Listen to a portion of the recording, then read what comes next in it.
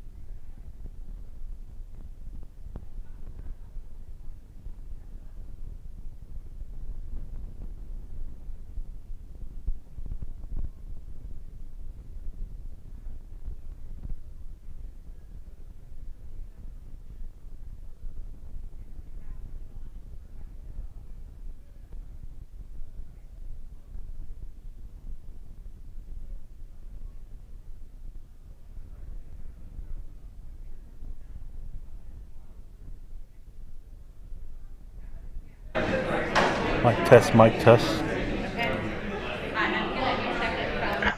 Sounds good here. It looks like the PowerPoint from the last budget committee.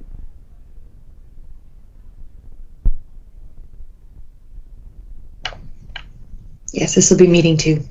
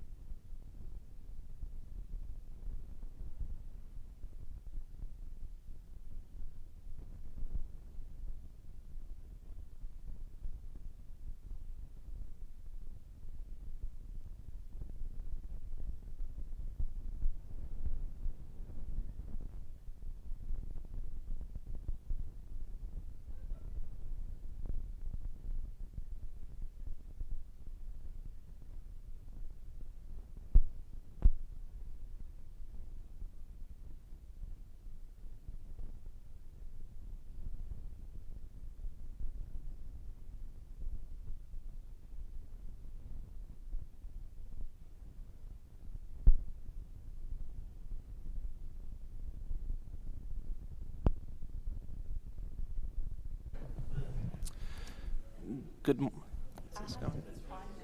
morning, everyone. Can everyone hear me? Yes. Good morning.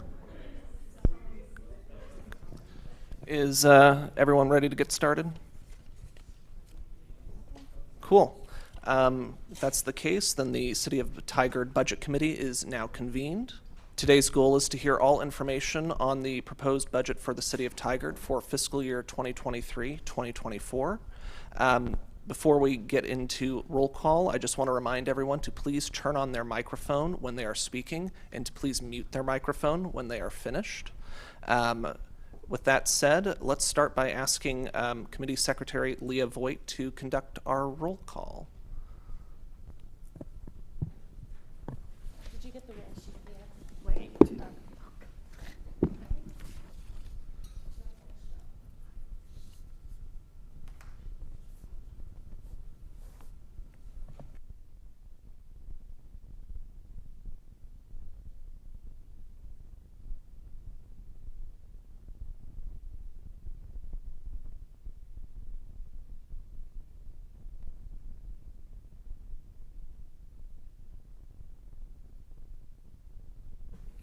Okay, thank you, Chair Schlack.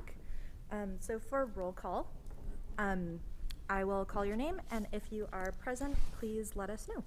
So, Chair Schlack. Present. Clarissa Benfield.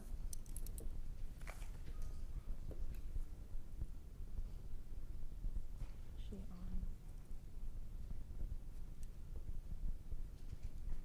Do we know if she's joining us through?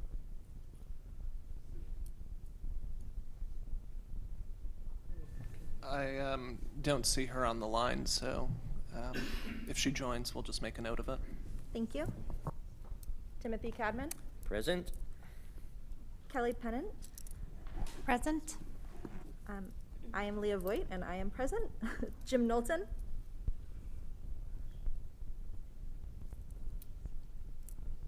Low turnout today. Mayor Heidi Lube. Here. Councillor Yi King Hu. Here. Councillor Jeanette Shaw. Here. Councillor Jairaj Singh. Councillor Maureen Wolf. Here. Youth Councillor Nog. Okay, that completes roll call at this time. Thank you, Secretary Voigt. There are a few, well, first I'd like to thank the committee for electing me as chair for this year. And in addition, I'd like to thank Leah Voigt for her willingness to be our committee secretary.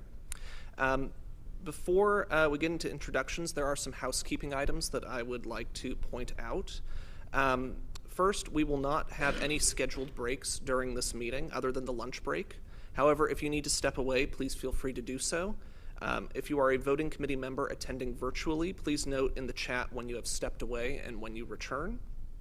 We do have a scheduled lunchtime, and lunch will be provided.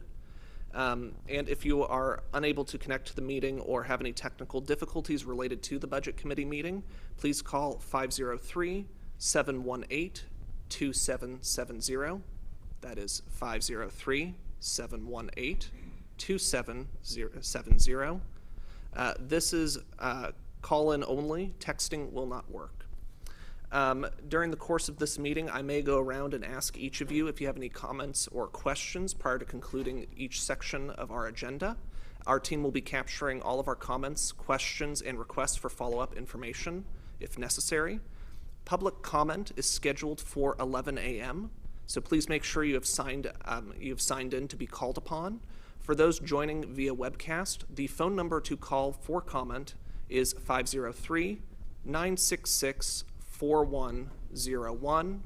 That is 503-966-4101. Please keep any public comment to 3 minutes. With those housekeeping items out of the way, I'm going to go around and call on all the Budget Committee members and also staff members to introduce themselves, since it's been a minute since we last met with each other. So when we go around, I'd like you to introduce yourself, how long you've been volunteering with the City of Tigard, and Since summer is just around the corner, I'd love to know what your favorite summer activity is. I will go first. Hello, everyone. My name is Jake Schlack. This is my second year on the Budget Committee, but my first year as a voting member and also as chair. And my favorite summer activity is gardening, even though I have a very small balcony. I have a lot of tomatoes I try to fit out there. So, thank you. Clarissa Benfield, I believe, was not present. Is she on the line? She's in now? I am on the line, thank you. Clarissa Benfield, I have been on the Budget Committee now for 2 years. My favorite summer activity is going to the Oregon coast. Thank you. Tim Cadman?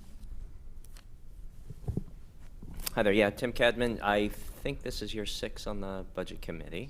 So last year of my second term. And summer's whitewater kayaking is pretty much what I do all year round. So. Kelly Pement? Hi, I'm Kelly Pement. This is my first time on the Budget Committee. My favorite summer activity. This summer I'll be studying for the bar, so I don't even know what summer's going to be like anymore, but normally going to the coast is the best thing. Thank you. Leah Voigt? Yeah, my name is Leah Voigt. My pronouns are she, her. This is my 4th year on the Budget Committee, and my favorite summer activity is hiking. Is Jim Knowlton on the line? Cool. I am. So I'm Jim Knowlton. This is my 3rd year on the Budget Committee, and my favorite summer activity is riding my bike. Mayor Heidi Lube? Good morning, everyone. I'm Mayor Heidi Lube. I think this is my 5th budget cycle, and I love to do anything water related in the summer. Good question. Councilor Hu? Good morning, City Council President Yikan Hu. My first year on the Budget Committee, and I served on the Planning Commission for 7 years, and my summer activities include hiking and going to the beach. Councilor Shaw? Good morning, everybody. Jeanette Shaw, I use she, her pronouns. At least my second round of the Budget Committee, so really excited actually to be here on a Saturday. I can't say that'd be my favorite summer activity, but close perhaps. And it'd have to be tied between kayaking and gardening. Thank you. Is Councilor Singh on the line? No. Okay. Councilor Wolf? Good morning, everyone. Councilor Wolf, first year, and honestly, my favorite summer activity is dinners with my family on our patio. So. And can't see up there. Youth Councilor Nog, is she not on the line? Okay. City Manager Reimer. Thanks, Chair. Good evening. See, I'm so used to council meetings. Good morning. Steve Reimer, City Manager. This is my 3rd budget here in Tigard, and I think 15th overall as a City Manager now, so time flies. I think it's a combination of everything people are saying here is spending time with family, hiking, at the beach, gardening, doing yard work, so just being active I think is probably the key thing. Cool. And then would you be able to go around and call on the city team members who will be presenting today? Yeah, absolutely. And we have several team members here, both here in person as well virtually, so I think we'll have everyone introduce themselves, so if they do participate, you know who they are up front. So why don't we start with our finance director and we'll go around from there. Good morning, Cindy Trimp, finance director. My favorite summer activity is camping and also biking. All right, we'll have our budget manager. Good morning, Kalina Plath.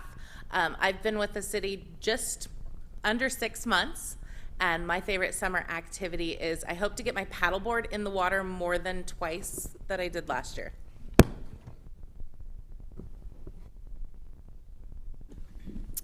Good morning, everyone. My name is Kathy Nyland. I'm one of the assistant city managers here at Tigard. Next week will be my four years with the city.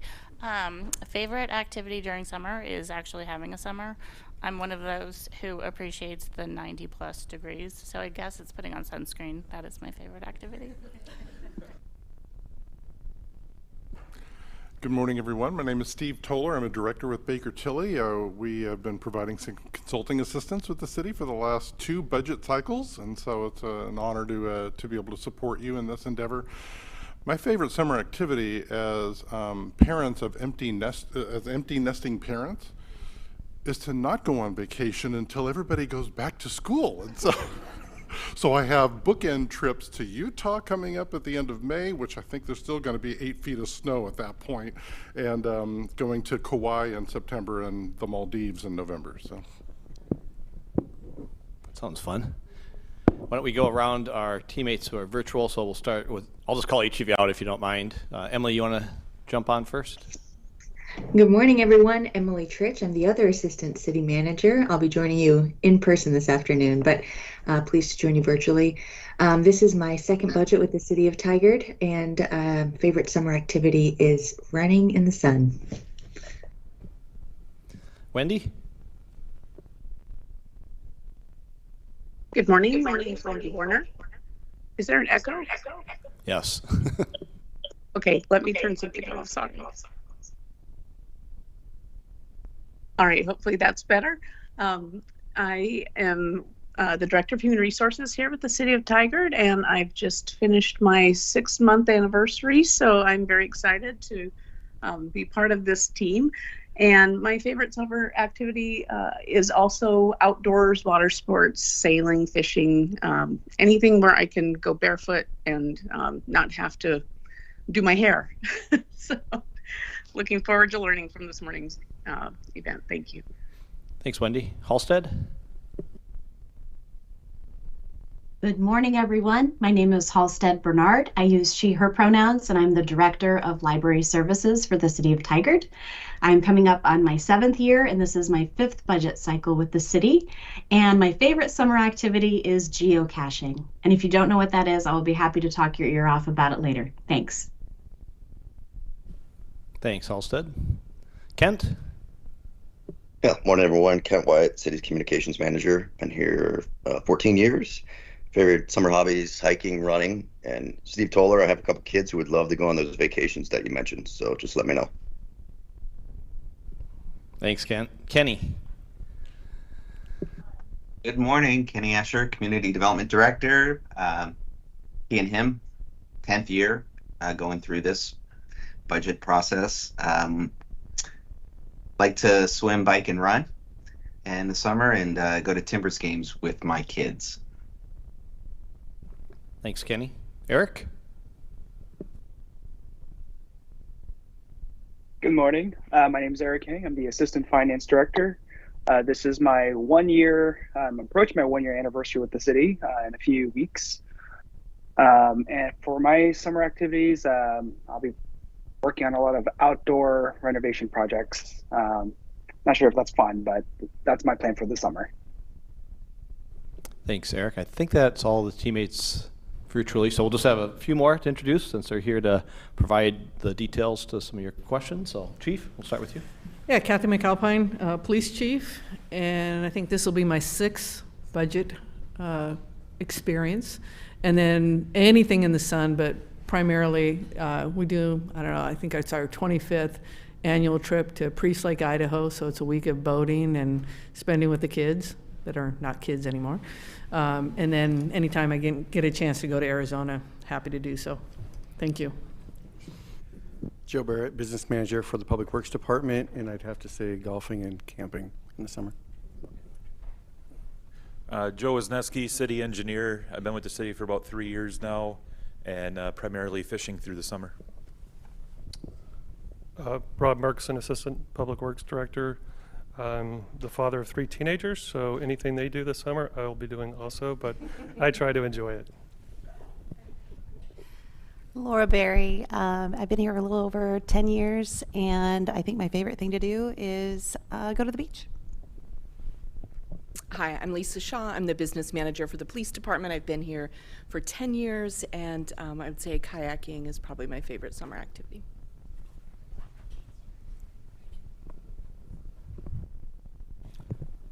Thank you, everyone, for introducing yourselves. I don't know about you all, but I have a lot of weekend plans to look into now that I've heard everyone's activities. Our next item of business is to hear the budget message from our budget officer, City Manager Steve Reimer, followed by the financial forecast being presented by the city's consultant, Steve Toller, and Finance Director, Cindy Trimp. City Manager Reimer. Well, thank you, Chair. Well, good morning again. Members of the Budget Committee, the community members that are here today, and my teammates that are here. So today is really a chance for us to have a conversation, and we hope that's how you see it as well. The budget document, as you know, continues to be a work in progress until we ultimately bring it forward to the City Council for adoption. So even today you're going to hear some what we call technical adjustments, where the funds may already be in the budget, but they've been allocated in a spot that we think is more appropriate in another location. An example of that, as we talk about Tyler today, the Tyler software. We have the funds in the budget, but they're in multiple different spots. And so we've had questions from many of you about the city recorder, human resources, other ones. Why are you seeing such an increase in like contractual service? And that's why. So we will at the last meeting have a list of the technical adjustments for you, and I'll explain each of those moves, as well as other things that may come up during the course of this. So as I said, we really want it to be a conversation, and so I'll leave it up to the chair and all of you if you want to stop and pause as we're talking. Do you want to get through a section, come back? I think the chair is going to, like our previous chair has done so nicely the last few years, make sure each of you have that opportunity to share either your thoughts or input or questions you may have. And then the last piece of kind of the housekeeping, we've received many good questions to date by members of the community as well as by many of you, and so we've been able to share some of the responses, but we'll continue to work on those to make sure that all of you have the information you need prior to your final meeting, which right now is scheduled for May 8th, where we ask you to make your recommendation ultimately to the City Council. So I think the bottom line is a work in progress. Share your questions, share your typos that you find, share whatever about the budget, because we want that adopted budget to be as solid as possible. I also, before I start, I want to thank many of my teammates, many of who are here, and others that have participated in this. This is a multi-month process, as many of you know. We last met in January, and we're just kind of kicking things off, but things had already started prior to that. And so today is really starting to share all the different details. We start high level, which is the budget in brief, and every time we move down just a little more into the details. So it's really intended to give you the high level picture first, and then get into the details primarily later this morning and then this afternoon as you look at how we're recommending to fund the council's goals and priorities, and then our capital improvement where all the details are. So with that, I will start to work through the budget in brief. So one of the things that we talked about last year was Tigard Forward, and really looking at this as a collective effort, a team effort by the team who works for the city as well as the budget committee and community members. And so we're continuing that theme moving forward here. Ultimately, our goal is to always remain as transparent as possible, to be accountable to all of you and to the community for the decisions that we've made, and always look towards the future. We've had some questions about what are the things that we're doing to look at the long-term fiscal health? And I think that's a key part of this, that it's not just today we're looking at, but how does each decision that we bring forward impact the future? So some things that we do are one time and they impact that fiscal year, but there's many things that have either multiple years or continuing into the future, such as new positions being a good example of things that have multi-year impacts on the budget. Like last year, we also talked about looking at funding the council's highest priorities. There's many different priorities in this community, in this organization, but ultimately this year is even leaner than last year because of some of the economic conditions that we're working on and facing, both directly for service delivery, buying of materials, capital projects. You're going to hear about the price escalation. So all that drives to what causes the budget to ultimately build into the proposed budget. So we're looking at the goals of the council. They just adopted those. Those are in the packet. Our diversity, equity, inclusion, and belonging efforts are a key part of what we're doing, and hopefully you'll see it interwoven throughout the budgets. prior commitments that we've made, and then the system plans. And for those that aren't as familiar, system plans are primarily our capital plans for our water system, park system, and those areas. So looking at the work that's been done and adopted, bringing that forward into the budget. Oops, wrong button, sorry. So about the financial best practices, other things that we've been focusing in on is continuing to look at our financial forecast.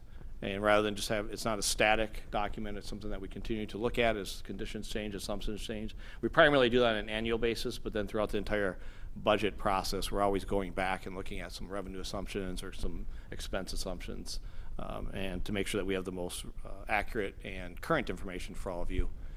Last year, kudos to the budget committee.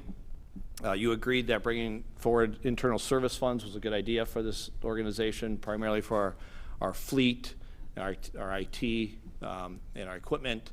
And the other key part of that is making sure that those assumptions that we built last year, we fully funded it last year, as you recall. But things like us starting to look at how are we buying more electric vehicles is a good example.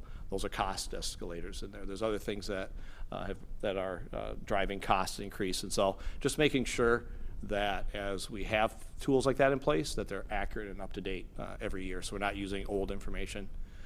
One thing you're going to hear about is our proactive investment strategy. Eric is on, you met him already. Kudos to Eric, Cindy, and team as they really looked at our reserves and where we're investing them. They've made some really, what I say are sound and solid recommendations to maximize yield, and you'll see that as we talk about the resources that are available. And then ultimately looking at our cost allocation and rate studies.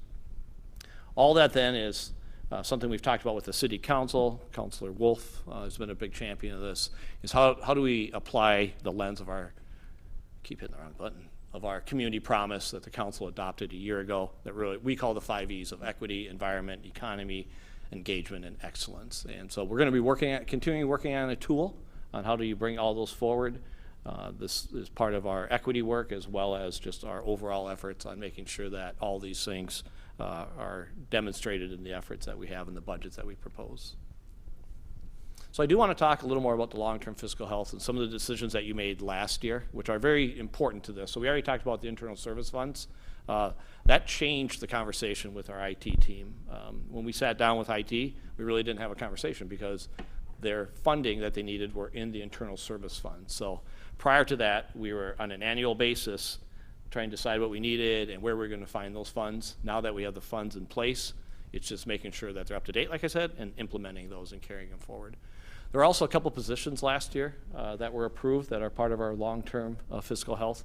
And that just like I talked about with our investments, these two positions, we're taking a much more proactive approach to our asset management that the team, primarily in Public Works, leads, and then our system development charges, or SDCs as we talk about them, and having someone that's really leading that effort rather than having it decentralized. This is one, Danielle has done a really nice job of bringing the teams together in different departments and continuing to look at how we do that. And there's more work to do, but these are some of the key things you did last year. And then we were extremely excited, as we mentioned before, when we were notified by S&P that we are now a AAA rated city, which is this is the highest rating you can attain, and it speaks volumes to the long-term proactive approach to budgeting, to managing the organization, and to our fiscal health. So it's important for us today, but it's also important to recognize those that have been working on this, from councils to teammates for many years, leads to the ability to get a AAA rating. So just kudos to everyone.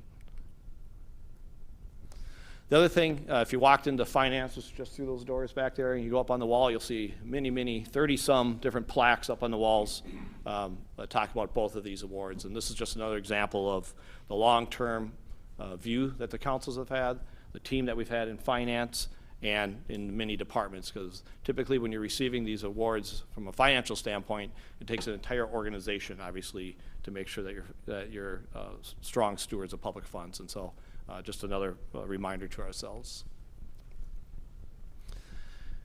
I also want to talk about some of the items for consideration. So we've had some emails shared with all of you. The first one is, and we're recommending talking about this during the grant process that we'll review later. I'll let the chair decide exactly when. The Family Justice Center, who is just in this room, sitting at these tables right over there, on Tuesday, inadvertently did not provide their application. They've historically been funded, and so that's one thing we want to bring forward. And then the Public Safety Board's recommendation of the Community Navigator. I've been sharing some of the information, some of the emails that we received from community members like Mr. Brown, who's here. You also have a written public comment in your packet today from one of the Public Safety Advisory Board members. Once again, recommending, I'll leave it up to you, but not until for sure after the public comments you get to hear what the community members are sharing on that. So that's really the intro.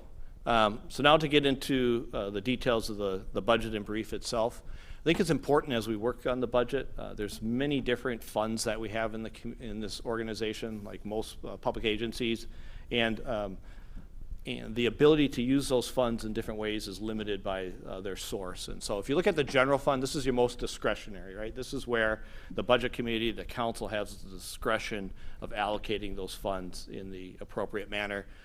Some examples of the revenues you see up there are property taxes, some of the charges for services. So this really funds our police department, library, the majority of community development that's not related to the Town Center Development Agency, which is our TIF district. And so we'll talk about where we historically have invested these funds, but those are the departments. You then get into our central services. So we have a pretty comprehensive central services here. And so this is where the expenses for a department like human resources as an example, those are then spread across all the operating departments, all the different funds to make sure that all of them are paying their share for the services they receive from human resources. Finance is another example. Information technology or IT is another good example of that, as well as a few others. The special revenue funds, now this is where you start getting into tighter and tighter constraints on the use of those funds. Examples of this are park maintenance, our street maintenance funds. Typically these have dedicated fees to them, like our park and recreation fee, street maintenance fee, gas tax.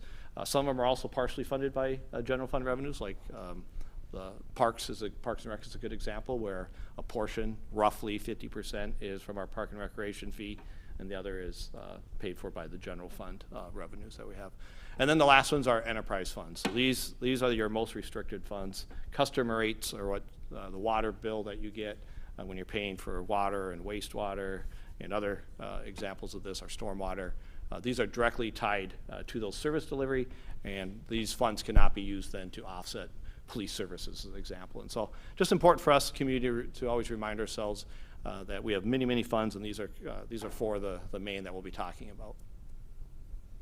So now we can get into our budget. So overall, the total resources for our budget, you can see, are just south of $460 million. Of that, $294 million are for the appropriations that we'll get into. Of that, $43 million is for the general fund. And so oftentimes we'll talk about the general fund and property taxes paying for many things. You can see it's a smaller percent of the overall budget because we have such a comprehensive capital improvement program and plan, as well as other things. Speaking of the CIP, so the capital improvement plan is now going to become the CIP in a lot of our language. So CIP relates back to capital. Overall, we look at a 6-year period, $276 million for that. For the fiscal year coming up, about $88 million of planned activity. As you know, and you're going to hear a lot from our city engineer Joe today, that many of these are multi-year efforts, right? They're in all different phases, from planning stages to project completion. So typically you're looking at multiple years of bringing them forward, funding them, completing them, and then moving into operations. So where does the money come from? You can see overall we have that fund balance of $219,000, transfers, which we'll talk about, of $90 million, and then our annual revenues of about $149 million. So you can see spread throughout. So to dig down a little deeper into our total revenues, our annual revenue there, you can see the $149,000 in the middle or the bottom. You can see it's a combination of the property taxes, our franchise fees, our licenses and permits, intergovernmental, our charges for services. What we typically like to point out here is going back to the property taxes. Oftentimes, individuals who pay those, like myself and all of you in this room, think that's paying for all the services that a city delivers, but in fact, it pays for a portion of it. You can see $25 million of our overall $150 million, so 1/6 of that or so. I pointed out earlier our investment strategy that Eric, Cindy, and team brought forward. You can see right here the interest earnings between the 2 years of fiscal year 24 that we're moving into compared to the previous year.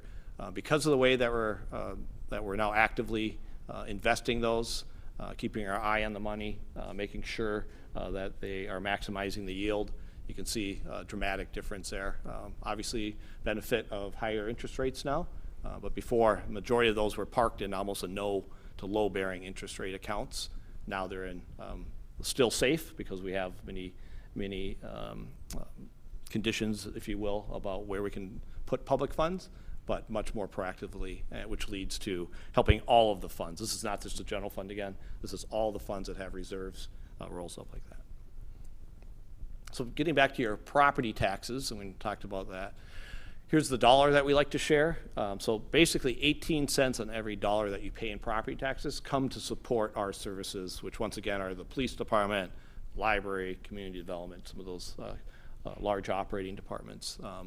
The rest is spread out, as you can see, to our local school district, to the county, to special districts, et cetera. So this is just good, I think, for us to remind ourselves. It's good for the community to understand, too, that property taxes pay for multiple different public agencies, not just the city. So now our appropriations, we shared that overall the budget of $458 million. Of that, the appropriations are $294 million. And where do those dollars go? So a large majority, as you can see, is for our operations of this overall of the organization, about 38%. We also have our debt service, our capital improvements, as well as a variety of other places, our contingency, et cetera. So just get a sense of where your funds are invested. Once again, they're not all going towards operations, right? There's many other things that we're doing, like the capital projects.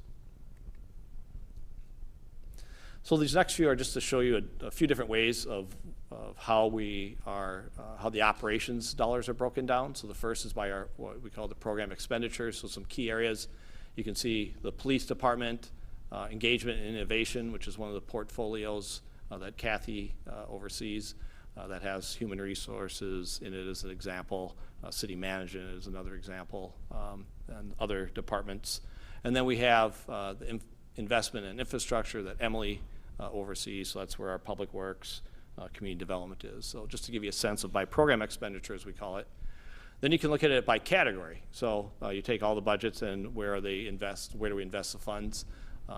Once again, as we've shared the last couple of years, many times when you're having conversations, individuals will think that the majority or all their property taxes go to the city, and then the majority of all of it is going towards the teammates that we have, or the people, the personnel, but it's less than 50%. 44% is really paying for the time of the individuals that work for this organization, this community, and then we have the materials and supplies and interdepartmental charges that we have, which is a key part of our structure in the way we have our budget set up.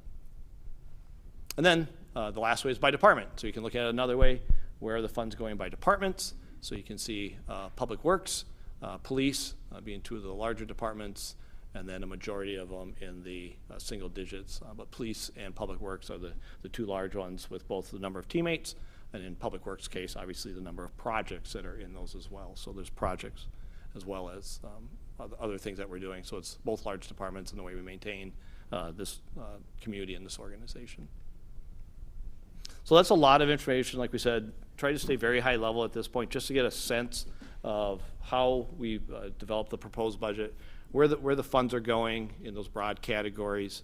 So at this point, I'd be happy to turn it back to the chair if there's any questions on this. Otherwise, we'll be happy to move to the next section as well. So thank you. Thank you, City Manager Reimer.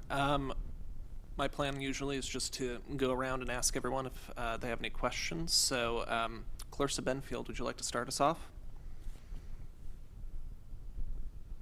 Yeah, of course. That was a great overview. Really appreciate it. I have no questions as of this point, so thank you. Tim Cadman? No questions, thanks. Kelly Pement? Nothing at this time. I will go next. I would just like to learn a little bit more about the different intergovernmental revenue sources that contribute to the city's annual revenue, just broadly speaking.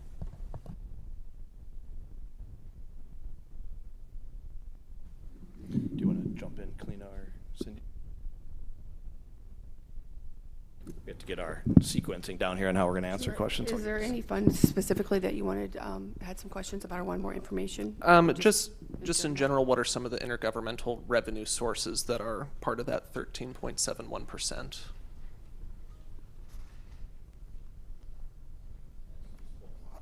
Yeah, no worries.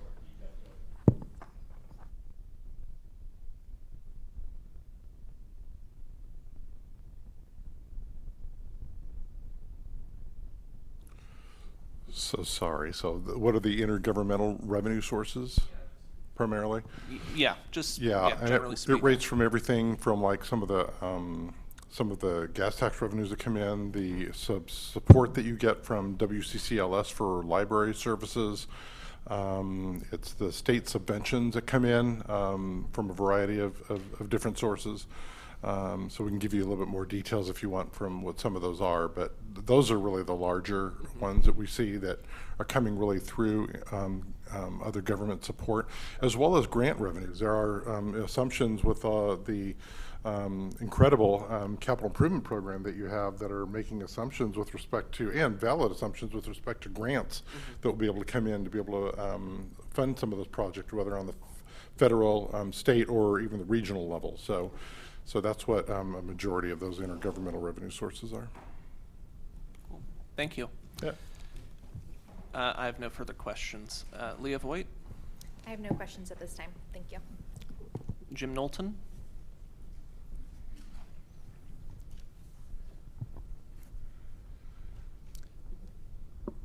Jim, you're on mute if you're speaking right now.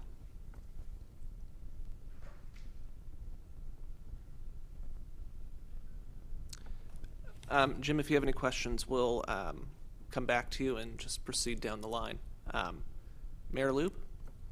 Thank you. No questions. Just a general comment to remind everybody also when we look at that dollar and Tigard's tax rates, that it's actually one of the lowest permanent tax rates in the county. So when you look at comparable cities, their permanent tax rate is significantly higher than ours.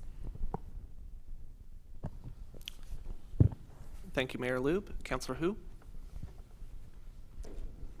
Thank you, Chair. Just two general questions from a newbie. I think Steve mentioned we will talk more about the concept of transfer, so maybe, I don't know if it's the appropriate time for that, but maybe when we talk specific examples, we can place emphasis on that. And second question I have is, I noticed that sometimes staff will come in front of council to approve supplemental budget. So maybe just for me and for members of the public, when supplemental budget is requested and why we need supplemental budget. So I don't know if you need to answer right now, but at some point, this top level question, I appreciate being answered. So thank you. Yeah, Kalina will talk about the supplemental. Start there. So Oregon budget law has specific requirements about our appropriations, and everything that's within the schedule of appropriations that you can find in your appendix. If it comes outside of that, so outside of your fund and your program level, then we have to come forth for a supplemental budget. If that's under that 10% limit, we're just asking for a supplemental there.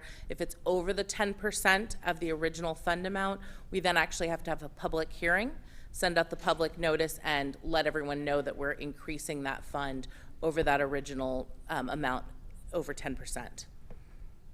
So pretty much everything, we've got a little bit of, if you look at your program structure, there's a little bit of play between your departments, but if it's outside of that or above the amount, they all need to come forth for supplemental. That's why you'll see us so often. Just one follow-up. So would the entire budget committee be invited to provide comments for the supplemental budget, or just a member of public provide comments? So historically, we have not shared it with the budget committee. We've brought it right to the city council. but obviously we can make them more aware when we are bringing forward. One thing I will note that we are trying to limit the number of supplementals. If you look back just a couple of years, the numbers that we used to have to where we're at today, there's less than a handful typically. So we're also trying to be very diligent in when we use those. But to your first point, we could absolutely share it with the current budget committee as those come forward on a quarterly basis. Yeah, I mean, my concern, not necessarily that's what happens, is that we go through this process, and I very much appreciate the input of all the budget committee, but maybe if we keep having supplemental budget, that may be a way to bypass the budget committee, but hopefully that's not the case. So. Yeah, I mean, absolutely not. We're not trying to bypass the budget committee. We're trying to, adhere to the adopted budget and then what's been set by the state that we need to do. But by no means would we ever want to. I also wanted to mention that when it comes to budget supplementals, we're not going to introduce new items. It's really going to be things that we were not aware of, like, for instance, grants and things like that, because we really want the budget committee to have the opportunity to weigh in on the budget. That's why we have this process, so I think that's the key. No new items. I think we'll hit on transfers probably throughout as we get into some of it. Thank you. Councillor Shaw? Thank you. No questions, but perhaps just kudos to the staff and to the city team and city manager. I think the proactive investment process that has approximately gained an additional $5 million in interest earning income across all funds is fantastic and should not go unnoticed. So just wanted to say thank you. Jim, I see you have your hand up on Microsoft Teams. Yeah, sorry. I was just going to say I was just having trouble unmuting earlier. I was here, and I didn't have any comments, so everything sounds great. So anyway, I just wanted to say that. Awesome. Thank you so much. All right, Councillor Wolf? No questions at this time. All right.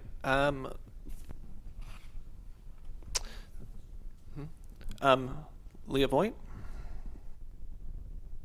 Yeah, thank you. I wanted to, I wanted to know a little bit more, or I don't know if this will come up later in the conversation, but the discussion about how money has been investment in the revenues and the additional earnings that have come from that, right, being a big priority and a big gain for the city in terms of the financial resources available. And I know that being an appropriate steward of city funds is one of the council and city priorities. And so I would just love to hear a little bit more about considerations being taken for the other 5 E's, the other priorities with how money is being invested in terms of, environmental, in terms of equity. I know that a lot of times in terms of these funds, it's not unusual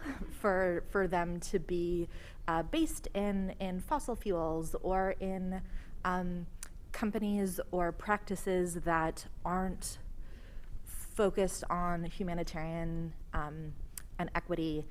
There are funds where that is the case, and there are funds where that is not the case.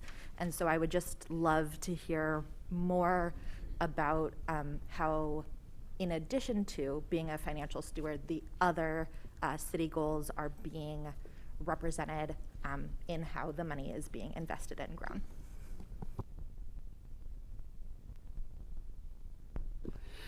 Thanks, great question. I'm going to give Eric King here a moment to contribute. He really is the one that's really dug in really deep on these investments, and working with Piper and Sandler consultants, our partners, to make sure that we're making really sound investments. But this is really his baby, and so I'll let him speak on it. It's pretty exciting for the city. Eric? Good morning. This is Eric King, Assistant Finance Director. So just to respond to that question, currently the city investments are limited to just Treasury bonds, the U.S. Treasury bonds. There are no investments. Well, there are just minor investments that are sitting in corporate bonds, but none in fossil fuels. There are tight restrictions on the number of bonds that could be invested in corporate bonds. I believe the current city policy is 30%. But as far as restrictions on the types of investments, that is up for further conversation.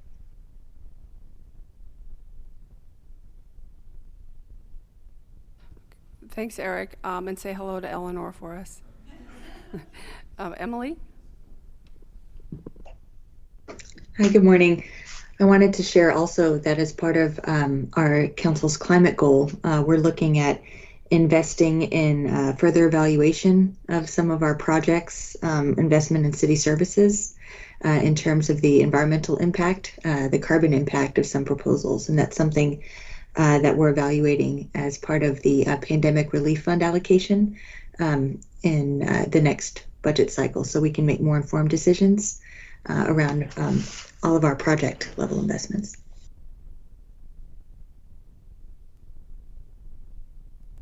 Thank you for that information. Are there any other questions about the budget message at this time? All right. Well, thank you, City Manager Reimer, for your discussion about the budget message. The next item on our agenda is the financial forecast. Steve Toller and Cindy Trimp will now be presenting about the financial forecast. Great. I'm going to go ahead and kick it off. Good afternoon, or are we still in the morning? We're still in the morning. Steve Toller is going to go ahead and lead us through the details of our forecast basics, but he's going to let us kind of know how, when, and how much of the decisions that we're making today and that you all are making today and how it's going to impact our financial forecast and some of the assumptions that we made, and looking also at our expenditures. So with that, I'll punt it over to Steve. Let me unpack my crystal ball real quick for us all. So anyways, good morning again, everybody. This concept of financial forecasting is really, in our experience in consulting with local government, is such a critical component of understanding the framework under which an annual or biennial budget is prepared, because ultimately you want to make decisions that are today that are steeped in understanding what the long term might look like and what the long term implications are. And I will tell you, it's like nails on a chalkboard when we come across an agency that we're working with that does not even have a financial forecast. You have a history, a good long history of doing long-range financial forecasting in this community, and it has served you quite well. So as an independent guy from the outside, I just have to give this city kudos for its long-range forecasting that it has done over the years. And the power of financial forecasting is really, again, to be able to inform decisions that are made to ensure that you have the resources to accomplish the things that you want to accomplish, whether they're services that are being provided, infrastructure upgrades or improvements that need to be done, a whole host of things that are really important. And there are several critical components that really influence that. It's financial policies that you have in place, like reserve policies or budgeting philosophy or guiding principles about, one-time revenues for one-time expenditures and those types of things that all really wrap up into a forecast. Financial forecasting in many regards is math. It's Excel work and math. The power in it is twofold. One is the accuracy upon which the information is based, and two are reasonable assumptions upon which the forecast is developed. And to that point, the assumptions that had been built into this forecast were a part of a assembly of a interdepartmental team. I called it your forecasting superheroes or budgeting Avengers, let's say. We assembled and we over a couple of months went through and talked about what are we seeing that's happening not only in the economy at a national level, a state level, and a regional level, but also what is happening here in the city of Tigard that will influence such things as your property taxes, or your transient lodging taxes, or gas tax, what's happening in that regard. And so we took information from a whole variety of resources to be able to pull those assumptions. And I'm going to be going through some of those assumptions in the conversation that we had this morning, because it's really important for you to understand those assumptions upon which the forecast is based. We also look at historical expenditure rates, and does the city have a history of being prudent in its expenditures? And of course, I know that can be sometimes a loaded word, but ultimately, based on the budget amounts that have been provided, to what extent has the city been able to live within its means and be able to generate even expenditure savings? And we're going to talk about that here as we go through this. And so what I want to talk about or mention here as we go into this is that the forecast, the primary assumption here is that it's based on existing service levels for the most part. It's based on what is proposed in the 24 budget in terms of either capital projects or in terms of operating expenses or staffing levels that are needed, and it's based on existing known decisions that are currently in place. And so, pushing the right button here, let's step back for a minute. Let's talk about the economy. I know that we've got about 20-ish people in this room. We have 20 economists in this room. I am not an economist. I don't play one on TV, but I do have a very good sense of what we're seeing statewide, what we're seeing in this region, working with other cities that are in this area. As well as nationally. And I think that there's been a lot of discussion about the pandemic and the impacts that had on a variety of different issues. For the most part, the city has fully recovered from a revenue perspective from the pandemic. And as we saw, there was a lot of reduction in terms of hotel taxes that you were receiving that just stopped because people weren't doing business travel upon which you really rely. And so we've seen that those are coming back, and in fact we expect in 23 to really be back to pre-pandemic levels. And so that bodes really, really well in terms of that revenue source. But all the other revenue sources, for the most part, pretty much are assumed to be recovered now through that pandemic period that we have.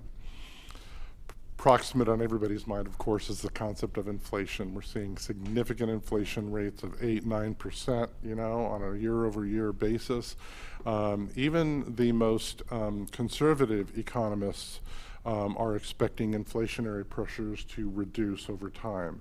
And we, the forecast is based on that assumption as well, that we may still see some significant impacts on inflation as it relates to various things like oil-based products that inform what our costs are for street improvements, and new construction for steel, areas that relate on technology because the cost of chips are so expensive, that are being seen because of the supply chain issues. And it's had its impacts in terms of cost of living, being able to provide services. And so we're seeing competing and continued pressures in terms of what that means to be able to recruit and retain staff. So all of those different types of impacts are incorporated in here. And also, I just have to mention vehicles as well. Have you tried to price a car recently? Wowza. Because of the supply chain issues, it's hard to buy a vehicle for you and your family. And the same is true when you're trying to run a fleet of 100 plus vehicles or so. The cost of some of the pool vehicles shot up by about 20 to 25% in this year, and that had to influence what we're assuming with respect to replacement values in the internal service funds. And so, the forecast assumes that there will be inflationary pressures, but those will start to subside over the next couple of years, and we'll get back to what ever normal inflation means, we're assuming that's around the 4 to 4.5% level, depending on what we're talking about. And I think that a lot of economists agree with that assessment, and we relied on that. The other component here, of course, is development and population growth. The forecast that you see and that we'll be talking through here makes some assumptions with respect to population growth, primarily as it relates to the revenue side. The expenditure side is rife with a whole bunch of different issues in terms of, does 1.7% population growth, mean that we need to increase staffing by 1.7%? It doesn't necessarily follow that exact, straight line type of a thing. And so anyway, so we've assumed that population growth will still clip at about the 1.7% per year level, but it's primarily influenced by some of your bigger development projects, including things like River Terrace or Tigard Triangle, and some of the other infill development that will continue, and we'll talk about some of those issues. And then again, with respect to service delivery, we're assuming that the forecast long term is based on existing service levels and or the proposed that are included within the 24 proposed budget that's before you. And that ultimately the forecast is steeped based on really the council's priorities, or what I would call your strategic direction of where you're going as a community. So let's get into some of these assumptions. Let's talk about the revenue side first. Again, we've got some assumptions in here with respect to development activity and the impact that will have on property tax revenue primarily, as it relates to some of the projects that are coming up over the next few years or so. And we worked with folks from community development to inform the assumptions there and those impacts that does have on things like system development charges, the impacts that developments are having, and what those are going to be coming in, as well as impacts related to property taxes and other areas. Property tax is assuming about a 4.5% growth in 24 based on what we're seeing with respect to housing prices, even in the midst of increasing interest rates, which has boded really well for investment revenues for the city. It's having an impact on people's ability to be able to afford homes, but housing prices continue to increase and assessed valuation continues to increase. And so we're assuming 4.5% growth in 24 and 4% long-term growth thereafter. You have, of course, the parcel tax levy for public safety, for police services. And those mirror the property tax growth assumptions in some regards. However, understand that the levy will need to be reviewed by the community and determine whether or not it's moved forward through a subsequent vote. Right now, the forecast that makes an assumption within it with respect to the continuation of that, only for display purposes of understanding the need to continue to fund those incremental services that are provided within the tax levy fund. Let me move over to hotel tax. Again, we've reached pre-pandemic levels again, and so we're assuming that we see about a 4% growth long term based on the new or the levels that you're seeing today. Franchise fees, they grow based on a variety of different sources. Your solid waste franchise fee is expected to potentially increase by about 8% in 24 and 4% thereafter. But cable TV and telecom, most of you probably have done this. You've cut the cord, right? And so the typical revenues that come that the cities were relying upon for franchise revenues from the likes of Xfinity and the other telecom and cable providers are just starting to really trend out. And so we're basically assuming pretty much static growth there. We received information from Washington County with respect to what the funding sources that would spill over and come that are collected by the county and come over to help support library services that are provided by the city of Tigard. We are assuming that what we're seeing in terms of revenues that are coming in for 23 will be held constant, and then we're assuming no growth in the future years based on information that's been received. some of the initial, conversations that we had, we're assuming that maybe there might be some cuts, but the most recent that we have at least, and I don't know if staff wanted to chime in with any additional information on this, but we're expecting pretty much no growth in the future years and just having to live within the means that have been provided. And we'll have to see what comes with respect to those future revenues. Gas tax is an area that we're seeing some softening. We're assuming about a 3.8% growth in '24. That's primarily based on what we're seeing from the Oregon Department of Transportation and some of the estimates that are done by DOT and the League of Oregon Cities as well.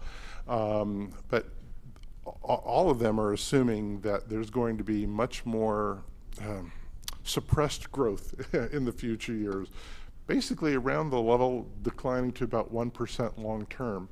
And as more and more of us shift from, fossil fuel-based vehicles to electric vehicles, that does have an impact on gases purchased and therefore the gas tax revenues. And I know there's a lot of discussions about how do you address that from, on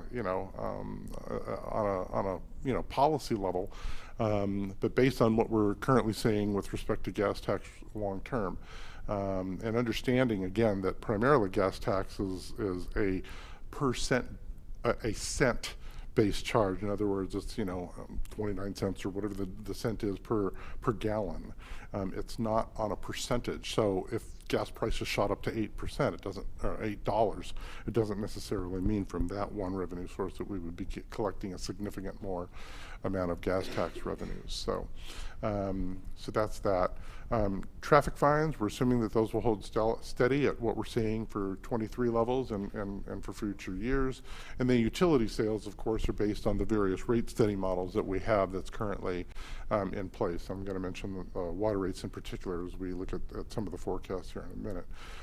The investment question that you had earlier about, what are the things that the city is investing in, not only from the investment in technology, the investment of whatever, but also really what are the, how are you investing your excess resources? Your investment income is projected based on the changes that were made, ballpark, around $6 million improved citywide. That's significant. That's really important, and kudos to your staff for looking and seeing the opportunity that there is to invest in maintaining liquidity and maintaining the safety of your portfolio and working within the confines of what state law has in terms of what you're allowed to invest in and what your investment policy is. But as you see, investment rates have gone, interest rates have gone up, and that has also increased, long-term securities, whether they're treasury notes or corporate bonds, et cetera. The city has been able to take advantage of that, still maintaining your liquidity, but improving the revenues that you're seeing from that. And so that's very helpful in being able to fund the different services that you're providing and whatnot. And then finally, on the revenue side, the American Rescue Plan Act provided a good amount of revenues here for the city, over $7 million, I believe. Some of those have been programmed by the council in terms of what those expenditures are. Any of those monies that are maintained in excess, the decision has been made that in '24 you see a new fund that's created called the Pandemic Relief Fund. And what that basically does is says, you know what, from a treasury reporting perspective, the city made the determination to use or to accept those funds from the treasury as related to revenue loss, and so we've already reported those to the treasury as they were spent for general government purposes, but it created a surplus that you may not have otherwise expected, and thank goodness for the efforts of like the League and the National League of Cities and all the work that was done to be able to get those monies to be able to be focused and understanding what the pressures were that local governments were dealing with. And so the city has moved those funds into a separate fund called Pandemic Relief Fund, and so those are accounted for separately. So you'll see a transfer transfer that's happening, expected to happen at the end of 23 with the council resolution as part of the budget that will move those funds. And so you'll see them being handled over there. And again, I mentioned the concept of one time for one time. The city is using that as an investment in being able to deal with the houselessness issues that you're dealing with, to addressing one-time needs that you have for deferred maintenance and other things that really didn't have any other type of funding source readily available. And so it's been very helpful in terms of being able to support what the city is doing and the provision of services that the city provides. And I guess I just talked about that, and that was this next slide. Sorry about that. I thought I had clicked and I had not. So, so this is what this pandemic relief fund looks like. The total amount was $7.5 million that the city had received, and already about $3.4 million will have been spent through the end of 23. And so the current plan is an investment of another $2.3 million in those items that you're seeing there on the screen, and then another $600,000 in 25. But there still remains over $1 million that's still not allocated. And I know that staff will be working with council in terms of understanding what the different priorities might be to invest those funds wisely in the community. Steve, did you want to mention something more on that? Yeah, just to point out that last statement. So often we're asked by members of the council, others, members of the community, what is left in the funds that were received through the ARPA program. And so I think it is important just to keep underscoring that there's over $1 million that are unscheduled at this point. Same time, we're looking at expending all funds over the course of the next 2 fiscal years. So there's opportunity on priorities for the community, but we're projecting them being spent. It's just identifying on what over the course of the next couple of years. And even though, as Steve mentioned, that the council made the decision through the resolution we referenced in terms of the revenue replacement, we're still adhering to what the funds were for, and trying to make sure that they're invested into our community in lasting ways. And you can see some of the things that the council and the budget committee have approved in the past up there, and then the opportunity for future investments. So, you want this? Yeah, we've talked about it briefly at council, but if I could just intersect in here. When we were at the National League of Cities conference last month, I'm already losing track of when it was, most of us attended an ARPA sort of briefing and talking with other cities around the country about what they did. And honestly, they were floored. They were floored at how Tigard spent their funds and our ingenuity and innovation.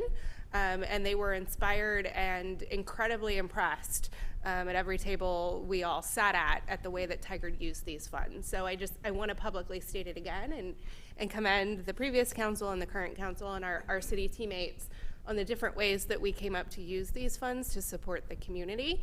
And it really reflected nationally the impressiveness when we talked about it that way.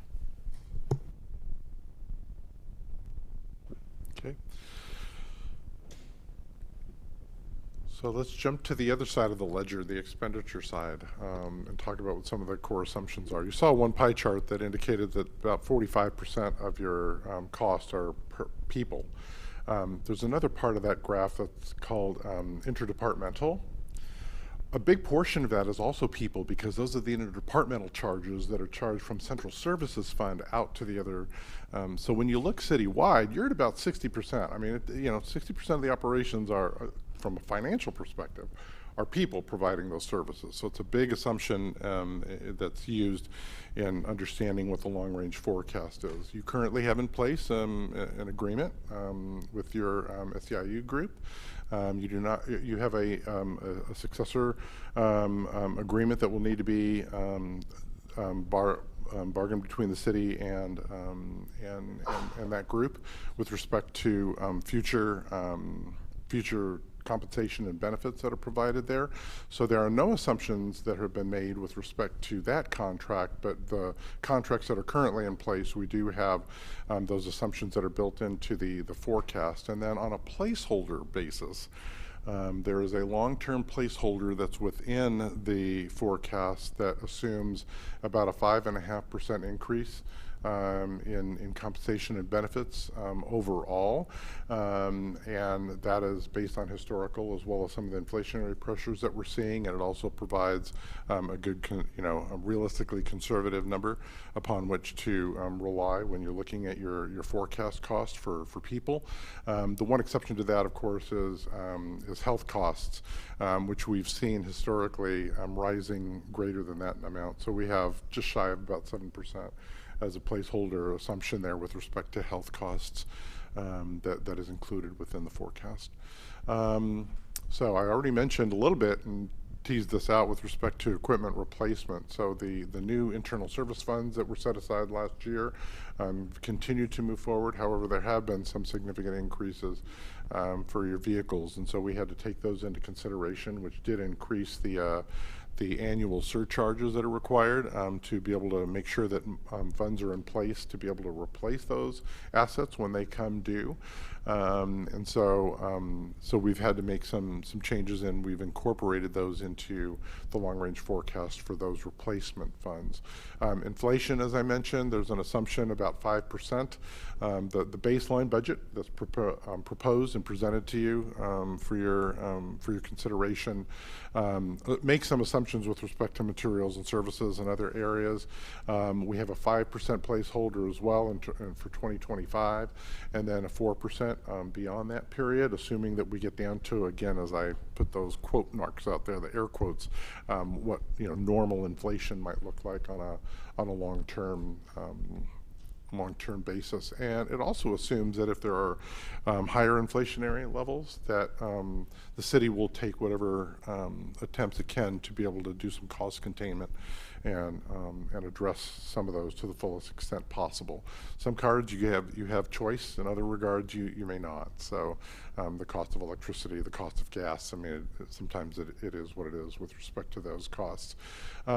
Another key assumption that's within the forecast is that the city has historically experienced expenditure savings of upwards to and beyond 10%.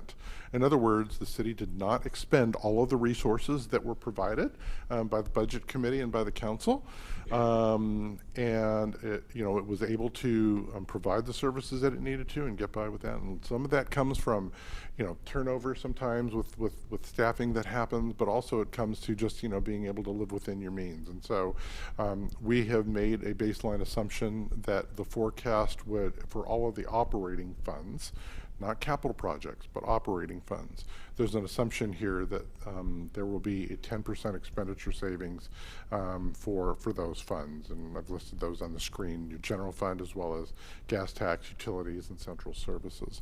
And so that's a critical component to understand of what's built into the forecast. And that is, let me just go back one more slide, that is a best practice that's used by other agencies, because they know full well that you budget based on what your assumed needs are, right? But you also have a history here of being prudent in terms of expenditure, and being able to rely on that expenditure savings is important consideration when you're doing long-range forecasting. And so the budget that's before you assumes full expenditure, that you would be approving the total appropriations, but from a forecasting perspective, we're making assumptions with respect to expenditure savings that might happen. Okay. So we're going to go through 4 big fund groups to talk about here about what the forecast shows. And let me just tell you, you are in prudent financial condition. You are in good financial condition. You will have the resources that are available that are in this proposed budget to be able to provide the services that are recommended in this budget, and you will have sufficient reserves to be able to address those needs. There are some areas that we're going to have to look at, though, of course, on long term, and we're going to talk about those here as we do that. So remember, again, that the forecast is helpful to inform you about decisions that you need to make today that's steeped in understanding what the long range looks like. And so let's focus on the general fund, where a good number of the services are provided, especially as it relates to police, as it relates to library services, it relates to a whole bunch of different, other core services that you provide. So throughout the range of the forecast, the big blue columns they look black to some of us, that you see show what your reserve levels are. And then there are red and green lines that are up above. That's the green is revenue. Green is good. Red is not necessarily bad from an expenditure side, but it just helps you differentiate between what the revenues and expenditures are. And you see that pretty much those lines from 2025 and 26 and beyond pretty much hug the line together. That means you are within reason on a balanced budget. Again, make sure you understand that that also includes that 10% expenditure savings that you see on a long-term basis. So the forecast indicates that you will be able to have sufficient reserves to be able to address the needs that you have. I do want to mention that yellow line that you see that kind of bifurcates some of those black columns or blue columns that are coming up. That is based on your minimum reserve target of 25% of annual operating expenditures, which I will tell you as an outside independent guy, that is a prudent level of reserve that you have based on the types of revenues that you have. Agencies that have more what we call economically elastic revenue sources, like, that rely on, hotel taxes, or in other states that dreaded 5-letter word sales tax, that they need to have a higher level of reserve level. The Government Finance Officers Association, the finance wonks, as I like to call us because I'm a member of that group in the United States, has a standard recommendation of 2 months or 17% of annual operating expenditures as a minimum level for general funds, but then it depends on really what the issues are within the agency. It's our opinion that your reserve policy and your minimum reserve target that you have for the general fund is prudent and wise and fits the needs that you have. And so you'll see that the projected reserves over the life of this 6-year forecast will stay above that reserve level. And so that gives you the financial capacity. It's just like at home when we talk about a savings account or the piggy bank, right? We want to make sure that you have enough money to be able to address the rainy day issues that you have. The same is true for cities, and that's what the reserve level issue is here. And so if the revenue spigot turned off all of a sudden because of a catastrophic event, you would have 3 months of annual operating expenditures and beyond to be able to address and right the ship, if you will, financially. So that's why that is a really important component to understand. Let me whip through these other big funds, and then we'll wrap it up and open up to questions. Your parks funds, you have a few funds that relate to there. Parks capital are the capital projects that related to parks improvements that you have. Parks SDC are the revenues that you receive from system development charges for development that occurs within the city, and the impact that those new developments have on parks. And then Parks Utility is basically your Parks and Recreation Operations Fund. And that's what is there. And so what you see here is that on this graph that your Parks Utility Fund, is assumed that we're restoring from pre-pandemic levels in terms of recreation fees and parks fees, and all those fees that you receive there. And that those funds will be able to stay. So that's that purple line, if you will. We've combined all of these. The one area, though, that you need to understand is your Parks SDC fund, which right now, based on the capital projects that have been assigned to using those funds, and rightly so, those projects are eligible for use with SDC funds. That fund will actually be drawn down quite a bit with a potential overdraft by 2029 of 1.6 million. Now the key there is that you have time to address that. I think it's going to be important for the council to take a fresh look at what your SDCs are related to parks and to do an updated SDC study to determine what those impacts are that you need to deal with the development impact that it has on your park system. But your parks capital has funds that are available to be able to pay and address all of the parks capital needs that you have that's included within the long-range CIP plan. Transportation funds. There's quite a few funds that are included in here. I want to just touch on the big five. I already mentioned gas tax and some of the impacts that we're seeing with respect to, revenue sources that you're having there, and the, only assuming about a 1% growth in gas tax revenues on a long-term basis. It has been helpful for some of the gas tax revenues that you're seeing from some of the gas stations that you have in town, especially that Costco gas station, which is helpful in terms of improving some of the gas tax revenues that you're seeing coming into from your city gas tax perspective.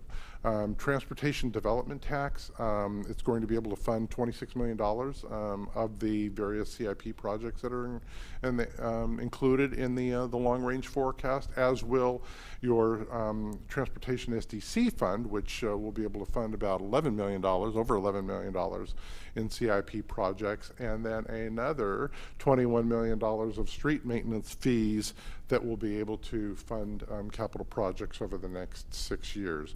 In total, you've got about $66 million of CIP projects. Everything is staying above the zero mark for the most part, and so what that means is that you have sufficient reserves to be able to address the street and transportation maintenance activities that you have, and your also your transportation SDC fund has will be drawn down, but you have sufficient reserves to be able to address some of the development impacts that are related to your streets infrastructure. And then water, sewer, and wastewater, stormwater, sorry. Let me start with your sanitary sewer operations. There's an assumption in there about 4.5% growth. That's based on what we're seeing from Clean Water Services in terms of what they're expecting long-term in terms of revenue growth from that area. You have about $10 million that you're funding from your CIP projects and it's the chart that's on the top, and it is the blue line, I believe, is the sanitary sewer. These old eyes need to look at the one that's closer here. Yeah, sanitary sewer is the blue line that you see, and so you're seeing that the sanitary sewer fund is in good health, long term, and you have capacity to be able to address the capital needs that you have to maintain your portion of the sewer system. When it comes to stormwater, this is an area where you've got a little bit of a declining reserve because of the $23 million that you've got in terms of CIP projects over the next 6 years. And when you look at that red line, again, the red column that shows what your reserve levels are projected to finish with, that's going to be just north of about 20% of your annual operating expenditures. And if you use the same concept that the general fund does, which I think can make some sense in terms of 3 months or 25% of annual operating costs, you may need to take a look at what your stormwater operations are long term, and just really identifying what an appropriate reserve level is, and then ways to be able to ensure that you're maintaining that reserve policy. The water fund, you have, as you know, some very significant projects that are coming up. $116 million over the 6-year period. That's on top of the incredible work that you've already been doing with your water operations and water funds. Your SDC revenues, of course, we've made the assumptions to reduce the SDC revenues in accordance with the direction and the approval that council made in this last year with respect to reducing those SDC charges based on the study that was done. And so there are sufficient revenues to deal with that. However, right now, your rate study assumes a 2% growth in water charges for the next couple of years, and of course you will need to do an updated study. If all the capital projects need to be done, and in fact, as you see this, where it starts to get closer towards the bottom, if you will, that's beyond the period of your current rate study. And so you're going to need to have another rate study. You're going to have to look at that in light of what your capital improvement costs are, And ultimately, council's going to have to make some decisions with respect to what the appropriate charges are that are going to need to be levied into the community, as well as also take into consideration, which staff is already doing as well, about, are there ways to use debt financing to be able to spread some of that out. All that's going to have to be taken into consideration as part of your water rates to make that determination. I will say, though, that in this high interest rate environment, it makes it a little bit more challenging to try to issue debt in this environment. And we're hopeful that in the next couple of years that we'll see interest rates start to soften so that it becomes a little bit more affordable in terms of using debt service as a viable funding strategy. So I'm clicking and nothing's happening. So I think I just overused my battery power. So what's it all mean? I kind of gave you the big picture as I jumped into those charts. The city funds are in healthy shape going into 24. The forecasts indicate that there is sufficient resources to address the needs that you have in the long term. I mentioned the water rate study that's going to have to take place to determine what you're doing from that area. I think that it's also going to be important, one of the items that I did not mention that's embedded within each of those charts is the allocation that is made of costs that are borne by your finance department, human resources, risk management, city manager's office, city recorder's office, et cetera, all those central services type funds, facilities, fleet. The city really needs to have an updated cost allocation plan so that you're very acutely aware of what those costs are and making sure that they're being allocated appropriately to the various funds. So understand that the forecast right now is based on your existing cost allocation plan, but it's going to be important over the next year or two to be able to revise that cost allocation plan, because it was done several years ago based on how services were provided. And well, nothing's changed. Okay, no, that's not true. A lot of things have changed in terms of how services are provided, and so it's going to need to be updated. But your general fund in particular appears will be healthy through 27, even through 29, actually, at your proposed service levels, and so you will be in good shape in the long term. So that was a lot. I'll take some oxygen here as I wait for your questions. Thank you. We'll now open it up for questions to Steve Toller and Cindy Trimp about the financial forecast. Clarissa Benfield. Yeah, thank you so much. The only thing I noted that I would like a little bit more clarification or understanding on is the assumed 10% on the expenditure savings. So if I understand correctly, you're just making that assumption based on our run rate and behaviors. So you can assume that although a full budget gets approved, it should be 10% less. Am I understanding that correct? Sorry. Yes, that's correct. What we did is we looked at historical numbers and essentially what was left on the table at the end of every fiscal year, and made sure that we took that into account when looking at this budget. If we have vacancy savings every single year, we need to account for that. And so that's essentially the exercise that we did. Got it. And then is anything baked in for inflation, like any calculation, or is it just straight 10% due to the run rate? We did take into account inflation and then also our vacancy savings rate. So both. Okay. Both, yes. Thank you so much. Tim Cadman. Yeah, first, before I ask my questions, I've got three. To me, this is one of the most important elements of the budgeting process because it tells us whether or not we're on the path to sustainability. So with that in mind, to follow on the last question, what is our current run rate this year? Are we running at 90%?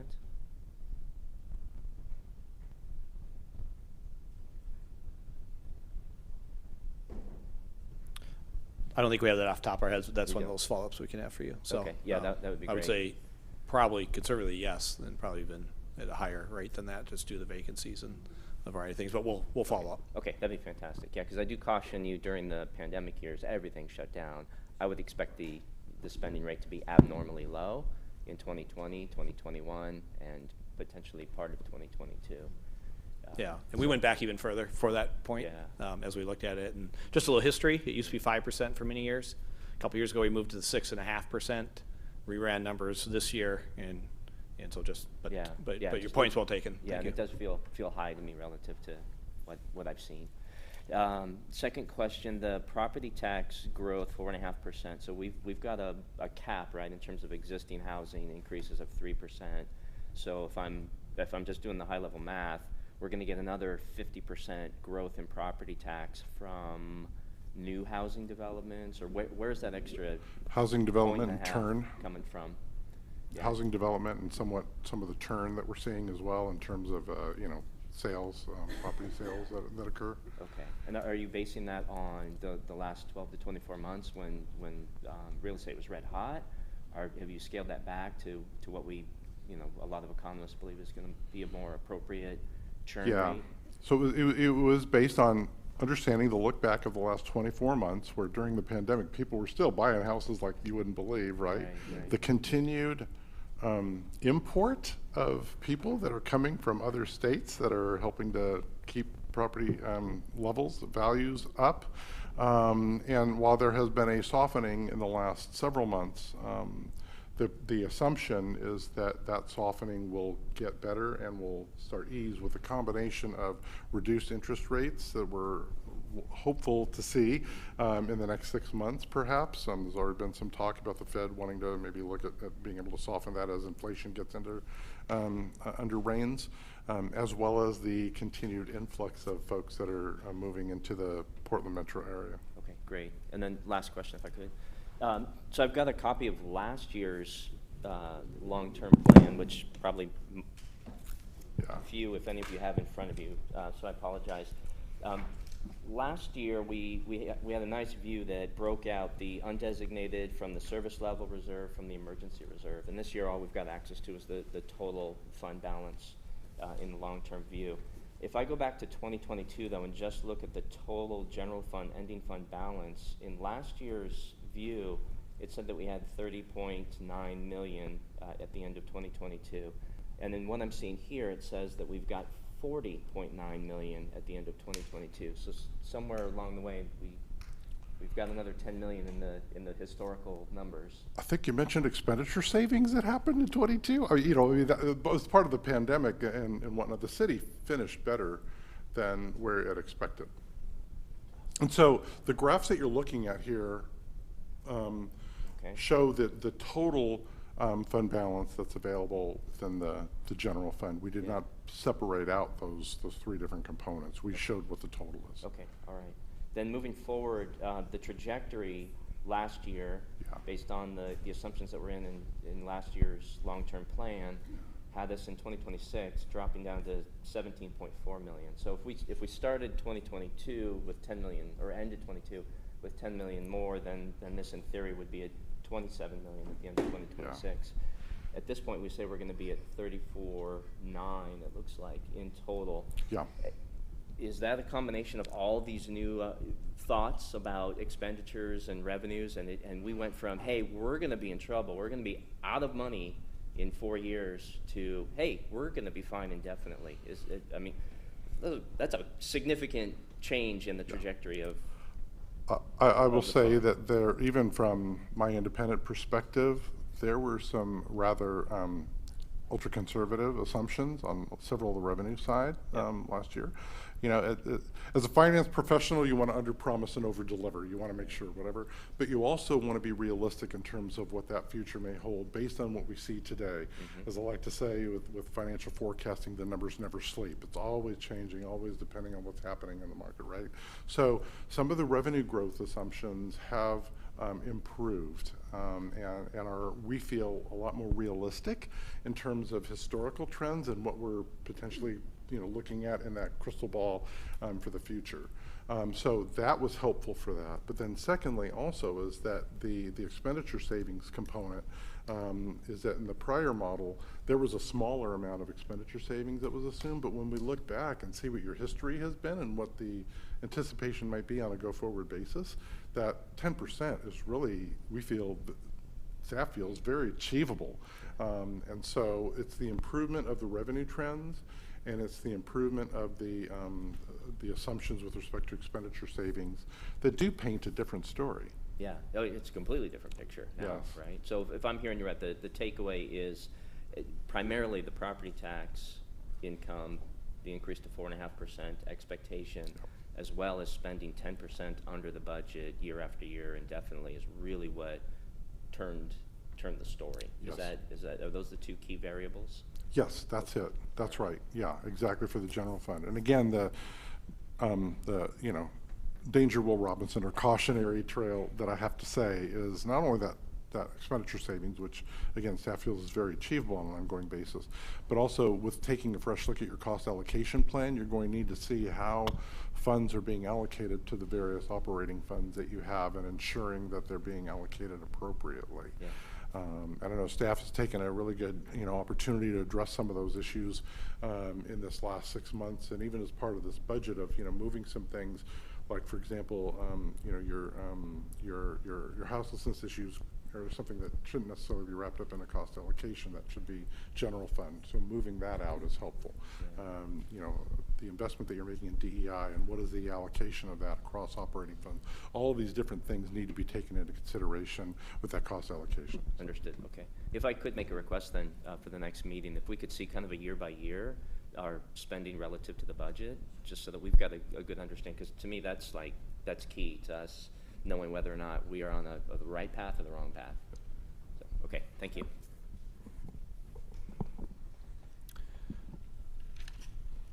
Thank you. Kelly Pemmond.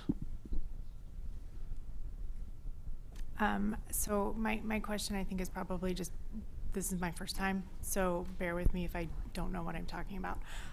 So the cost allocation plan revamp that's identified up there is something that needs to be handled. Can you explain a little bit more about like what that actually will do to the overall budget, or what that does to our finances, or how that's handled? Yeah, Kelly, thank you for checking me on that. So yeah, CYA, check your assumptions. Okay, so cost allocation plan is simply this. I'm going to pick on Cindy. Cindy's your finance director, right? She, her positions, compensation, and benefits are recorded into one division within one fund called the Central Services Fund. But the work that she does as finance director supports all the different operations. She helps with managing the city's, and with her team, managing the city's finances. And so her costs, rightly so, should be allocated to the various departments that rely on her and her department services. So there's an allocation that's done to police. There's an allocation that's done to library. There's an allocation that's done to public works, engineering, as well as maintenance, and all these different operating, the utilities, right? All the different things. So we're taking those costs and allocating them out to the departments that rely on those services to really show what the fully loaded costs are for each of those departments. And so when I say that, and I'm just going to pull a number out of the air without pulling up the exhaustive spreadsheet that's involved with this, but let's just say that 30% of finances, or Cindy's time, is allocated to supporting general fund related services, then 30% of that cost would be over there. And the cost allocation plan study that I'm talking about that really needs to be updated is, that was what it was in the past, but what is she actually supporting right now in terms of those general fund departments? Is it 25%? Is it 40%? And so that's what that cost allocation plan is, and the study that needs to be done to really take a fresh look at that and ensuring that those costs are allocated appropriately. Does that make sense? Yeah, that helps. Yeah, yeah. Thank you. As far as my questions go, I would like to ask about the net gap in the general fund forecast, because I know this is something that was brought up last year as well. First question is, this net gap that's being projected first shows up in fiscal year 2028, negative $211,000. At what point is that net gap far enough in the future that we can sort of rest easy?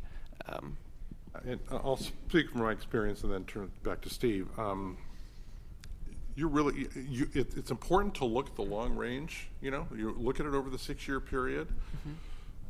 But as you know, crystal ball gazing 6 years out is much more, varied than focusing in on the first couple 3 years. So I think that when you're looking at 24 clearly, 25, and even 26, those are the ones that really tell you where we are and where we're going for the future. And so I think that that's where you really want to focus, but look at it in its entirety. Does that make sense?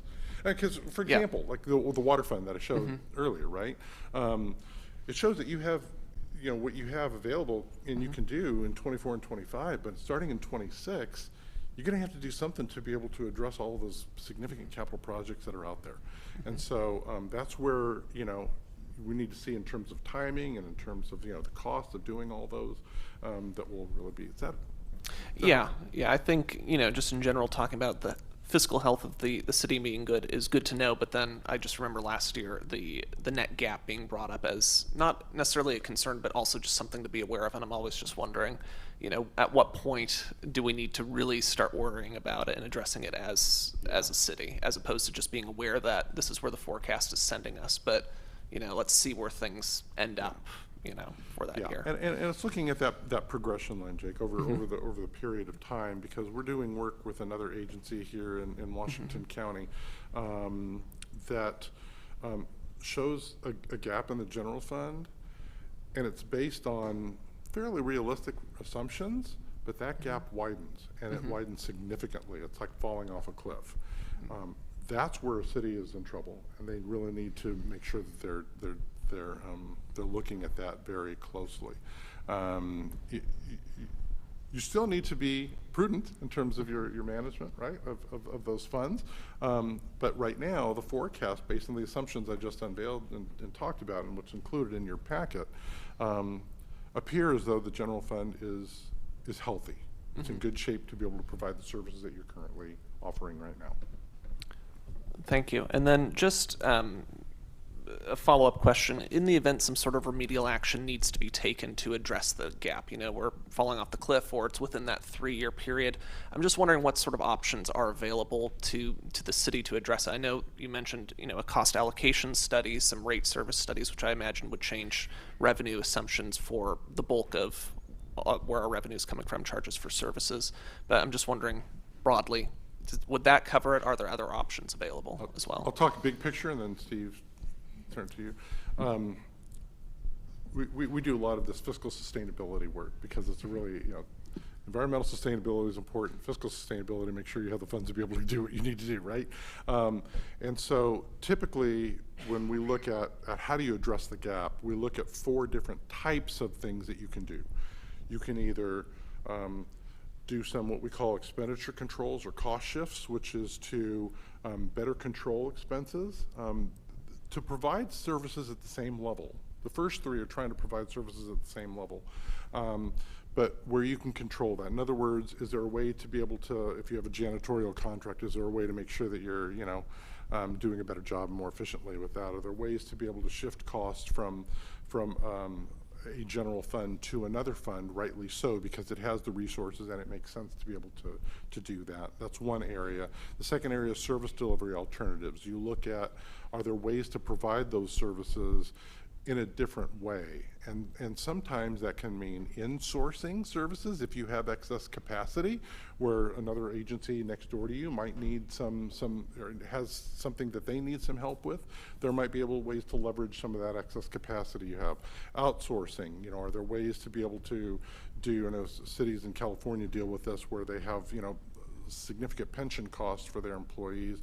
And so in several cases, parks maintenance or landscape median maintenance has been cheaper to do it with contracted services rather than services down there. Different story here in Oregon, I get, but that. Or shared services. With the investment that you need to make in your corporation yard, for example, does it provide an opportunity to leverage with another community around the area like Beaverton or Lake Oswego or some of the other areas, to be able to leverage some of that and be able to kind of do a 2-for-1 or 2-for-1.5 type of a concept, right? So expenditure controls, service delivery alternatives, or increasing the pie, which is revenue enhancements. Are there opportunities to be able to improve revenues, some of which may be what we call councilmanic or within council's authority, like fees and charges, improving the cost recovery of various services that are provided, or are there other options? You did that in the past, which was trying to provide enhanced law enforcement services, right? And so the community moved forward with a levy to be able to address those needs that they had. So it's being able to increase the pie.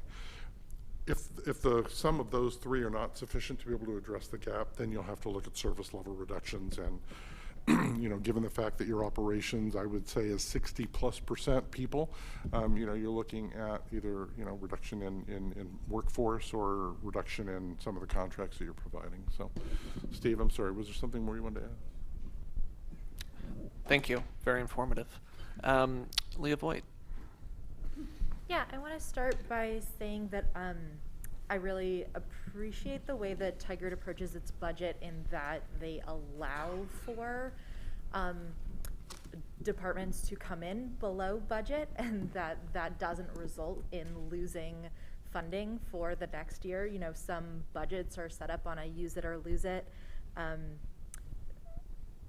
setup, and I think that the way the city of Tigard does that and allows there to be savings and allows that to carry forward for the department is really,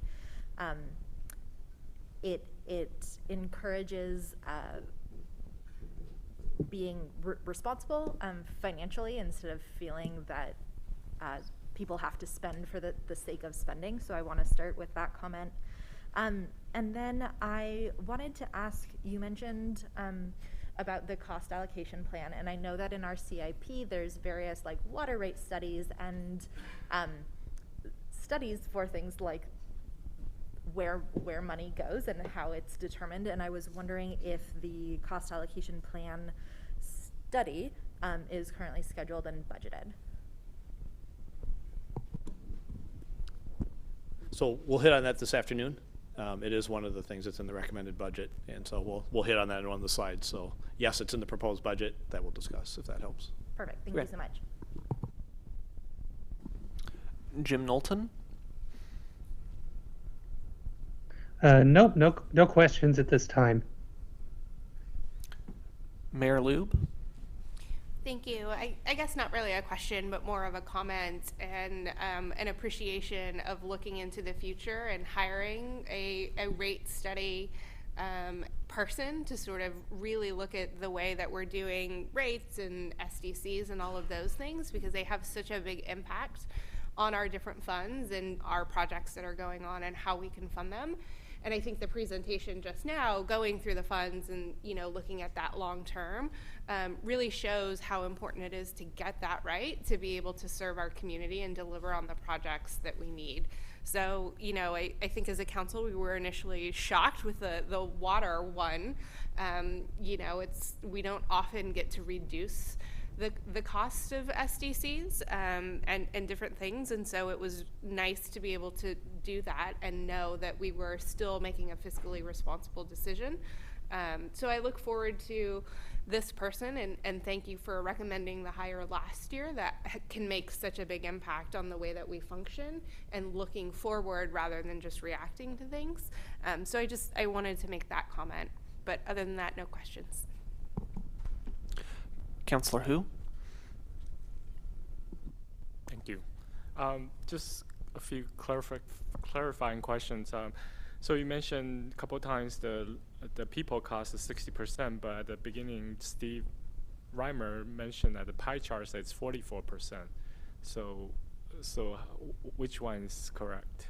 Or so the pie chart that you showed it on a total basis based on what's in the budget. And your personnel costs, which are salaries and benefits, right, make up 44% of that total. When you look at the total line, though, there are parts of that that are interdepartmental charges. And so when you take that and you extract that out, what is the composition really of the people that it takes to be able to provide those services? And so the chart is correct. The chart is correct. But when you look at it from really, you know, if you get rid of, like, I don't know, some, like, they're almost like intercompany transfers that you have when you're consolidating companies. When you get rid of some of, Mayor, you'll appreciate that, right? Is that when you get rid of some of those intercompany transfers and whatnot, you look at just really what the entirety is, your people costs are really more in the neighborhood of about 60%. So. Okay, so yeah, that's one of those transfer questions that I Yeah. need to get used to. Yeah, Okay, yeah. I appreciate your clarification on the transit or hotel tax going back to pre-pandemic level, because year-to-year projection is 80% jump, which is quite a bit. But so that 80% jump is going back to the pandemic level projected for this coming year. Are we going to have? Do you know if we're having more hotels coming, or is to the city, or is that remain the same number of hotel, but we're going to have 80% jump regardless? Go ahead, Steve. So this is based on current room keys, if you will, when you're looking at the hotels. So we have not built any projections in for future Okay. hotels at this point. So. And same with the transportation TNC. I assume that's like Ubers and Lyft. Or is that's just going to have a drop of 65%? I'm just wondering why that's such a big jump. Let us look at that one. What page are you on? Just All so we right. have that. That's one of the. Yeah. Oh, Kalina has. Okay, thank you, Kalina. Yeah, on the TNCs, that was a first year that it came in. So when we finally received that income, it was actually for, I believe, 2.5 years worth. Eric's online, and he can correct me if I'm wrong, but we received the initial funding from what had actually started. So we're anticipating the year to year now, not just the back due. Thank you for clarification.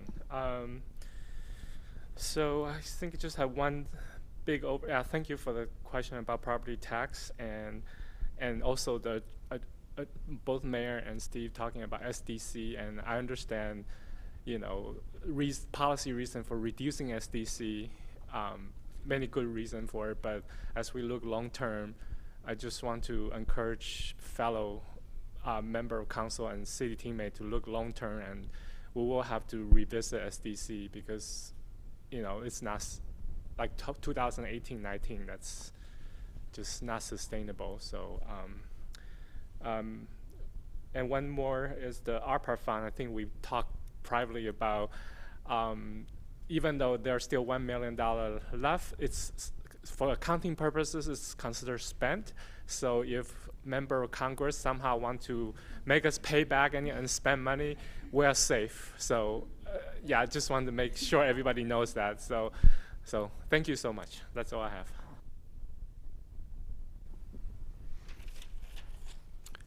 Councillor Shaw. Thank you. Thank you, Council President Hu, and mentioning that because that was one of my questions with ARPA, because as the mayor mentioned, we were at the National League of Cities, and they had mentioned if you don't spend your ARPA funds, they will be clawed back. And so thank you for asking and answering that. So that question is done. The second would be, and I would like to give acknowledgement to the previous council, because there was a number of us who raised that we were seeing inflation. We were seeing in a number of different industries. So I think that helped enable us to be more conservative in our spending. Perhaps a question I have is what we're also now seeing is that products that were manufactured during the pandemic had very little quality assurance, quality control. And so we're seeing the replacement costs going up exponentially of most items that were purchased during that pandemic period. So maybe something to consider. There are replacement costs that may be considered in the reserves. I don't know, but we're seeing a significant, both in the auto manufacturing industry, but also construction and a number of other industries. And then you had also, so I guess, is that something that's a question.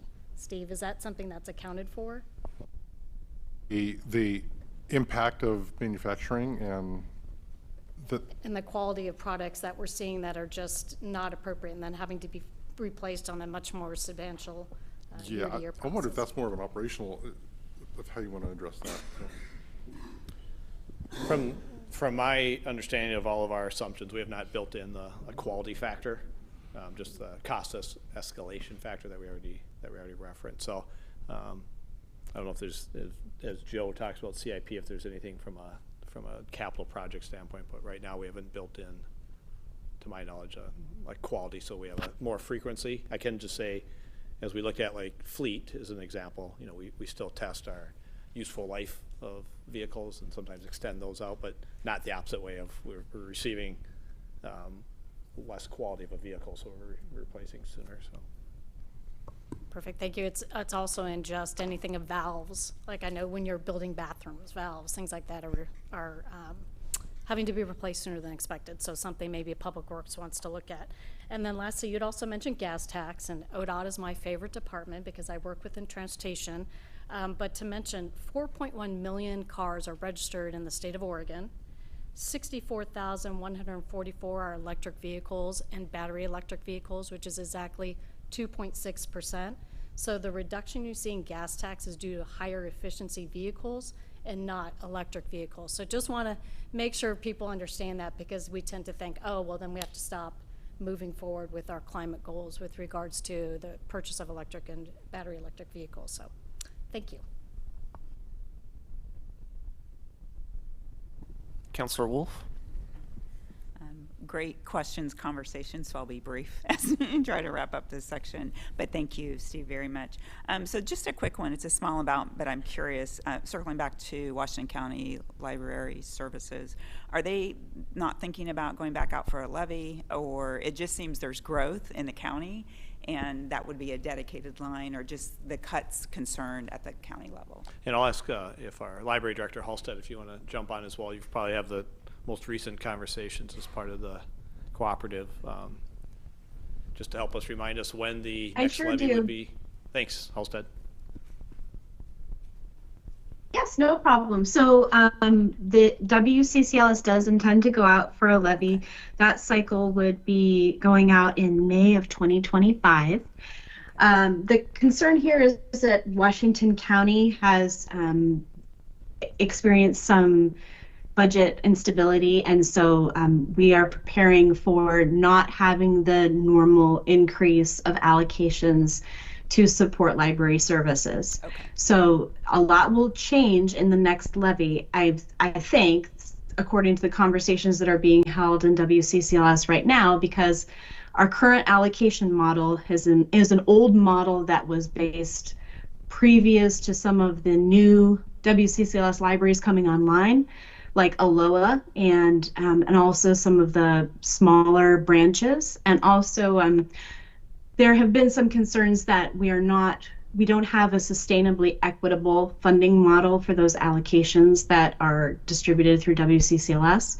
So there's a WCCLS executive board that meets every other month that Kathy Nyland and I participate in. The allocations model will be discussed in leading up to the next levy. But I think that being fiscally responsible, we should not prepare for the model being the same as it has always been.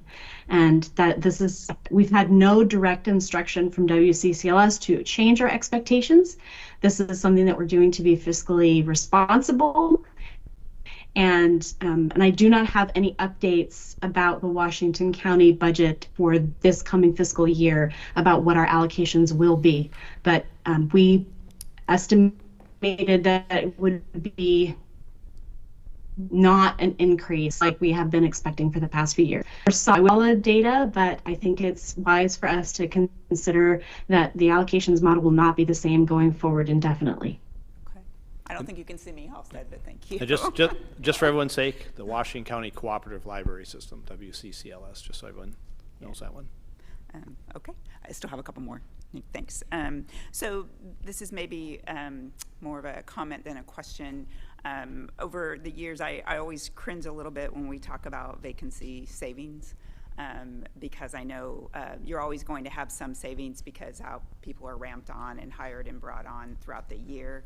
But I also feel like we have some real shortages and some real definite needs. So while I appreciate taking stock in the return of what an unspent budget is, I also hope the strategies to incentivize and encourage how we build up a much needed workforce is also in play. So I just wanted to share that I appreciate the strategy, but also feel there's associated concerns. Absolutely, we'll take the latter over the former. Yes. So if we had the fully teamed here, all 350 some teammates, every day of the week, every month of the year, we'd take that over, and then we have to readjust our assumptions. Yeah, but I appreciate the honesty. There's an opportunity there for dollars, but hope that some of those spots get filled. My final thing, Steve, I appreciated the conversations around the studies in water and parks as well, because that was kind of a little bit of an eye-opener looking at those. I don't think I heard you necessarily say anything around transportation, but yet those funds are continuing to drop. Any specific recommendations on looking at revenue forecasts around that area? Thank you. Are there any other questions? Does Joe Barrett want to respond to that? Yeah, maybe Joe can help from our Public Works team. I'm last. Cut her off. Sorry, Joe Barrett, Business Manager for Public Works. I got heavily involved in the forecasting for the transportation funds. For gas tax, I can tell you at the state level, they're looking at this very hard. Everybody knows gas tax is on kind of like life support for the long-term look at it. There's pilot projects of pay-as-you-go per mile that we're looking at. We're on the very, very fringe of that at this point, not really participating in it. It's not anytime soon. It's coming our way, but we're looking at it. Some of the other funds, they're SDCs. They're going to be driven by capital, which Joe can talk about later. Thanks. Thanks, Joe. Okay. I think that's it. And I guess the only other thought that I had is as we look at this allocation, will we be hoping that Tyler is able to do more of a real-time how we allocate dollars, or is that, anyway, just wondering. I have high expectations for this program, but so this, Kelly's like, yeah, thank you. That's it. Thank you, Chair.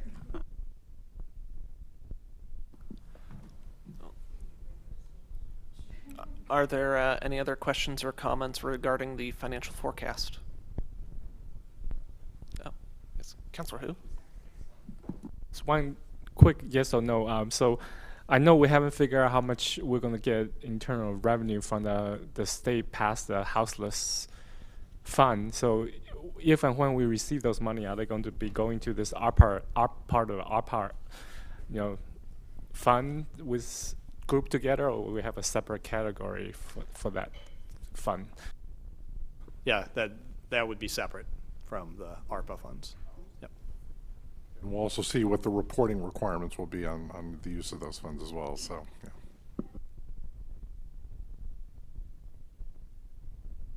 It's not that they couldn't be used for the same project. Like they'll just be held separately, but then could be transferred into a different fund to be spent on it. Yeah, absolutely. If we do get funds, and if there's significant funds, we would have to look at how we set it up. But I guess for accounting purposes, don't want to commingle, I think is probably the key. Yep.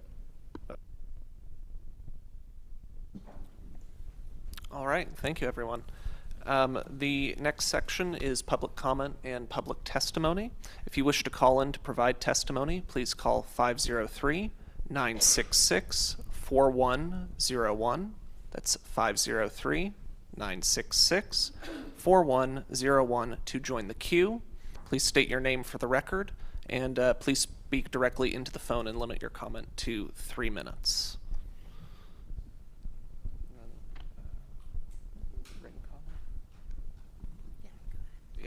Kalina Plath with the Finance Department has collected the written testimony that has come to the city for today's meeting, and she has provided each member of the Budget Committee with a copy of that written testimony. Kalina will summarize those comments. Kalina, please read the public testimony comments. We like sharing. So we just have 2 written comments at this time. Our first comment comes to us from Nancy Loft. And her comment is in regards to parks funding. There is a new FTE that's being requested for the splash pad upkeep at Universal Plaza. Have other options been considered? And our second comment comes to us from Valerie Sasaki, and she's got a letter here. Her written testimony is in regards to the Tigard Public Safety Advisory Board. She is on that panel, and she wanted to first apologize for not being able to be here in person. I'm just going to summarize her whole letter. It is available if someone wants to read the whole thing. The committee is disappointed that we did not include the community navigator position in the proposed budget. It was a core recommendation of the committee and incorporated within the final report. Many other items that were in that final report have been brought forth by the city, and they appreciate that. Major consideration is that communities of color with immigrant communities within Tigard frequently do not feel that they have open channels of communication with Tigard officials. This means they're less likely to report crime when they're victimized and often feel forced to interact with their government. They recommend that these communities be met where they're at currently, which is the recommendation for the coordinator position. Difference from the diversity coordinator position that the city currently has.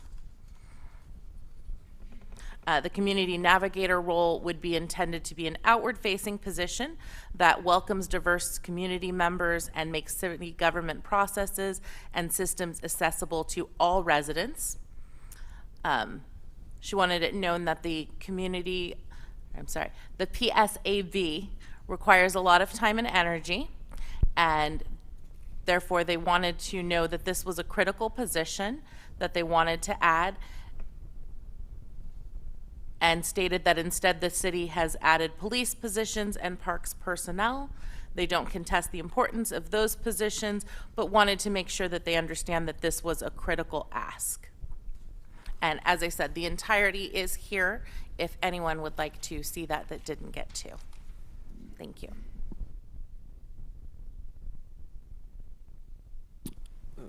Thank you, Kalina. As there are no more written comments at this time, we are going to move to in-person comments. Kalina, has anyone signed up to speak in person? All right, thank you. When you're called upon, we have a microphone present, and please state your name and your city of residence for record, and please note that you have 3 minutes to speak. First person on the list is Jimmy Brown, who would like to make public comment about a budget proposal.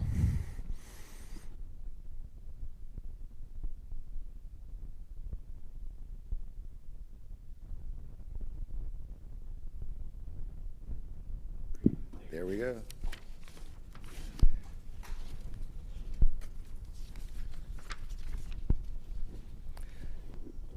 Good morning, Mayor, City Councilors, and City Budget Committee members. I want to thank you for giving me the opportunity to speak during the budget session. My name is Jimmy Brown, and I've lived in Tigard for almost 28 years. I come to you today bringing well over 45 years of public service experience. I have staffed, managed, and provided oversight to budget development activities at the city, county, and state level. I was a founding member of Tigard's Public Safety Advisory Board and currently am a member of the Chiefs Advisory Group. Tigard is my home, and I am deeply invested in its activities. Today I'm here to speak on the Community Navigator position that was recommended by PSAB for funding during the upcoming budget cycle, but which, much to my dismay, has not been recommended for funding. The discussion inside of PSAB regarding these positions were lengthy, intense, and not without some degree of resistance. Nonetheless, it was approved by the members. The basic premise of the position is quite simple. This position, if funded, would be a community member-centered position. And by that I mean it would be a position with a strength-based focus on the needs of Tigard's communities of color, those who are dealing with the city who may be intimidated either through past experiences or who may be living in marginalized environments.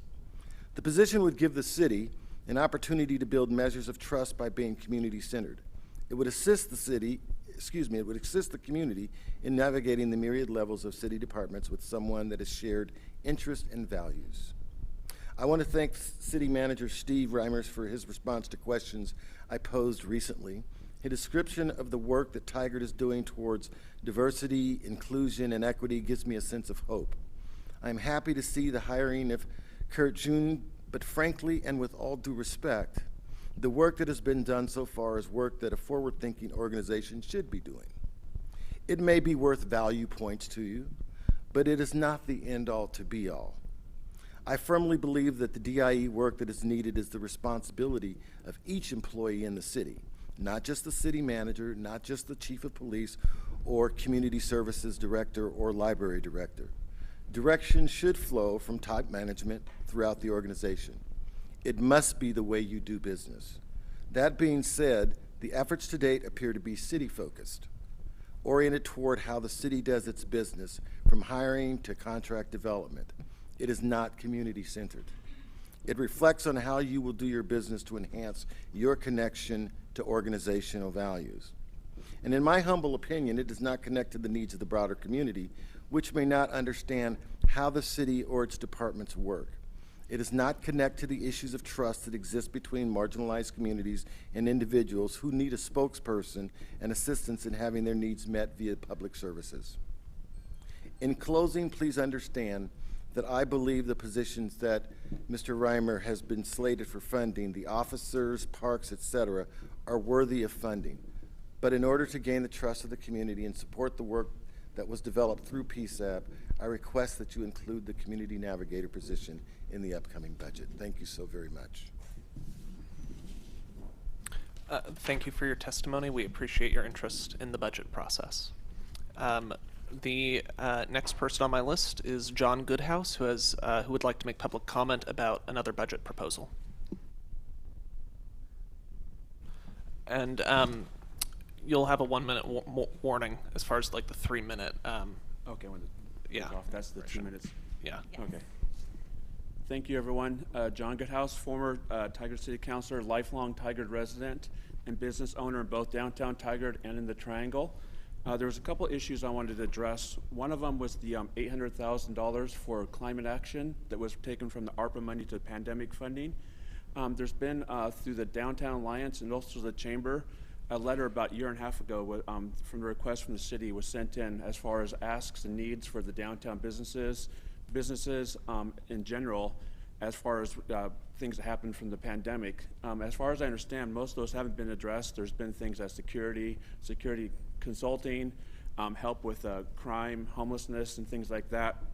And before we look at spending, and I wish everyone agrees, climate change is important. Before we look at spending that money and that last bit of ARPA money, we should look at really what the intention was for that ARPA money and those ARPA dollars, and really look at putting those in the community, have the conversations with the businesses in the downtown area and the Tigard Triangle and the businesses along 99 to make sure that we are using those recovery funds to help out the businesses and actions that came from the pandemic, rather than kind of, in what I kind of heard, being creative and using that money in different ways for unfunded areas within the city.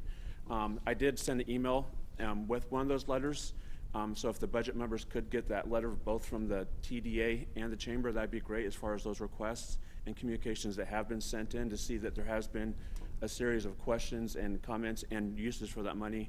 I know the city of Wilsonville did take $2 million of theirs for a business recovery center. So maybe looking at what other cities are doing in the area as well with that ARPA money.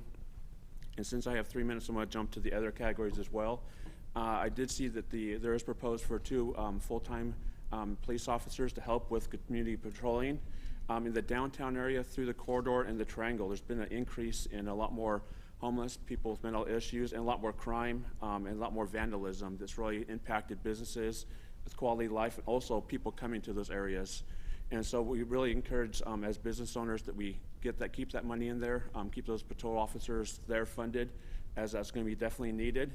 And the last item was, and I'm not sure if it's going to be in this part or the TCADA budget, but there was a proposal from the TCAC for a dedicated economic development person to be downtown Tigard to really work on growth, to get more businesses down there in the area, to focus on what we can do to fill those empty spaces, bring the new businesses we want, and work with businesses downtown, what's going to do to boost the economic growth downtown and really make it vibrant to grow and retain the businesses down there as well. Thank you.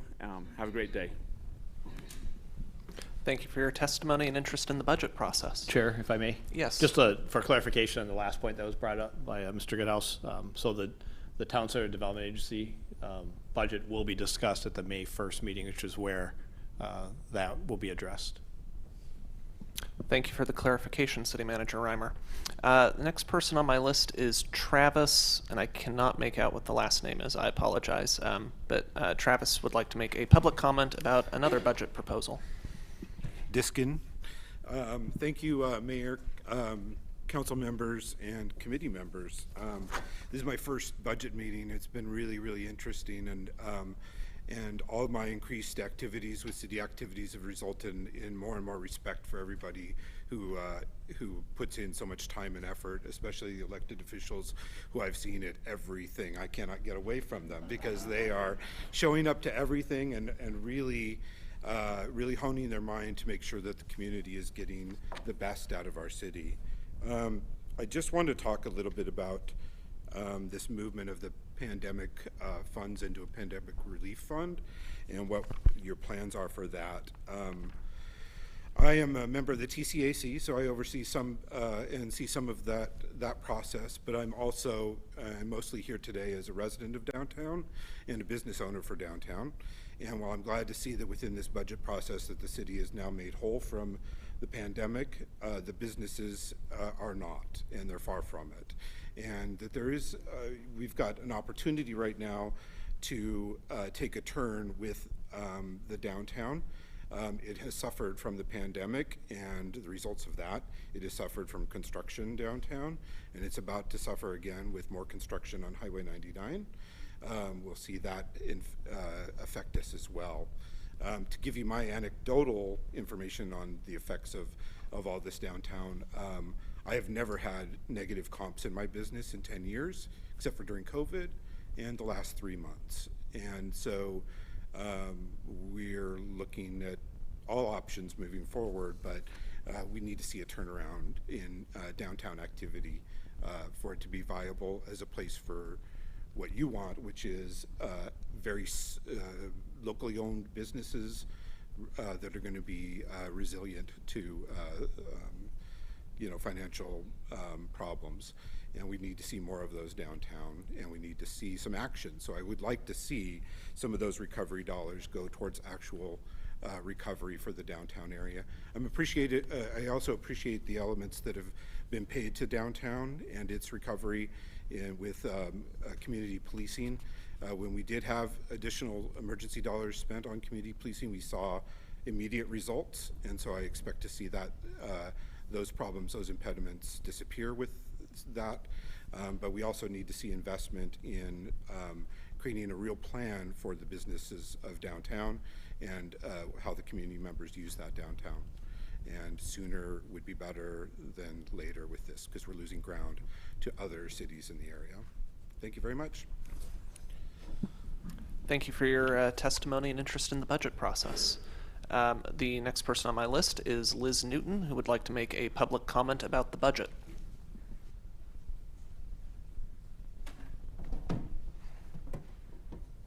First time on this side. I'm going to read my testimony because y'all know I could talk for days, so I'm going to read it.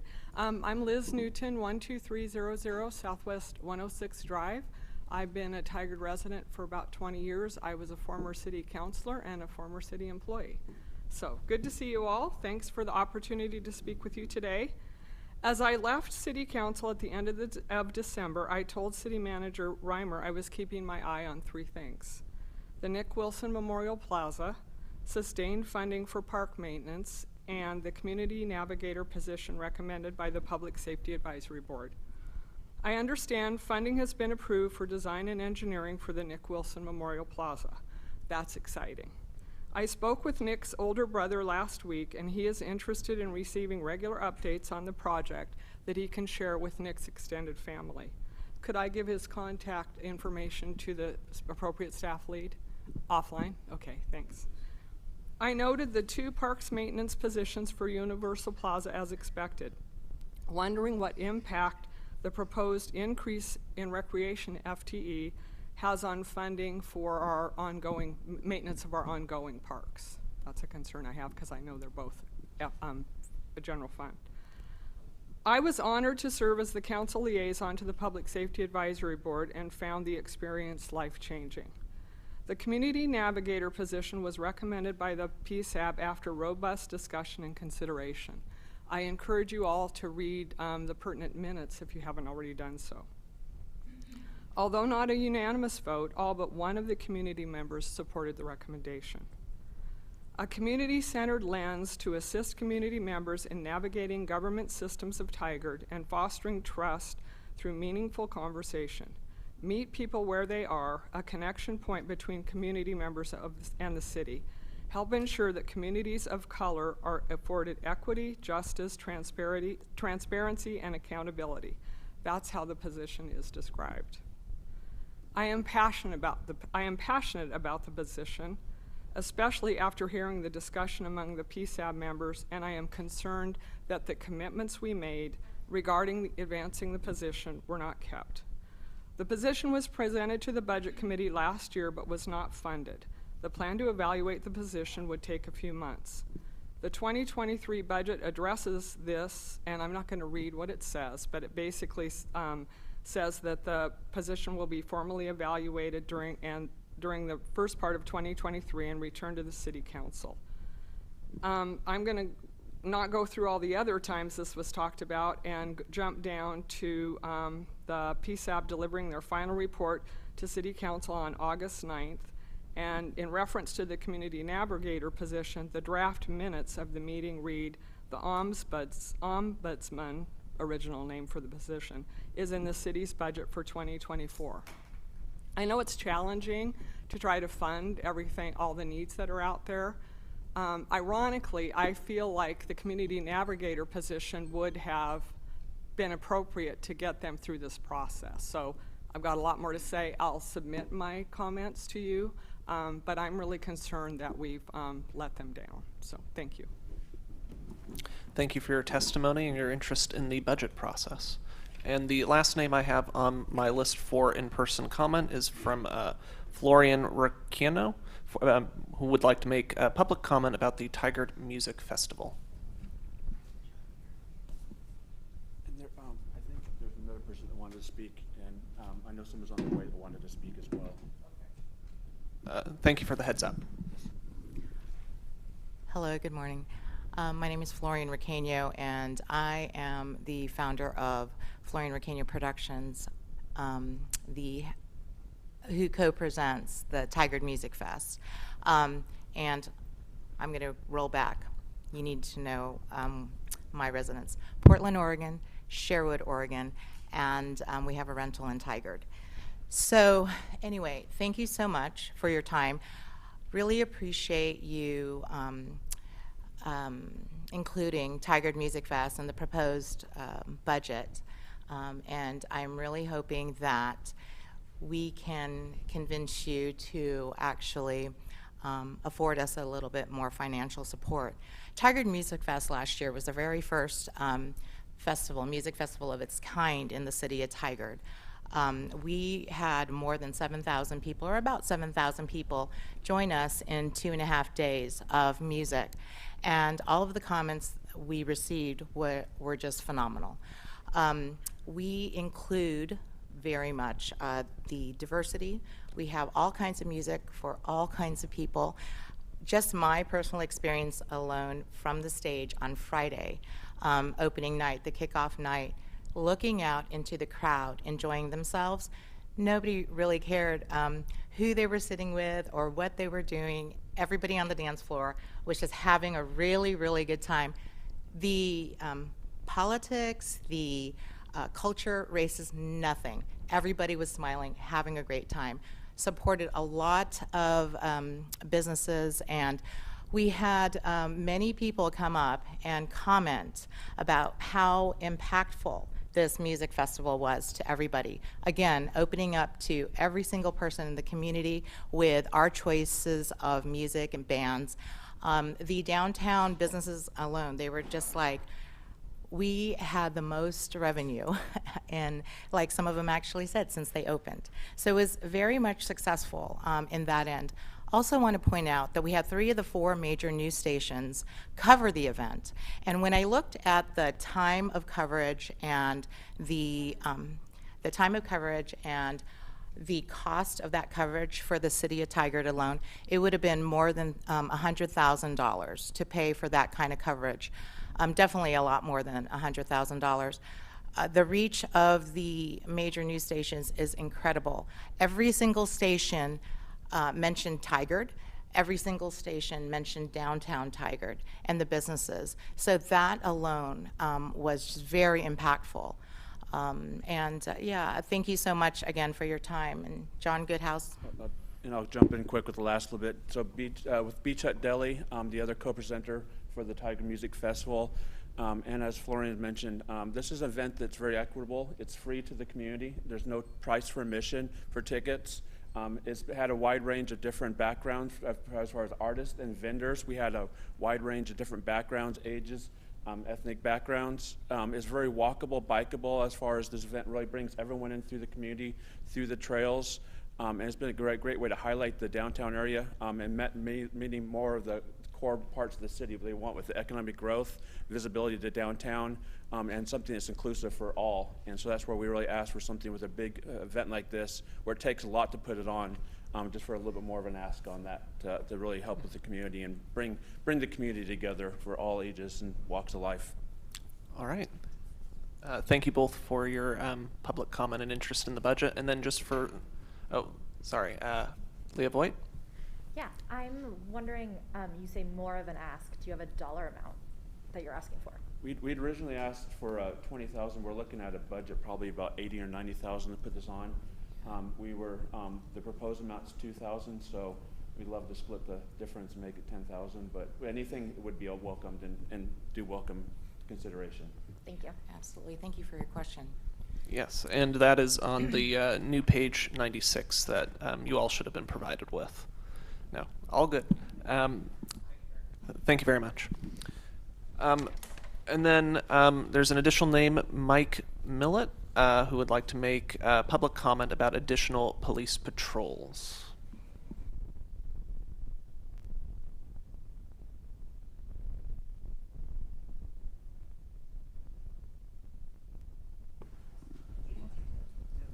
All right, Cool. is that better? Thanks for letting me be here and present what I wanted to talk about. I'm Mike Miller. I'm a resident of about 17 years here, living local in Tigard. I started the Tigard Tap House about 7 years ago. It's been a journey for sure, watching the start of it and it becoming what's known as Tigard's backyard, and just having the community come together has been a really nice thing, and appreciate everything you guys are doing. One thing I've definitely noticed in the last 3 to 4 years actually, as we started having the homeless problem start to come around downtown Tigard, behind the library and all the camps we see today, we all know it's getting worse. And we all know it's a problem. Everybody's looking for a solution. I've had meetings for well over 2 years with the police department and the mayor, and it's nothing new. We all know this. It's one thing to look at the homeless situation is let's help these people that are having a hard time. I'm 100% in, and anything I can do to help, I'm in. It's another thing to look at people that are out of their head crazy, coming into our businesses, and I'm experiencing this firsthand, or I wouldn't even be here, or I wouldn't even have brought. I'm not a political person. I would never have brought this up 3 years ago. Just so you understand where I'm coming from, I'm dealing with people walking in our backyard, picking up empty keg shells and throwing them at customers that are sitting there. Older people sitting at a table getting a shell thrown at them. This is 2 weeks ago. Then they're led out on the street. I'm thinking they're getting arrested. They come back 20 minutes later and they charge one of my employees, like full on running at him. That's just one scenario out of, I could tell you 20, at least in the last 2 years. From broken signs, people running through our backyard, completely out of their head on drugs, or just completely crazy. So I can talk about this all day. We're getting our signs broken, we're having employees quit, we're having my employees scared. And it's making people look around, that they get scared. So it's not a, gosh, this is a tough situation. This is a real life fear of my employees and my customers and the community. My request is to get more officers walking downtown. If there's any budget at all that can go towards that, I'd really appreciate it. We've talked about it for years. Can we get more staff? Would that help? Yes, it would help. Because it's either me dealing with these people, or it's my employees dealing with it, or it's the community that's dealing with it. And it'd be really nice to have 1 or 2 more officers downtown walking around and patrolling for an 8-hour shift 5 days a week. Would be the best thing for the community. But thank you very much for your time. Thank you for your testimony and interest in the budget. I've had, there's one more name that has come in, Kevin Bates, who would like to make public comment about the budget.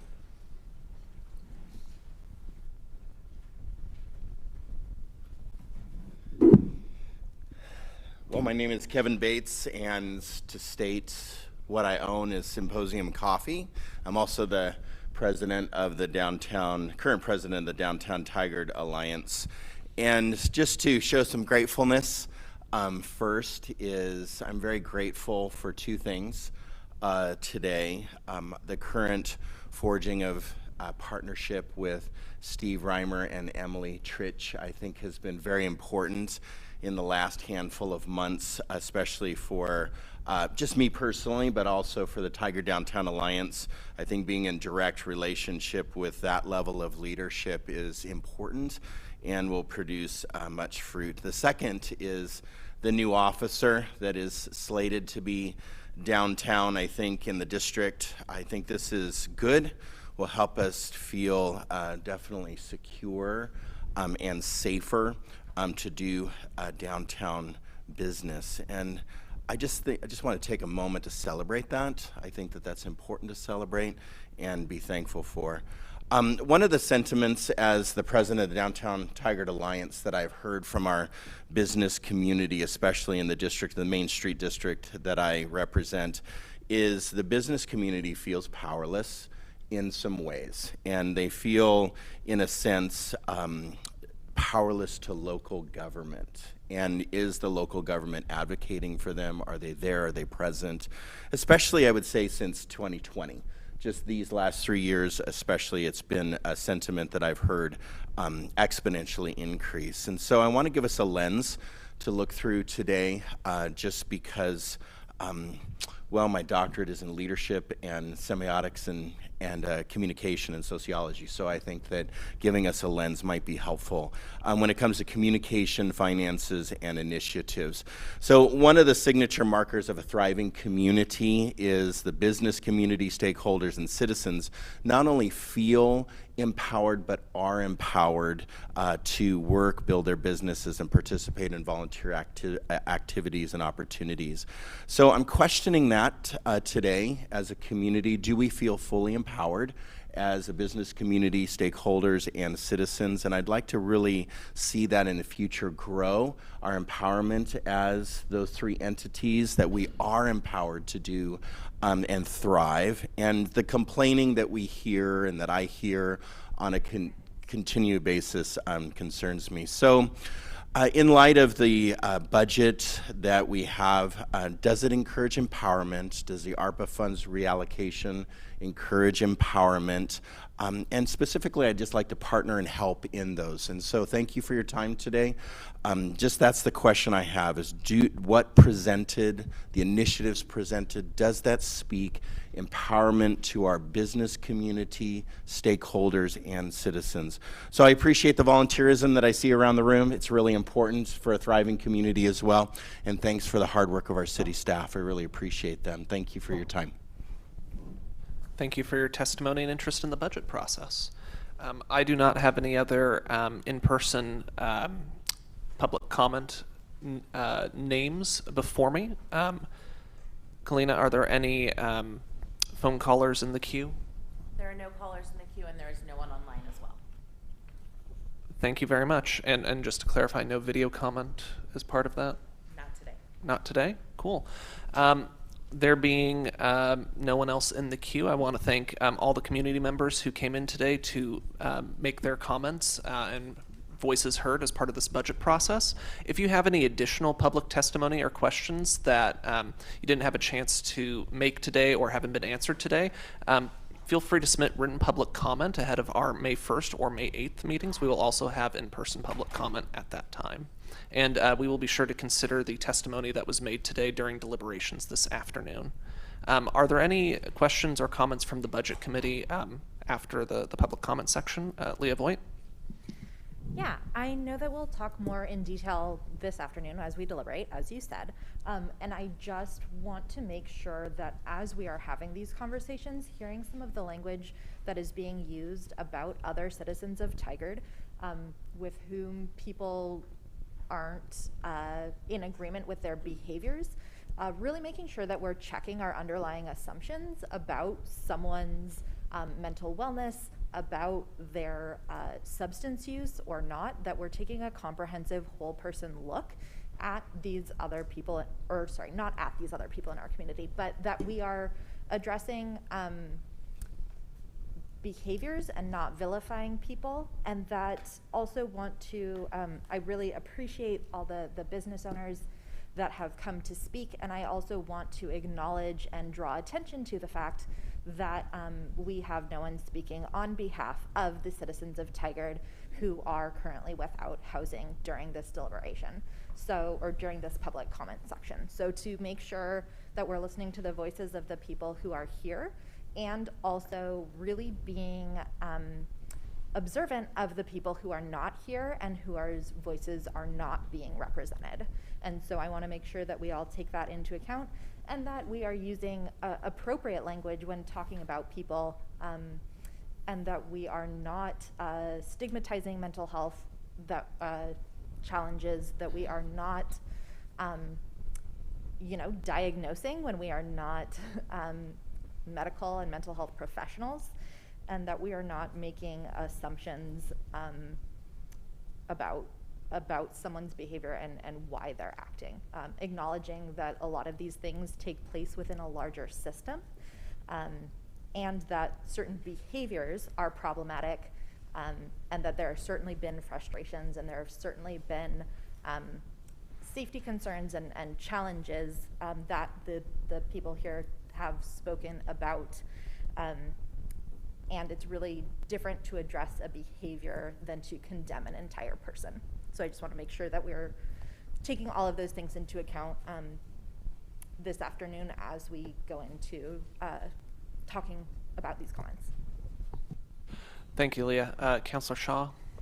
Great, thank you. I just want to make sure we're going to have copies of the comments that were made, so we can take that also into account this afternoon. So I know a couple may not have been submitted, so perhaps our community members can make sure they submit them so we can get copies.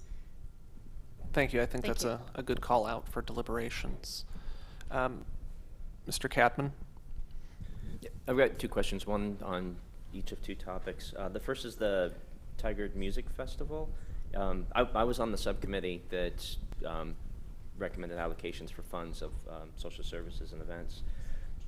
Is there somebody who can comment on like a for-profit event such as this versus, say, the Balloon Festival, the 4th of July Festival, and what's legal? Like, what can we fund for-profit? Is it okay to do that if it's also adding value to the city? Or are there hard, fast rules? Or what's the model there? We had some conversation in the subcommittee, but I don't know that I really walked away with a full understanding.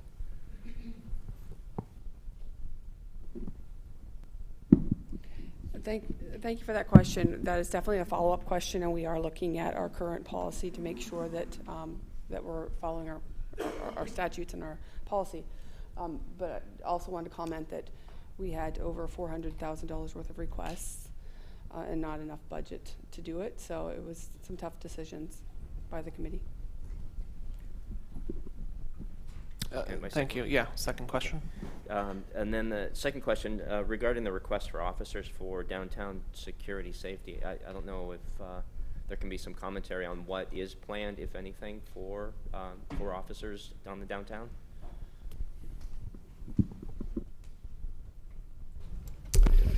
Sure. Again, Chief McAlpine for the record. As you've heard from some of the business owners, city staff, city manager, myself, we've had countless conversations on the struggles that they're dealing with downtown. They're real. They're not perceived. It has increased. And so when able, I've addressed it via overtime, doing set missions down there, high visibility. You had to be in uniform, talking to business owners, patrons, things of that nature. Trying to figure out how can I have more consistent presence down there other than just the district car or officers coming to and from. And again, as stated in testimony here, when this happened, they saw visible difference. It was a deterrent. And so with Universal Plaza coming online, there was just a sense of urgency of how could I have a more visible presence outside of what was requested in the budget. And so in working with the city manager, come up with a pilot program for a focused patrol. And it is one officer dedicated to basically, if you imagine starting at City Hall through Universal Plaza, Banner Creek Trail to Main Street, so the businesses around the hall, so it encompasses, Rite Aid down there, coming through the library and back. That would be Brian Orth's footbeat, and he would have access to his car, walking when it allows, and also biking. And then when we could, we would add another officer. But his task is to get to know everybody. He has extensive history of talking to all of our community members, and just that right temperament. And so it's a 6-month pilot program to see the effectiveness with a dedicated downtown, but knowing also, as you've seen in the budget packet, 2 community policing officers. So it's not to add to that, it would be, to enhance that. But he's starting April 24th, and we're going to document it. We're going to try and measure the success and just basically invest in what the community and the city has done is our vibrant downtown core, and see if we can it'll be 40 hours for him, and then anything that we can do outside of that. So that is the plan as we speak. Can I follow up? Yes. So just to clarify, within the existing proposed budget, there is that headcount. So you got the 6-month trial period. If that's successful, does that headcount and that patrol beat remain, or would that require additional funding? No, what would roll into that is, should we get funded for those 2 community-oriented policing officers, it would replace with what we would say is, and that was citywide. So it's basically problem-oriented policing, but we knew that if I wasn't able to do what I did now with the focus patrol, the priority would have been downtown, and that would have been the first success. But we also wanted to say, if you were having problems in the Triangle or business areas or something along 99, they could move around, and the only criteria is they would be highly visible, engaging, where officers who are going call to call may not have that touch point or be able to follow up. So the community-oriented policing is to be able to navigate all of city's problems. And then this one, the focus patrol, is dedicated to downtown, but it isn't both, if that makes sense. Thank you. Are there any other questions or comments from the Budget Committee regarding public comment? Kelly Pement? Sorry, this is just one more follow-up question to Mr. Cadman's question. Are there specific hours that are designated for the focused patrol? Are there specific hours that we're working with the business community members that we've identified as being more critical to have that focused patrol? Sure. Well, first of all, let me say the officer works 40 hours a week, and the need is probably 24/7. They're pretty darn close. So we already know that we're not going to encompass the entire need. But the officer will start, this will be a day shift for 10 hours a day. And what I haven't landed since I was on a conference last week is it Monday through Thursday or Tuesday through Friday? So I should have that information and the exact hours, because as I said, the need is actually longer than the 10-hour shift. Sorry, is that, I'm not even sure if this is the right question to ask for me, but is that something that like the business owners in downtown have said, like these are the hours that we see are the most critical? Or I guess, I'm sorry if that's a dumb question, but. No, I mean, I've heard loud and clear. It can start early in the morning from the time the business owners or their employees get to work and have challenging issues, to in the evenings, to when some businesses are still open, maybe for not a nightclub, but evening hours, and then of course on weekends. So for now, the attraction of this is taking one of our day shift officers. So it's a day shift patrol officer. And again, we're going to evaluate it to include the hours if we're hitting the right target. But by contractually, we had to, through the union, is advertise what those set hours are. But again, this officer also knows there's a little bit of flexibility in there and assessment. So, and he understands that. So we may, as he's developing a rapport with the businesses and getting a sense of the issues, that may change slightly. Thank you. So I just want to acknowledge and thank everyone for their public testimony today. I think there's been a lot of really compelling comments for the Budget Committee to consider in its deliberations, not just this afternoon, but going into May 1st and May 8th. I think these conversations are, an ongoing process. So if there are any additional comments or testimony that members of the community would like to make, highly encourage you to submit written testimony or make public comment on the 1st or the 8th. So that way we can continue those conversations going forward. As far as our agenda goes for today, because of the, I think, robust conversations that we've had, we've overshot the public comment section. So I would like to advise that we recess for lunch, and rather than meet back at 12:30, meet back at 12:20. So there's still a 30-minute slot, and then we'll get right back on track with City Council goals and priorities of funding. Are there any objections to that course of action? All right, we will recess until 12:20. Thank you.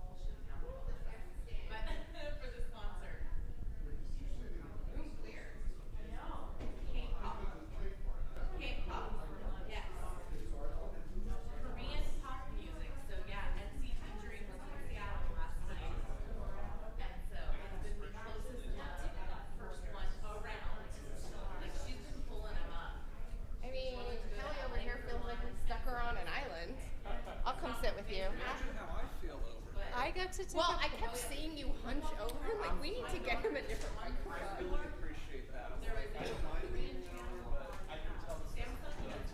Well, yes, but I will also tell you, those mics are set to pick up your voice. If you want to speak a little louder, then it goes to like their. But our shows, like the way we feel about it is we have to do it up there for everybody. So when those little mics are where people testify, they do the same thing. As long as you speak up enough, you'll get it. I was an AV person back in college, so I've always learned this is way speaking to Yeah. So that's why I like. Yeah, fancy technology. So how's studying for the bar going? Yeah. I'm not there yet. I have final week. Liz told me about that. Yeah. I have a final on Monday. And then a final on Friday. So he goes Blackpink. Then I start bar prep. I think he went to the Blackpink concert. Study for finals.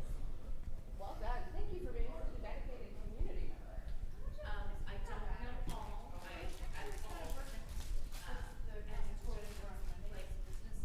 It's hard for me not to know what to say, except that now she has a channel all the time that has the captions, and it captions it for brown characters. Yeah. 50% Yeah, the other way. Yeah, it's actually giving you a break. because of how they. Yeah. This feels a lot more like real as opposed to studying.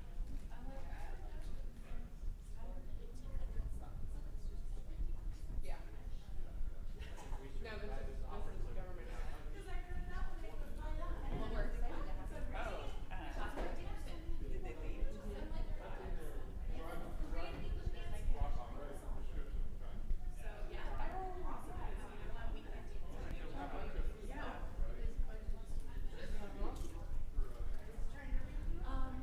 Not a concert. Jamie had a call a couple of years ago, did a tour, but then we went to the top back. You're exactly what we need. I see you over there, Kathy. I know. Part of me was jealous. I was like, I can't do that. You can, but I cannot. I'm probably gonna go to the library tomorrow. Or actually, do I have access to here on weekends with my bag? Oh yeah. To go through there. Can we confirm that? Because I'd actually like to be able to work on the thing tomorrow from. Yeah. It's in my purse. I use Kathy's office for quiet time.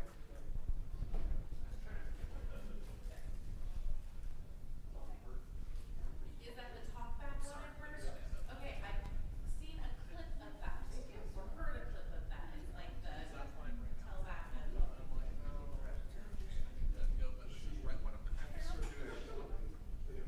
Through the police office door there. Right, just move on. To the left, and you should see immediately, and then, yeah. Colleen and I were talking, she's like, I can stretch out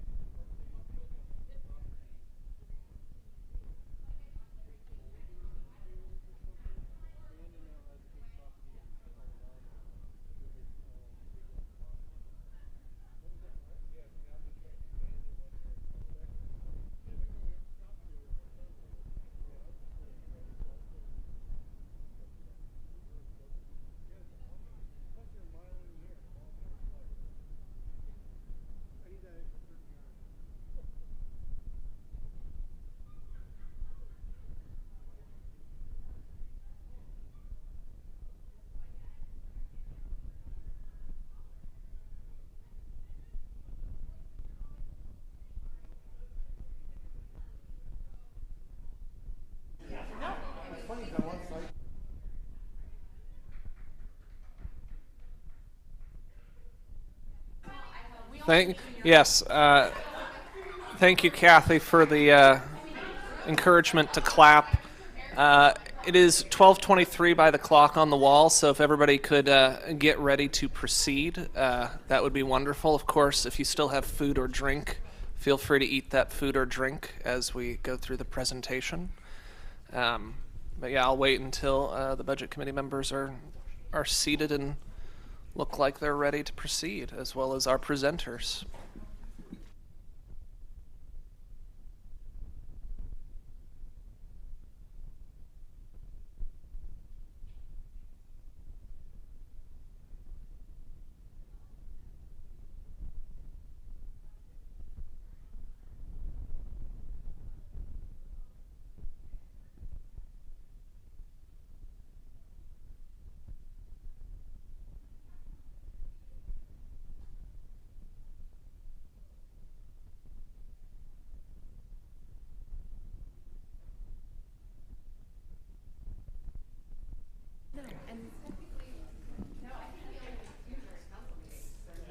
Yeah, it was good public comment. No comment against it. I thought it was very robust and compelling. All right, I'm counting. We got 1, 2, 3, 4, 5, 6, 7, 8 plus Clarissa and Jim will probably come back online. It's past time. Okay. Thank you, everybody. We are returning back to regularly scheduled programming with the Budget Committee. Before the original agenda break for lunch, we were going to have a sort of the first half of City Council goals and priorities funding, but we're just going to have one large section, it looks like, presented by City Manager Reimer and team. So without any further ado, I will hand it over to City Manager Reimer and team. Thanks, I appreciate it. I also want to start by just the members of the community, only one is left here, I believe, just saying thanks. That was great having such comprehensive public comment and the depths of their comments and stuff. So that was great to see, and I know it's probably part of where we are as a community, but also just being back in person, I think, helps bring the community back together like that and share their thoughts. So thanks to all of them. Also, just a quick update on our program that we had out front is wrapped up. Sounds like we had just almost 140 cars come, and 16 boxes. Each weigh about 35 pounds, give or take, so we'll weigh them and everything, but that was a great program. Just in the couple hours that we were sitting here, all that happened, so that's good to see. Which program was that? Oh, the DEA's, what's the official name? Drug Take Back. Sorry. No needles, what'd you say? I'm sorry.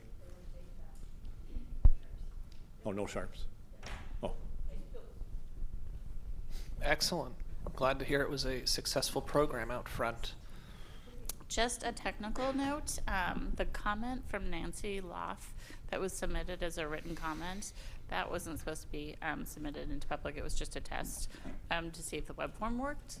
So thankfully it was a very thoughtful comment, but it was just a test comment.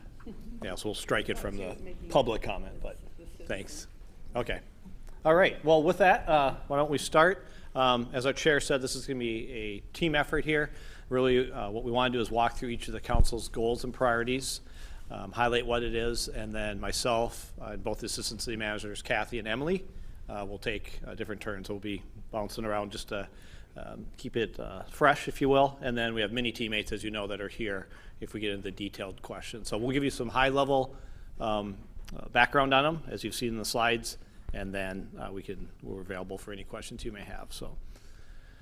So with that, as you are probably all are aware, the council meets every other year to establish their goals and priorities for a 2-year period. And so we really look at it over a course of 2 years.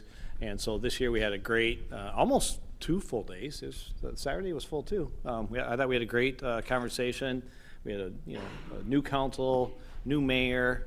So we had a really in-depth conversation with our leadership team. A lot of prep work going into it. Why I'm telling you this is because there's a lot of thought and intentionality in what we brought forward and the things we shared with the council, but ultimately it's the mayor and the council that set the goals and priorities for the organization.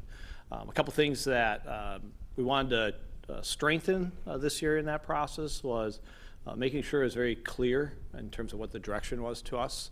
So that helps us in terms of aligning the resources in the budget. And you'll see some of that as we go through these to know exactly what they want to have accomplished. And we get to like the facility modernization. I'll use that as an example when we get there. But I'm trying to really understand rather than just broad things, what are the specific actions over a 2-year period that they would like to achieve in each of these categories. So we end up having 4 council goals, and this is in addition to everything else that goes on. You've already heard of some of that today. You're going to hear more about the CIP. So there's a lot of things happening. It's not diminishing any of that, but as we look at aligning the budget resources, first and foremost, we wanted to make sure that the council's goals had the resources they need, and then continue, funding the other services as well. So it's reduce houselessness, address climate change, modernize and improve city services, and then enhance community safety and access.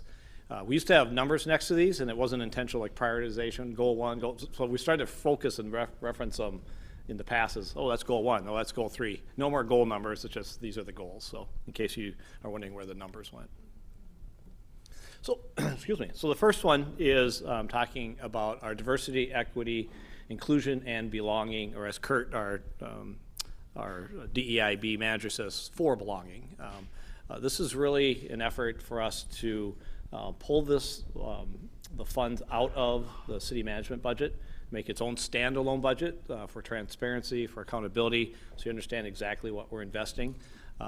And it's also fair to say that this is not the only place that we are focusing our efforts. The CIP, many other things that are happening within all of our departments, just the way we operate, are embedded in their process, kind of back to the 5 E's part of it. And so, but this is just to pull out exactly where our DEIB manager time is spent, as well as some of our programming. And so this is a essential service, so we talked about that. This is one of the costs that are allocated across the organization.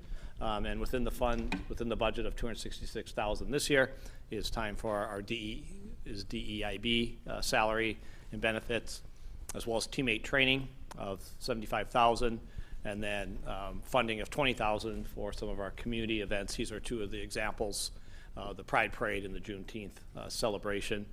There was a question on exactly what was the training going to be. We're working on that, so we don't have all the details of what that is, but the human resources team, Kathy, Emily, Kurt, and others will be really pulling together what we think is the most effective training for this year. So more to come on that. We won't have it during the budget process, but the funds of $75,000 for that. Can we ask questions as you go along, or Yeah, do you want us to wait? Yeah, let's do it that way. I think that makes sense. Sure, yes. Mayor Lube, do you have any questions? Yeah, I think even for the community, as we talk about how we're kind of creating these new budgets or funds, can you address whether or not this is a new funding request, or if this is existing funding that's being moved to a new area? It's primarily existing. I think there's a slight increase in the community event funding part of it, that $20,000. But otherwise, everything is basically where we've had in the primarily city management budget, and now it's in the city manager budget, but it's not commingled with the other numbers. I have a quick question on the community event part. I noticed in the budget, $20,000 for the Pride Parade and Juneteenth celebration coming out of the DEIB budget as opposed to the community events budget. I'm just curious what the reasoning was for separating that out from the community events budget and the subcommittee for community events. Yeah, so those are the primarily other parties providing theirs, like Balloon Fest, et cetera. This is city provided, and so, like, for example, we have a partnership with TTSD on these, but it's really the city team, the city's directly sponsoring and delivering the program. Cool, makes sense, thank you. Yep. Councilor Shaw?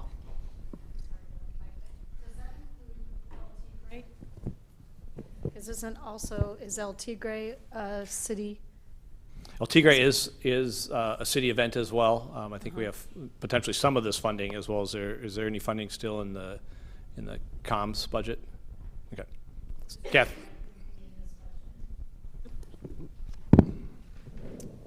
And that's something we considered. What we decided to keep the El Tigre funding in the Design and Communications Fund because it was an evolving fund. The event has morphed throughout the years.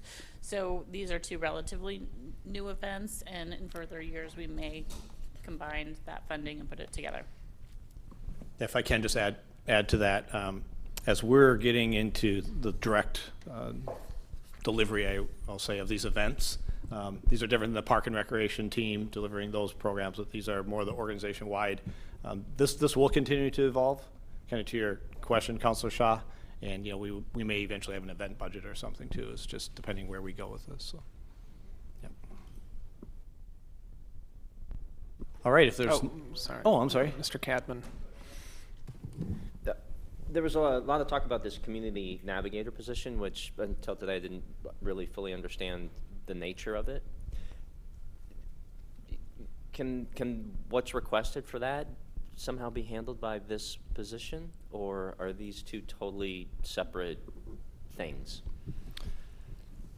So I'm going to answer it a few ways here. They're yes, but they're also separate. And yes, by saying that Kurt, our DEIB manager, obviously is one of our leaders in the organization. As you saw in some of my communication, the reason we didn't move the position into the proposed budget is what we're really trying to do is make sure that all 350 teammates are able to work with our entire community so they feel confident in us, so they feel welcomed by us. If it's not the person individually, they know the resources to connect them with themselves. So I think the same concept of what the navigator is. This position, and you're talking about the DEIB manager when you said this, just to make sure. Okay, so Kurt's one of our strategic partners, a strategic resource. He's helping guide us with our racial equity action plan and some of the pieces we have in place. But I would see him being, well, he is part of that connection to the community. In fact, he's very much inward facing, but he's also helping serve the community, and so he doesn't just work with us. He sits down with different community members and understanding what's happening in Tigard as a community, which informs his work in terms of recommendations he brings forward to us. So, Are there any other questions or comments regarding the DEIB budget? Okay, then we'll move on. I'm going to turn it over to Kathy, and Kathy, just let me know, and I'll drive here for you. Good afternoon, everyone. I'm just going to confess I have notes because I have foggy brain, so I want to make sure I am making sense. So earlier this year, the mayor and council adopted their goals for the next 2 years. One goal is to reduce houselessness. This goal is about providing housing, transitional, rapid, low barrier, permanent, and the list goes on. It's really about providing shelter, services, security, and stability. In the proposed fiscal year 2024 budget, you'll see funds to support and advance this goal. We are proposing funds to mitigate and manage, and as the goal states, reduce and ideally prevent houselessness. Two notable items you will see reflected in the proposed budget.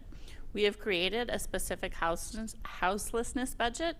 The funding that is identified is from the American Rescue Plan Act, which we then created a pandemic relief fund. The other item to note is the eventual transition of 1.5 FTEs from the pandemic relief fund to the general fund. The proposed budget for houselessness is $554,000. This amount funds the 1.5 FTEs as well as supportive services, which includes encampment cleanups, storage, and possibly hygiene services. It is worthy to mention that we are actively working with other cities, Washington County, and the state to identify opportunities and leverage other revenue sources. We are collaborating with our local service providers, including Just Compassion, Family Promise, and New Narrative, to name a few. Partnership really is the work that's needed as we increase affordable housing, reduce and ending houselessness, and increase services. They are becoming more and more important as this is a major issue for all of our surrounding communities. No one can do this work alone. So that is a little high-level recap of our funding ask in our budget to reduce houselessness. Any questions? I just want to call out for the committee, as well as far as partnering with Family Promise, that is included as one of the, there is a proposed grant to Family Promise as part of page 96 as well. Thank you.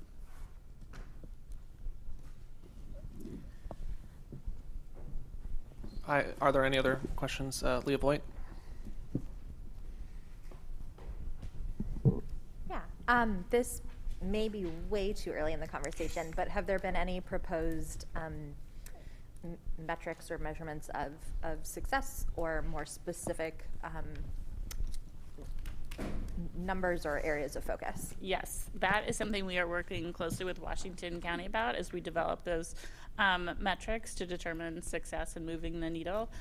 We just recently developed an action plan, and we were building those out, so I can share that plan with this group in the coming days and week to show. But yeah, that's a very important criteria, so we know we are actually making progress. Are there any other, Councillor Hu? So another action item is to help out businesses. So can you talk about specific budget item for that? I was going to say, City Manager Reimer, I know this is something that you've been in conversations with. Absolutely. So one of the things that council asked, we didn't give you the whole list of all the goals, but was to make sure that we're also supporting our businesses. Some of the comments that you heard reflect that today. And so I'm currently working with one of our well, I've been having conversations with the Chamber and Megan about the Chamber potentially administering a program and managing it for us. What we're recommending is the previous council allocated $750,000 of further support for our businesses, and we invested, I believe, $500,000 of that. So there's $250,000 in the current year that if this comes together, we'll be going to the current council and recommending that those funds be used. So there's not additional funds in next year's budget, but they're existing in when Steve showed the ARPA dollars, the Pandemic Relief Fund, and showed what we anticipated to spend by the end of 23. Those are in those dollars. So, but there's work to do on the details, but we're happy to share those once we have a little more of that. Are there any other questions or comments at this time? Councillor Shaw. Oh, yeah. And just to clarify, the 1.5 FTE, the regional coordination and community support, that's a new position? Those were approved last year. One is currently filled. We are in the process of hiring or recruiting the 0.5. Yes. Thank you. Councillor Wolf. So Steve, just as a follow-up then, so the ARPA dollars for 2025 future projects, that's not been defined at this point then, right? I was just thinking about Correct. City support or how that may. Correct. There's that between the 2 years, the $1 million plus. Yeah. Correct. Yeah. That's, because you have the one still allocated for houselessness, and then you have 500 sitting there. Correct. That's not been tagged. Yep. Correct. Councillor Loop, or not Councillor, sorry, Mayor Loop. That's okay. I was a counselor for a long time. So we just were briefly talking about the 1.5 FTE was something that we agreed to temporarily fund through ARPA funding. And so I think that's a conversation, not this budget cycle, but next budget cycle when that funding runs out, if that's positions that will need to be continued to be funded. So this committee should know, correct? Yeah, okay. I just want to make sure that I'm speaking accurately just about the funding mechanism of that and that it's not ongoing long-term as of right now. I believe it's in the forecast, if that's the question. Okay, so yeah, it's forecasted for to. Let us verify, because one of the things we were trying to solve for when the council was having their goal-setting advance was by using the one-time dollars for ongoing operations, right? That's a disconnect there at some point. So what we tried to solve for was having these direct transfers in this year and then building it into the forecast into the future as a general fund expense. But let us verify to make sure that's exactly how it happened. Yeah, no, that's great to know. I think it's also just important to know that it's not coming out of general fund dollars this year, but it's forecasted to next year to continue this process. Thank you. Tim Cadman. Yeah, if I could just clarify on that, if I'm connecting the dots here, it looks like the pandemic fund dropped $554,200 into the general fund. That went over to city management, and that is the exact dollar amount that's being used for the total houselessness initiative. Is that correct? And then there's a separate transfer out of the pandemic fund also into city management. And it looks like these two are being treated differently. So one's kind of a hop and a jump, right, from pandemic to the general fund to the manager's fund. The other's pandemic straight into the manager's fund, and that's for different purposes than this houselessness. Is there a reason why we did the two-step with the houselessness funding? I can answer that. So with that, the ARPA funds actually went into the general fund. They were money sitting within the general fund. The pandemic fund was there to remove it, also stop calling it ARPA because then people think that we haven't spent it or that we still have that take back available. And so that gave it its own fund. What you're seeing there are units underneath that fund. So those units are paying out of that fund at this time, and then they will fall into general fund later. So it's just moved it. It's kind of not really two-step, but it was hidden in that general fund. We wanted to really clarify and show exactly where it was. So we created the secondary fund, moved everything there so that we can easily track where it is, see it more clearly, and it's not just a piece of it. Okay, that helps. Thank you. You're welcome. Are there any other questions or comments on the reduced houselessness goal at this time? Cool.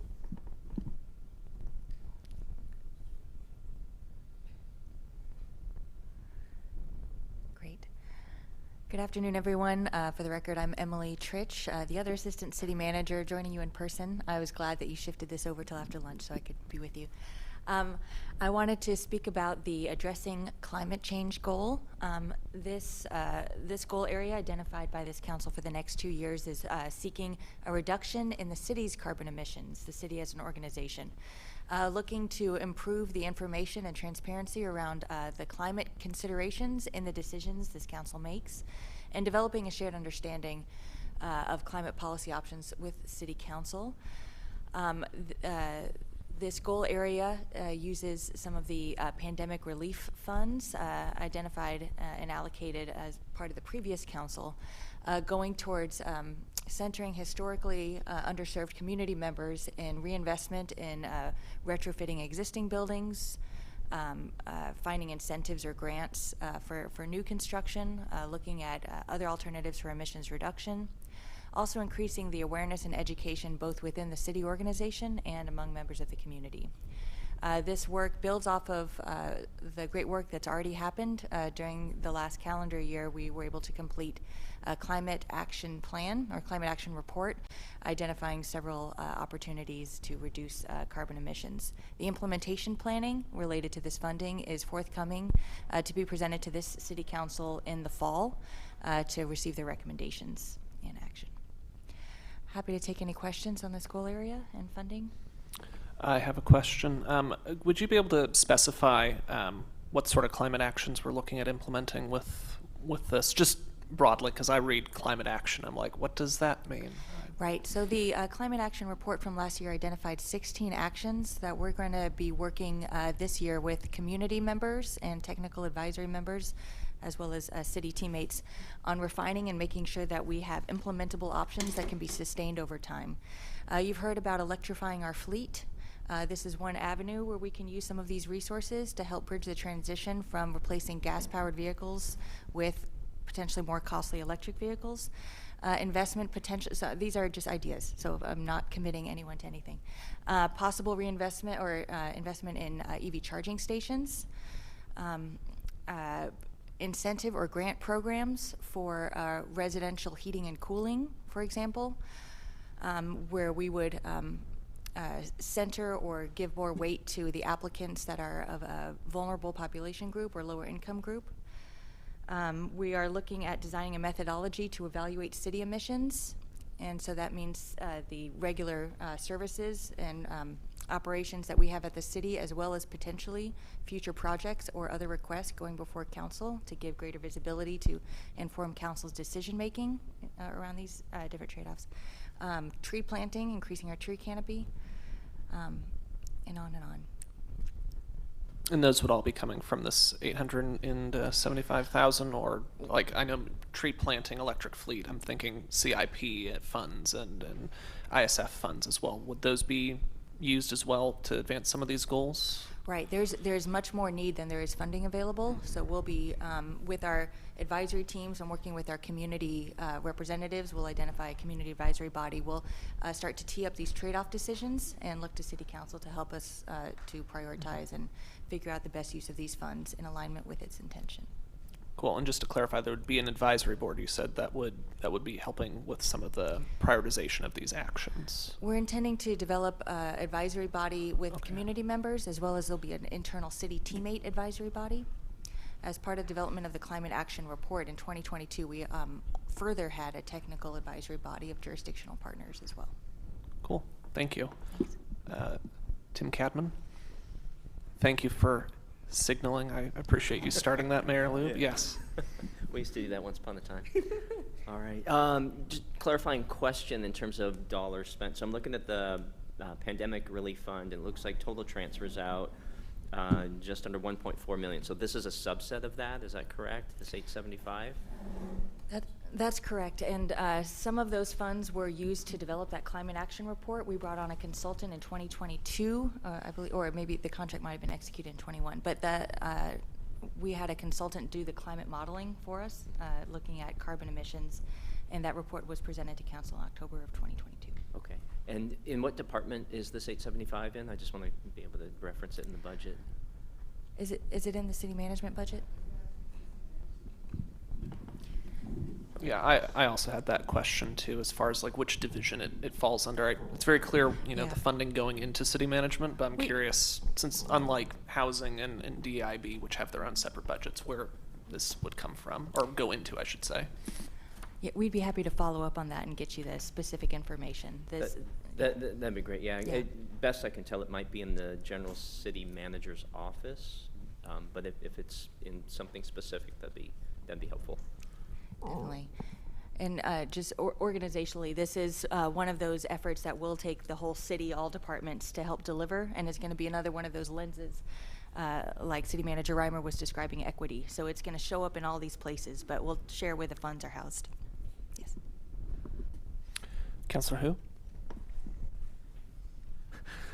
This might be a dumb question, but since we're still looking for what kind of program we can implement, to me, it sounds like we are just assigning an arbitrary number and see how many programs can fit into that budget, rather than the other way around, where we figure out what program we want and then figure out how much money we need. So is that just a dumb assumption, or am I understanding this incorrectly? First thing in city manager schools, you never say that a counselor is making a dumb assumption.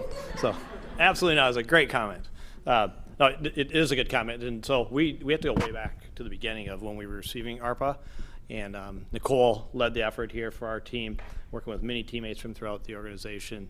And we created those key categories where we were going to have funding. And so early on, through the council, ultimately identified, here's the different pillars of areas that we're going to focus on. And so the climate and carbon reduction and resiliency were a key part of that. And so as we came forward, we then pre-identified about $1 million. We did identify $100 million, knowing that about 125 was going to be for the consultant work, and then the rest was going to be for projects that came out of it. And the thought was, or is still, that we didn't want to just have a plan and say, oh, good ideas, but there's no money. And even though this is a lot of money, as you've already heard, it's a drop in the bucket on what we need to really address the climate. So we wanted to, and the council agreed, identify a significant amount of ARPA one-time dollars that could be directly invested into the organization or community to start to address climate action as we can. So that's kind of the background to it. But very good question. Are there any other questions on the climate change slide at this time? All right. And of course, if any questions come up later, feel free to ask them. We'll have a chance at the end to go back around and come up with any other questions that you may think of after viewing these slides. Yeah, absolutely. This is great, though. I appreciate kind of each item, having the conversation, and just move on. So the next goal was to modernize and improve city services. And so the council was very intentional on the words that they used here. And it really relates to two key areas. One is our Tyler Enterprise Resource Planning project that we've had in the works for a number of years. And the second is truly the modernization of our city facilities, what we're sitting in today, the police station, and our public works facility. The primary facility that isn't included is the library, right? Because it's the newest one, but all other primary city facilities are included in that. So I'll hit on the city facilities, and then Kathy will hit on our Tyler project. And so this is in your CIP. So Joe will reference it, but won't have to go into the detail when he goes through the other projects. But this is a capital improvement plan project. And this is phase 1 for what we're calling the Police and Public Works Facility Modernization. We have just over $15 million in there. Primarily 15 of it is for land acquisition, and the remainder is for the design, engineering, the consultant type work that we need. So right now the council's goal was very clear that in the next 2 years we were to acquire land. And so that's the strategy that they put in front of us. And so what we came forward with today is an interim funding plan. So if we think about the overall facility modernization, we need the land, and then we need to design and build new facilities. So what we're talking about just in this 2-year period right now is the first step, which is getting the land. And so we are actively working on that today as we speak. Hope to have a recommendation for the council in the near future. And so what we had to do, though, is because in order to really achieve our goal, it's going to require going to our community, right, and asking them to fund new facilities. And we know that's a big ask. And so prior to that, having the land is our first step. And so because of the cost of money right now, what we're trying to do is pay for it on an interim basis through our reserves. And so we really underscore the word interim. It'll be important that this is how the council and budget committee understand these funds would be coming from water, public works engineering, and the sanitary sewer fund, with the majority in our water fund. All of these would have a responsibility towards the new facility, and so we're trying to have a nexus between what funds do we select and who would actually be in those from the department's standpoint. And so within the budget, like I said, just the CIP is that. We're silent, I believe, still to the next phase, which is the development of it. And so the other thing the council wants us to be able to achieve is to be able to go to the voters as well here during that 2-year period. And so that's still TBD, what that means, what other measures will be on our police services measure and others. So important to know that the only funds that are budgeted are for acquisition of land, and it's an interim strategy. And we put the last bullet on there just so you understand kind of the technical aspect of this. So if we're fortunate in securing property, then what we'd ask the council to do is to adopt this resolution of intent to reimburse. This does not commit the council to anything, but it does signal, especially if you have a future bond, that part of the use was to reimburse the funds that made the acquisition. And so it's important. I see Joe and Joe nodding because it's an important part as our CIP team really understanding that as well. So just it's probably good to pause here, and then before we go to the Tyler, if there's any questions on the facilities to start. Yes, I agree. So just to make sure I have my sort of head wrapped around what the process is, basically City of Tigard with these funds is fronting the money to make sure we acquire sites for this project, and then the City of Tigard will consider future funding sources in order to reimburse the funds that were costed, either a bond you mentioned, a levy, whatever sort of revenue source the City of Tigard deems appropriate in the future. Is that accurate? Yeah, no problem. And this may be too early on in the process of land acquisition. I'm curious, have any potential sites been identified at this point, or is that like a sort of a big sort of auction process that we won't really know until a couple months down the line? If that makes sense. So yes, for a number of years we've been working and looking at a number of sites in this, and so the council, through our executive sessions, we were able to talk kind of confidentially with them about the sites that we're looking at pursuing at this point. Okay, and since that is confidential as part of an executive session, I would imagine once the land is ready to be acquired, there may be some sort of public hearing on it at some point, so that way it does become publicly disclosed prior to purchase. Is that It'll absolutely be public. Okay. So we would, just like we do other items, we'd bring this forward to the council during a council meeting, with a AAS, as we call them, really explaining it, where the funds are coming from, the purpose of the purchase. So all of you would know, as well as the community at large would understand that we're committing, a significant dollar amount to land. Okay, and just one general process question: the planning commission, would they be involved in that process, or would this be strictly a council matter in terms of acquiring land and all of that? The acquisition will be the council, but as we get into facility development, just like we do for other things, we would go through the regular procedures of others in terms of developing the land. Cool. Thank you for answering my process questions. Thanks for the questions. Are there? It sounded like someone on the line, Clarissa Benfield. Yeah. Sorry, I didn't mean to try to cut you off there. I just wanted to understand what is the time frame for the actual acquisition of the land? So it was yesterday. It was 20 years ago, to be honest with you. Okay. But now it's as soon as possible. So Okay, we're doing everything we can. You know, it's the 2-year period, but in order to really achieve what we need to achieve, it needs to be within this calendar year for sure in terms of acquiring the land. Leah Voigt? Oh, you've adopted the process as well. Very good. I was here before we went virtual. I know what's up. So in some of the descriptions or information, it's been talked about that the building new facilities would clear up space or make more space available downtown, which would allow for downtown development. And so I was curious in terms of considerations between cost and land availability and accessibility, and some like accessible location for community members, kind of what, if you can share, what considerations have been part of that conversation. Yeah, without going too much detail, just the vision so everyone understands it. The high level vision is Public Works we'd find a new site for Public Works, right? And so that's an 8 to 10 acre site. And then the vision was to then, after Public Works has been relocated, we would raise that site across the street and build a brand new city hall and police station there. Because of our difficulties in finding land, and they've been difficult, we're now looking at another opportunity where we'd potentially move Public Works and police, as I mentioned. And so then the vision would be that City Hall, potentially, the new City Hall would go across the street, and then this would be all redeveloped, if that gets to the heart of your question.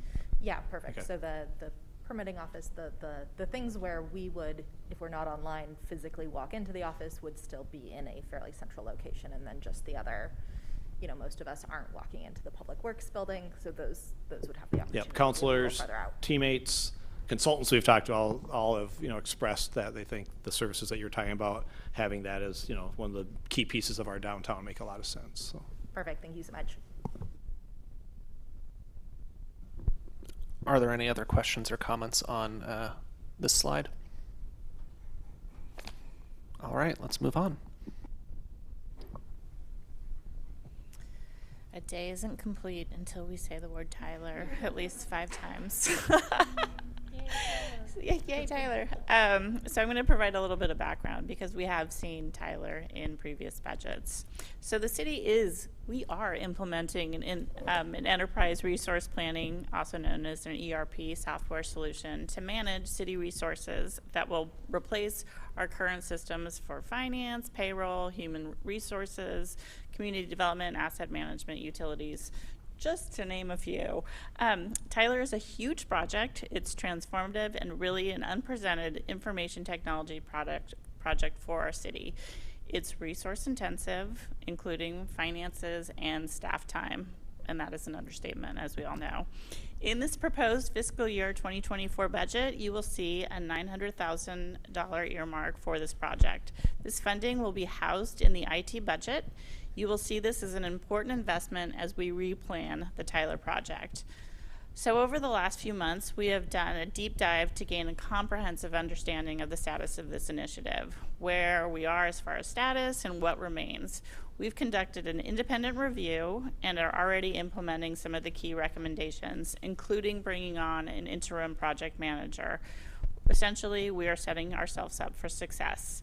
As mentioned, this is not a replan. It's a replan, not a restart. So much work has been done over the last few years. Moving forward, we are reminding the team why this work is important and the results that will be beneficial to our internal and external stakeholders. Operations will be more efficient and effective. We are redefining and reminding people of the roles and responsibilities, aka providing clarity. And we are building in ample time for trainings so people know what has changed, why it has changed, and how we are going to navigate those changes. So having those pieces identified, in place, well-resourced, that will determine our go-live date. All that said, this investment that you see really funds a fresh path for success. So that is the $900,000 that's included in the proposed budget. Again, that will be housed in the IT budget. So open for questions. I see there are none. Thank you. No. Just to clarify, so I'm reading this right, and this may be a little too technical. This would be coming out of the software license section of the IT budget?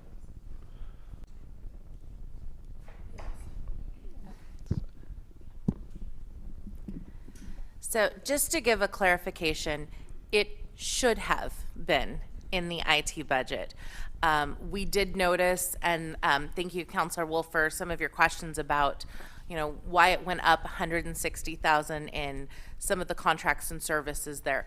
This $900,000 should have gone into the IT budget. We had done some different iterations, and the final one, it was to all move there for clear tracking, and unfortunately, we didn't get it there. So you'll see that it needs to change before we go to proposed to move it all into the IT budget, but it is in the contract services line. I believe at this point it's spread out across 5 different units. Does that sound right? Yeah. And that's where that is, but it will be going over to the IT budget so that we can easily track it there, because it's an IT project. So even if it's helping with other areas, that's where it should be, but you will not see that at this very moment. So it's actually a citywide project, and IT is a key partner in it. Yeah. Just want to clarify so we all know we are working on Tyler. Yeah, I remember reading through and I was like, oh, it touches HR, it touches IT, it touches finance operations. Where's the money though? It's like, it's sort of hard to follow, so I'm glad to hear that there will be a technical adjustment submitted to address that. Part of the reason we need Tyler is that it's a much more inclusive system than the system that we're currently using for budget. And that's true. Budget process will be much smoother on this side of it. Cool. Tim Cadman. Thank you. So in all these other budgets that it's currently residing in, what line item? Is it in a single line item?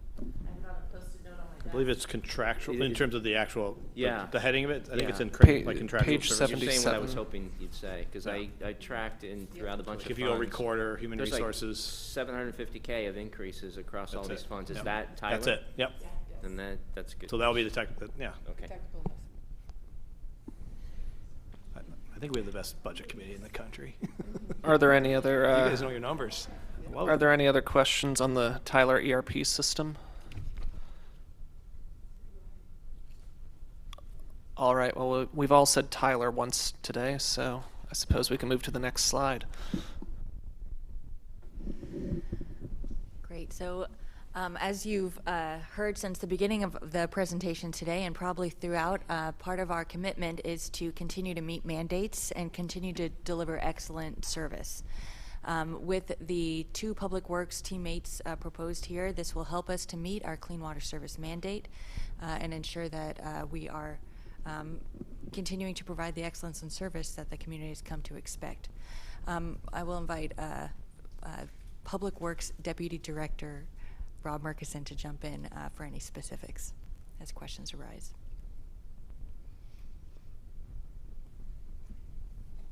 Yep. So if I can just add, so we have a great team throughout the organization, great suggestions brought forward. I think when the team brought this forward, this was a very responsible recommendation. I thought we have a growing community, and what I really appreciated hearing from Rob and the team was looking at the new type of vehicles that we need, rather than continuing to buy the same thing. looking at, in this case, a smaller vehicle that's more maneuverable, able to get into our smaller streets, et cetera, et cetera. So I think it was just another good example of how we have to pay attention to mandates, but at the same time, how are we thinking a little bit differently than doing it the same way we're doing it today. And so kudos to the team for bringing forward suggestions like this. And these are both enterprise funds, once again, so these are very strict funds that can only go towards the operations of that utility. Kelly Pemmond. Sorry, just to make sure I'm reading this right. So the 652,200, that's for two additional teammates and one truck. Is that? That's correct. Okay, thanks. In a pickup. One question I had just when reading through that section, I noticed that there was an increase of 2 full-time employees to the stormwater fund, I believe, but then rather than one each, I can find the page, and I just wanted to clarify if that was. I know there's 2 for parks. 2 for parks.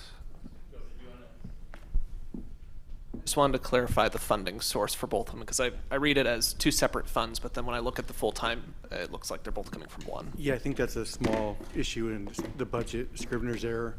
These are 2 positions. We currently manage our wastewater by splitting all employees and all truck usage kind of amongst the 2 stormwater and sanding systems. We kind of plug and play the systems as needed with the resources we've got. Okay. Thank you for the clarification. And then, just because I didn't know this until reading through the budget, Clean Water Services, that is an agency of Washington County, correct? Independent, right. Yeah. Okay, cool. So one of their main plants is right here off of Durham. Yeah, so our teams work close with them, developers work close with them. I don't know if you want a further explanation, I can ask one of the teammates to share a little more about Clean Water Services if you'd like. Sure, just a quick overview, because I kept reading Clean Water Services. I thought, is that I don't recognize that as a Tigard department, and I wasn't sure what it was. Clean Water Services is a regional stormwater and wastewater organization. Under Clean Water Services umbrella, City of Tigard, Tualatin, Beaverton, Hillsborough, pretty much all of Washington County help deliver those services. Our responsibility is for conveyance, so these 2 positions will help us clean stormwater lines and sewer lines, like we had mentioned, with this new flush truck. That's all done under an intergovernmental agreement that we go through and update and kind of decide who's going to do what. Does that help explain? Yes, thank you. Councilor Shaw. And just want to mention, those of us on council are able to tour Clean Water Services. They're open to anyone wanting to tour. And Joe Gall, who's the former city manager of Sherwood, I believe, who's now their community services manager, would be more than happy to set that up, and I would highly recommend it. Cool, thank you. Are there any other questions or comments about this? Councilor Hu? So the hiring a new teammate for stormwater, I just want to understand, to meet the demand of growing community, or just like, do we need that for River Terrace or things like that? You're correct. It is because of River Terrace. So over the last 5 years, we've been looking and kind of planning for this growth. And now that we've hit that kind of service level requirement where we have to clean the sewers, we have to clean each sewer and each stormwater conveyance system, pipe, if you will, every so often. And that's why we needed the 2 new employees. And if we don't hire this additional teammate, we will not be able to meet our obligation requirement for clean water. We wouldn't meet the mandate under the MS4 permit, okay, which is a national permit through the EPA. Yeah.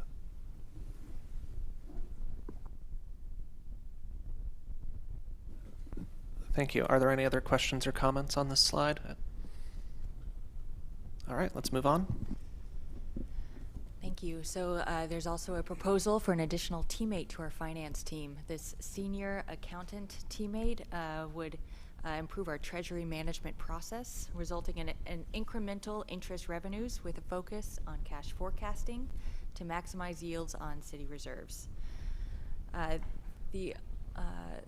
So that's for a portion of the position. There's also a basic cost of doing business that's nested within this position as well, as accounting has been asked to do more with the same number of FTEs, all while compliance requirements and city services have continued to grow.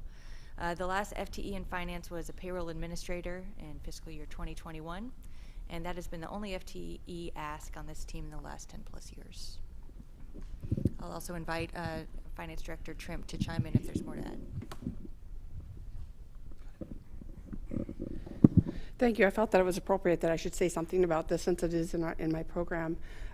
Yeah, it's really looking at the sheer amount of cash and funding that our program is managing has just increased over the years.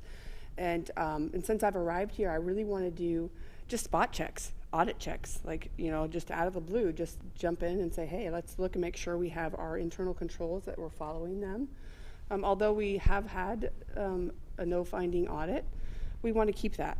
We're super proud of that, and so this position will help support that. I'm kind of nervous about this position when they start, because we'll be like, okay, here's what you get to do, and then this and this and this, but just because there is such a great need for additional support and looking at burnout for my team too. So I've got a fantastic team, so I want to keep it that way. Tim Cadman. As I'm noticing, we're drawing quite a bit from the Central Services Fund, and it looks like the proposed budget has us with a negative fund balance at the end of the year. Is that acceptable? Can we pass a budget with a negative balance? Great question. That is one of the reasons that we want to do a rate study, is to address that and make sure that we're charging everything as it should be. So it just plays right into that request. It really will just be reallocating. So we won't let that fund get negative, but it is also one of those funds that we've had historically a balance at the end of every year, and so we just needed to clean that up. And so that's a little bit of what you're seeing this year too, in our budget is just clean up. Okay, so just to clarify, the final proposed budget will not have it go negative, or can it actually be passed with a negative balance if it hasn't been cleaned up?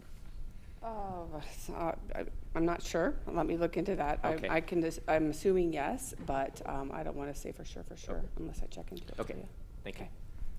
I also read about negative balances, and I had the same question about how does that work.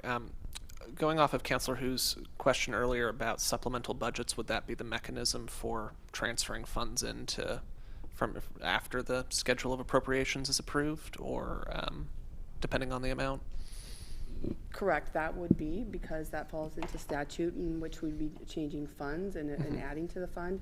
However, we do have vacancies, and so I'm anticipating us being able to mitigate that. But again, that would be something we would have to bring to your attention. Okay, thank you. Are there any other questions or comments about the senior accountant teammate? All right, let's move on.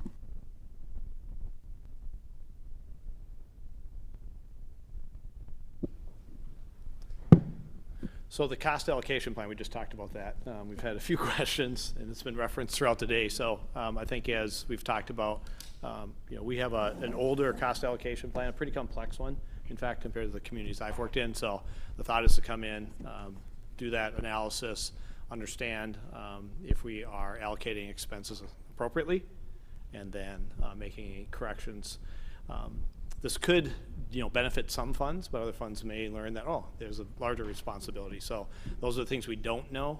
So today's budget is based on current, but I could see, coming next year explaining where has the new cost allocation study had any, kind of significant impacts on certain funds. So they're always, all of our charges are clearly articulated in here in the document. And so in working with another party, we would go through that process and come back with something, a couple things that, on the end there. Right now it's pretty cumbersome, but what we'd want to do is easily update it too. So we'd want something that we can have created for us, and then on our own update as necessary. So we have a little more ability to do that. But we're happy to answer any questions, and I know Steve Toller's been part of the conversations many of us in this room have, so any questions, please ask. Mayor Lube? Yeah, thank you. I guess my question is, this current budget is based on the allocations and the methodology that we have now. Approving it, I don't know the time frame for it, but I assume it's going to probably be sooner rather than later. And so as we move into the actuals, as this budget cycle continues, can we anticipate that those changes actually go into effect for this budget that we're looking at? And so we may have to make changes based on allocations, not just for next year, but understanding potentially for this year? Great question. So not knowing exactly what kind of recommendations we'll have, and then just the volume of the changes. But I think it's a great idea to bring it in to the council with just very similar to like this one page we have here for our cleanup work of here are the changes and here's what we need to do, and making sure everybody has an opportunity to look at it. Because then moving forward, our base budget is correct and it is what we need it to be. So then when we come in, we won't have all these swings in our proposed budget in 25. So I think that's a fantastic idea, and I would support that. No, that's great. I think that's the way that we should go. And I would actually ask that I think we try to meet with the budget committee quarterly, that actually be presented to the joint meeting with the budget committee. And so the entire committee is brought in next year as it happens, rather than just during the budgeting process. Great idea. Are there any other questions or comments? Councilor Hu? Yes, I totally support the idea of meeting quarterly, because even just for supplemental budget reason, I would want input from the whole committee rather than just come to the city council and okay. And then I do hear during the park tour from the park director that there's central service funds like over $1 million, and I agree with him, it sounds unfair, but so it's good we have a chance to really do a study to see what's fair, in terms of central service fund for different departments. So thank you. As chair, I also like the idea of a quarterly budget committee meeting, although my question would be, if we were meeting quarterly to review these supplemental budgets, that doesn't necessarily mean that the budget committee would be in a position to recommend anything. It would still ultimately be a council decision. Would that be correct? It would just be bringing us into the loop for comment, if you will. Correct. But the idea is for you to be involved and for you to know. Mm-hmm. And not just at the quarterly meetings, not just to go over any supplemental changes, but just go over the budget overall. Where are we? Are we hitting our targets? How close are we? What is our true vacancy or savings? Is it 10%? Mm-hmm. Is it 12? Is it 15? I think that these are questions that the finance team welcomes, and we want to make sure that everyone's informed whether or not statutorily they're required. It just feels like the right thing to make sure everyone knows. Absolutely. I guess if the idea is out there, I just want to clarify what the actual powers of the committee would be in that particular instance. It would be very much advisory, as opposed to at the end of this budget meeting, we're going to have motions for this committee to approve the property tax rate and schedule of appropriations and at large. So, cool. Mayor Lube. Yeah, if I could just follow up on that. I can only speak for myself and not the other counselors. Even though it would simply be advisory, I would still consider your opinions a full weight in partnership. And very important community members who are helping us make these decisions. And so I don't want you to think that, me personally the whole, community members would say no and the council would say, well, yes, okay, anyway. I just want to say that I think it would be more of a dialogue rather than, just advisory. So I can't speak for anybody else but me, but I'm seeing a lot of head nods that we take the partnership with the community members very seriously.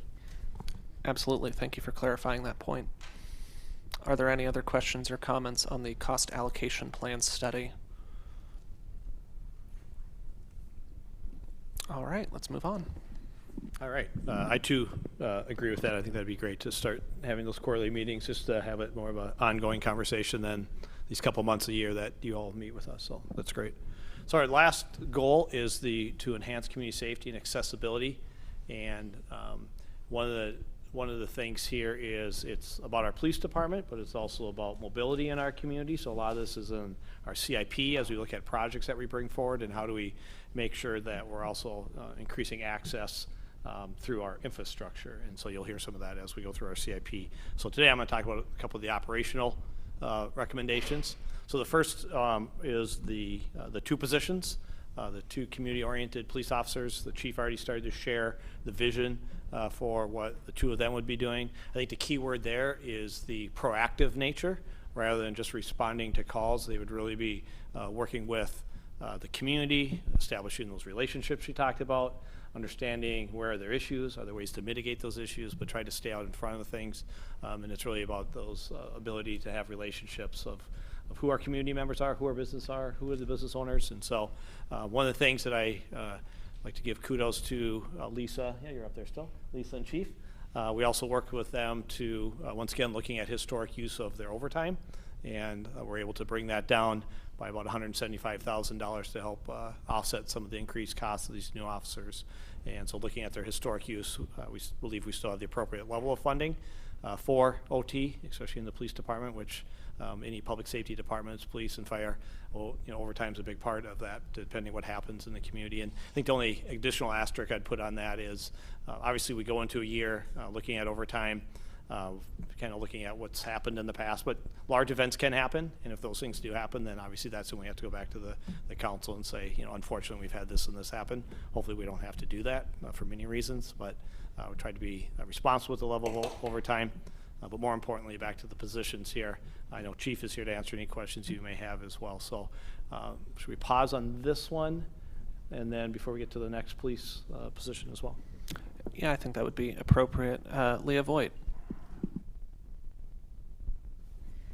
Yeah, my question about these positions, it says community-oriented, building relationships, actively addressing and planning. My question is why police? What is it, could this role be fulfilled by a non-police city team member, and what is it that this being in the police department and these being police officers specifically brings to this role that could not be fulfilled by a non-police person in this position? That's a great question. And the biggest thing I can tell you is because we're dealing with crime. So this is not to be confused with the national narrative of unhoused and who should be doing what. This is about crime specifically, and disorder, graffiti, behaviors, the data-driven. Community-oriented policing, when you land on a title, that's a national known title. They have a federal cops office that deals with, data-driven approaches, thinking outside the box when you're talking about any type of pattern crime. And so what we've been dealing with every year is an increase in crime. And at the end of 2022, we had 1,000 more calls for service than we did the previous year. And so just to be able to keep up with the increase, we're talking about, as you've probably heard, organized retail theft, crime and disorder downtown, but also along 99 has had the same. We've had a lot of public requests for visibility in parks, because maybe cars are being broken into. And so this philosophy is basically identifying two officers who could go and address any of these problems, whatever they may be. So this is not to be confused with the downtown patrol. This is to address any problems throughout the city as we navigate, and not be tied to the radio as a call for service. And so they're proactive, they're in uniform, but they're problem solving. The other part of this is attitudinal. Who are the officers? You want them to engage with the community, to listen and talk about what the problems might be. If that kind of explains it a little bit more. So these two positions are to deal with the increase in our crime. So I'm still not fully understanding, you said they wouldn't be responding to calls They wouldn't be tied to the radio, at least in terms of dispatch, and that it would be addressing crime, but what would that actually What does that look like? Yeah, sure. No, and I live in this world, so thank you for asking me to kind of walk you through it a little clearer. And so if you think about the patrol division, so mostly our uniform, they're primary call responders. So they are dealing constantly with the 911 calls. In between is when they're supposed to work in their district or sector on whatever problems may be, high visibility, patrol follow up on some of their cases, because in Tigard they do follow up on their misdemeanor cases. They don't get assigned to a detective. And but a proactive officer, again, let's just say we had, well, let's just work with the downtown, right? If aside from that focused patrol. So when I created this would have been, let's just dedicate them downtown for their 10-hour shift, working with the business owners, working with the community on what the issues are, which is graffiti, theft, disorderly conduct, things of that nature. So that high visibility presence, and they would not have to be constantly pulled and say, oh, here's a radio call, now I've got to go take a report over here. They would be free from doing that. So I'm hearing that the visibility part, right, being a uniformed police officer, that role can only be filled by a uniformed police officer. It's the other pieces, like, is that safety planning? Is that loss mitigation planning? Is that, like, what is in terms of the, I know it's crime focused, but if I'm hearing correctly, it's not active response to crime, it's more,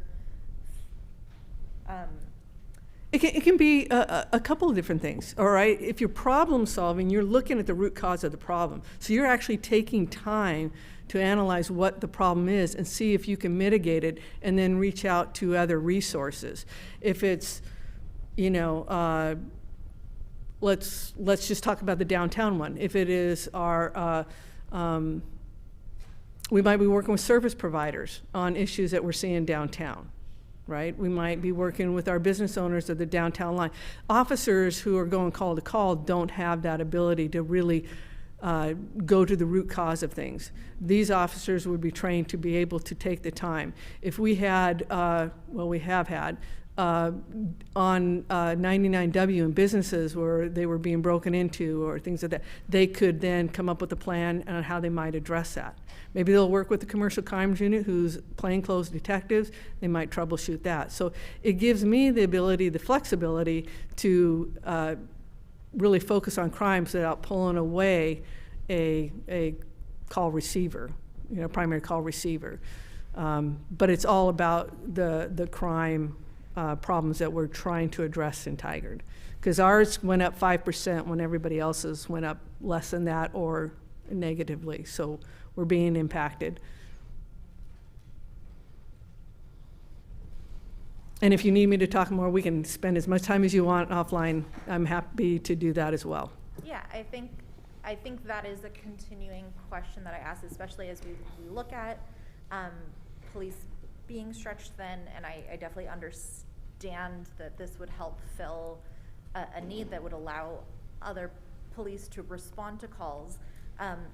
I think as a whole, this question is to the committee as a whole, as well to learn more from you. In terms of the education required, the knowledge required, I think I'm still coming up short into the answer of why it has to be a police officer. Well, okay, if you're talking about a crime, then I mean you could hire security, and it wouldn't be under the city, and people can do that, and some cities have done that. They're, downtown Portland will have security. You could have neighborhood watches. I'm just coming to you and to the city manager these are the issues that I've seen, and and the increase in crime and calls for service, and our inability to stop going from call to call and just taking reports to trying to stop for a moment and focus some resources to the problem to see if we can help mitigate that. That's what the community's asked of me. That's what our business owners. And so that's only going to come from a police officer and not a civilian or, so that's the umbrella that I work in. Yeah. Thank you for.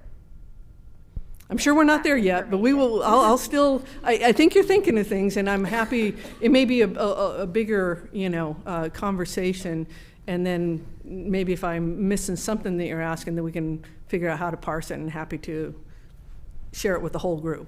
Yeah. Thank you. Yeah, and I think, if we want to set a topic for future discussion, sort of to continue this, or report back between some of the information that you received, that would be, I think, appreciated by the committee. Councilor Hu. I just want to say I really appreciate the chief monthly dashboard you presented to City Council, and hopefully maybe it will help partially answer Leah's questions. Somehow you can incorporate in your dashboard, if we approve this two position, how does two position actually make a difference? So maybe that's part of a narrative of, we invest in this and this is actually working and this is how it's working. So I know it's difficult to prove how graffiti and crime will go down. Maybe, I don't know if it's even possible to prove, but I'm sure, hopefully that we will see some tangible result. And I appreciate if you can address that separately as a different item in your dashboard, monthly dashboard, if we adopt this budget to approve this. So another thing that might be good is to just show examples of similar sized cities that are using community policing and how they're using it, and so that we can see, this is how it's used. These are the typical duties of community-oriented police officers. These are the things that they do to reduce crime. So then it would be easier to make an evaluation. Sure, I'll be happy to do that. And for context, because again, as Councilor Hu explained, you don't see the dashboard, but our persons crime went up 33%, our property crimes 30%, and society crimes is 12%. And so with the calls for service, over 1,000 more.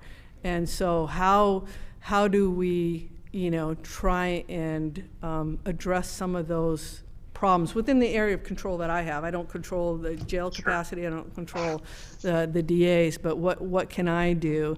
And constantly, I know the mayor and the councilors get those same messages, emails, the city manager on for me to do more and not make it like, the context I hear is you're making it like Portland. And so what can I do under the control that I have and with the addition of resources? But it's a proactive unit. If you're caught up in the title, I thought it was the most identifiable because it's a national philosophy, and I've got books in my office that are this long of community-oriented policing projects that have been where they talk about being data-driven, analytical, so you're kind of being smart with your time and problem solving. So it's not just being reactive, which a lot of times we don't have the time or capacity to really sit there and go, why is downtown all of a sudden the influx, what's driving it, and those kind of things. And having two proactive officers being able to peel it back and work the problem is what I'm trying to capture. But definitely we'll share some examples. I think that sounds great. Thank you. You're welcome. Leah Voigt. I think for me, I'm realizing that I'm asking you because it's being presented as a police thing. So I would like to refocus my question to the city, to the council. Police are being asked to do more and more, and the result is crime, and that's the data you're working with. But if we're talking about root causes, if we're talking about things that impact our entire community that result in crime, but that's not the root cause, then my ask to the city and to the council would be, is there a way that we can, if we're talking about planning and prevention and solutions, is there a way that we could not put this on police and address this within the city, different departments within the city, to not put even more of a strain on our policing resources, as well as have it be a community, serve the entire community and not expect the police department by themselves to take this on. I think, yeah, I hear what you're saying. I think that's definitely a good question for the budget committee and the council members who sit on the budget committee. I'd like to suggest maybe we set that as a topic for further discussion at a later point, so we can continue moving through the other portions of council goals. Mayor Lube, is there? I was just gonna make a comment from me, and I think I understand where you're coming from of, not investing in police, investing in our communities to really look at these problems and to try to solve them. And fundamentally, I absolutely agree with you. Why are we here, right? What is causing these individuals to do these sorts of things?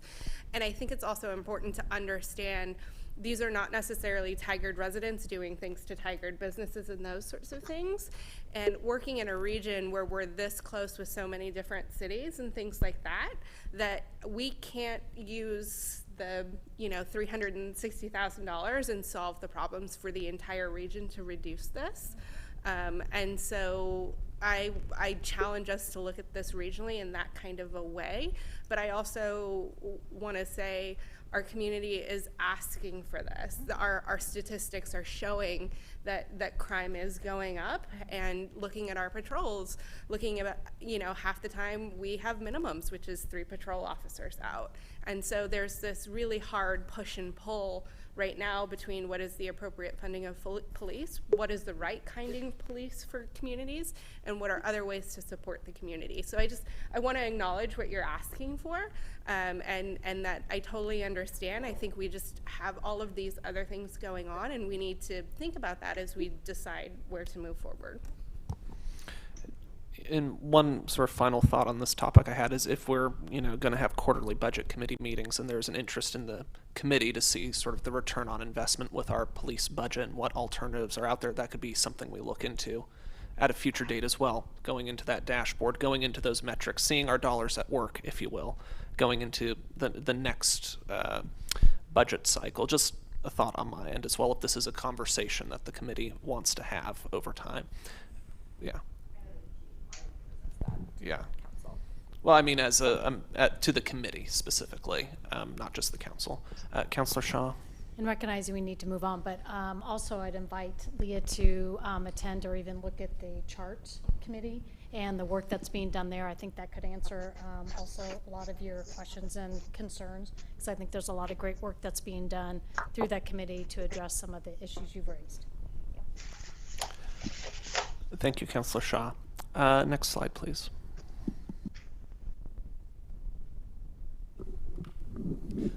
Okay, so the second item is a part-time teammate in our police department as well. The chief can speak to this. Currently, the way chief has explained to me, as we have our photo enforcement and the review that's necessary, oftentimes we have one of our officers that should be out in the community, serving the community, looking at film and stuff and trying to find the most effective way of using our dollars. So chief brought this forward as 2 positions.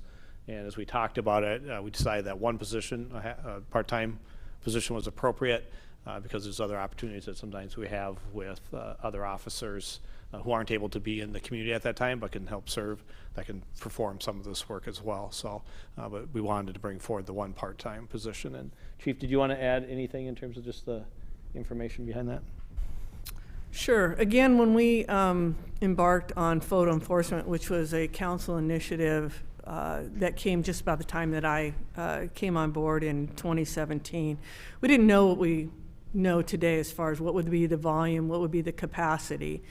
And so we've now been doing this since 2020 by committee. So right now we have just 2 motor officers. So outside of being out on the streets, they have to review these thousands of potential violations. When it's possible, we have a light duty officer. That's what they're tasked with doing. And then graveyard if it's quiet. So you think about we're in-house trying to look at all of these videos. Well, there is the ability to do a, well, they're kind of a semi-sworn staff. It's limited commission, so it doesn't have to be sworn. They don't go to the academy or anything like that.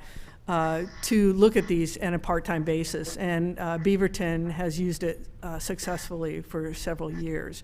And so it was brought forward to try and free up our motor officers to go ahead and be out on the streets a little bit more, and to have somebody else at basically a lower rate of pay and just focusing on photo enforcement.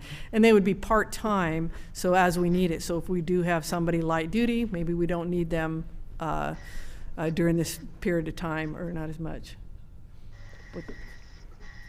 Yeah, part-time. Yeah, limited.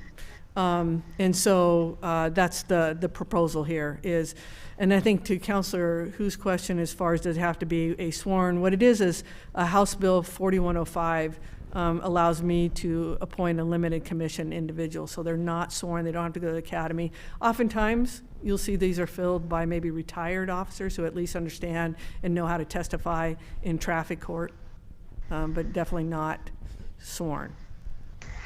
And happy to answer any other questions. Jim Knowlton, do you have a question?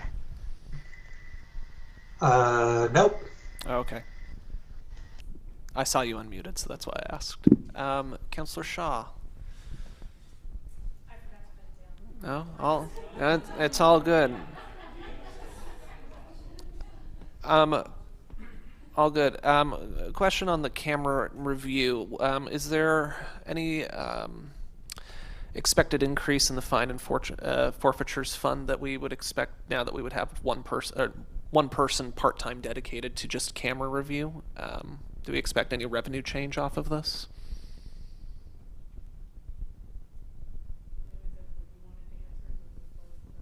Dream, do you want me to answer that? Okay. Go ahead, my analyst. Hi, Lisa Shaw. Can you hear me? Lisa Shaw, business manager for police. Can you please restate your question? Yeah. So one of the things I read in the fines and forfeitures fund in the fund summary is that photo enforcement fines did not reach anticipated levels of revenue, largely because of the pandemic, people not driving as much and so on. So I'm just wondering if adding this part-time camera review teammate would not only free up other police officers that we have to focus on other duties, but would also have an increased revenue impact in the long run. Do you forecast? I don't think that there's a correlation per se. It really has to do with traffic volume.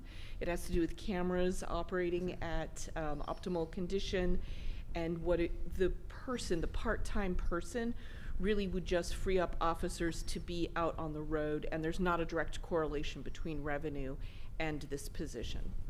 No, but I think you're asking, is the fund going to be able to support it, the addition?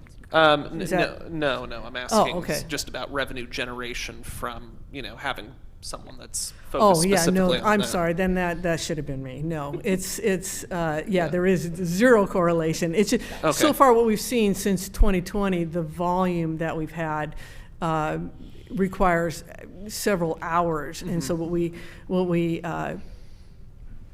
didn't know is how much was that going to take our traffic unit off the street. So you solve for X and then only create Y. Yeah. And then again, we knew we were also going to do it by committee, with assuming graveyard would be the quietest in the early morning hours, which has changed quite a bit in and of itself. And so it really is just adding more to our bench strength in a different way without having to We definitely don't want to use officers on overtime to solve this problem or anything like that, so yeah. Absolutely, yeah, I understand the capacity and bandwidth rationale for this decision. I was just curious if that would lead to other revenue impacts as well, so. No. Well.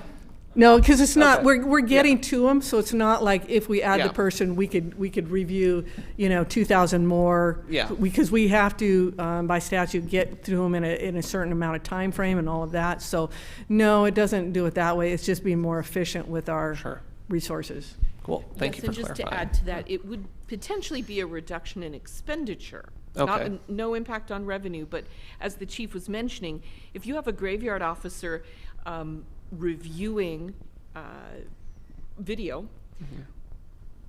we're going to need to pay them overtime later if they have to come to court, right? Because it's both pieces. An officer, if that violation, if that citation is contested then they need to come to court, right? So it's not just the review of the violation itself.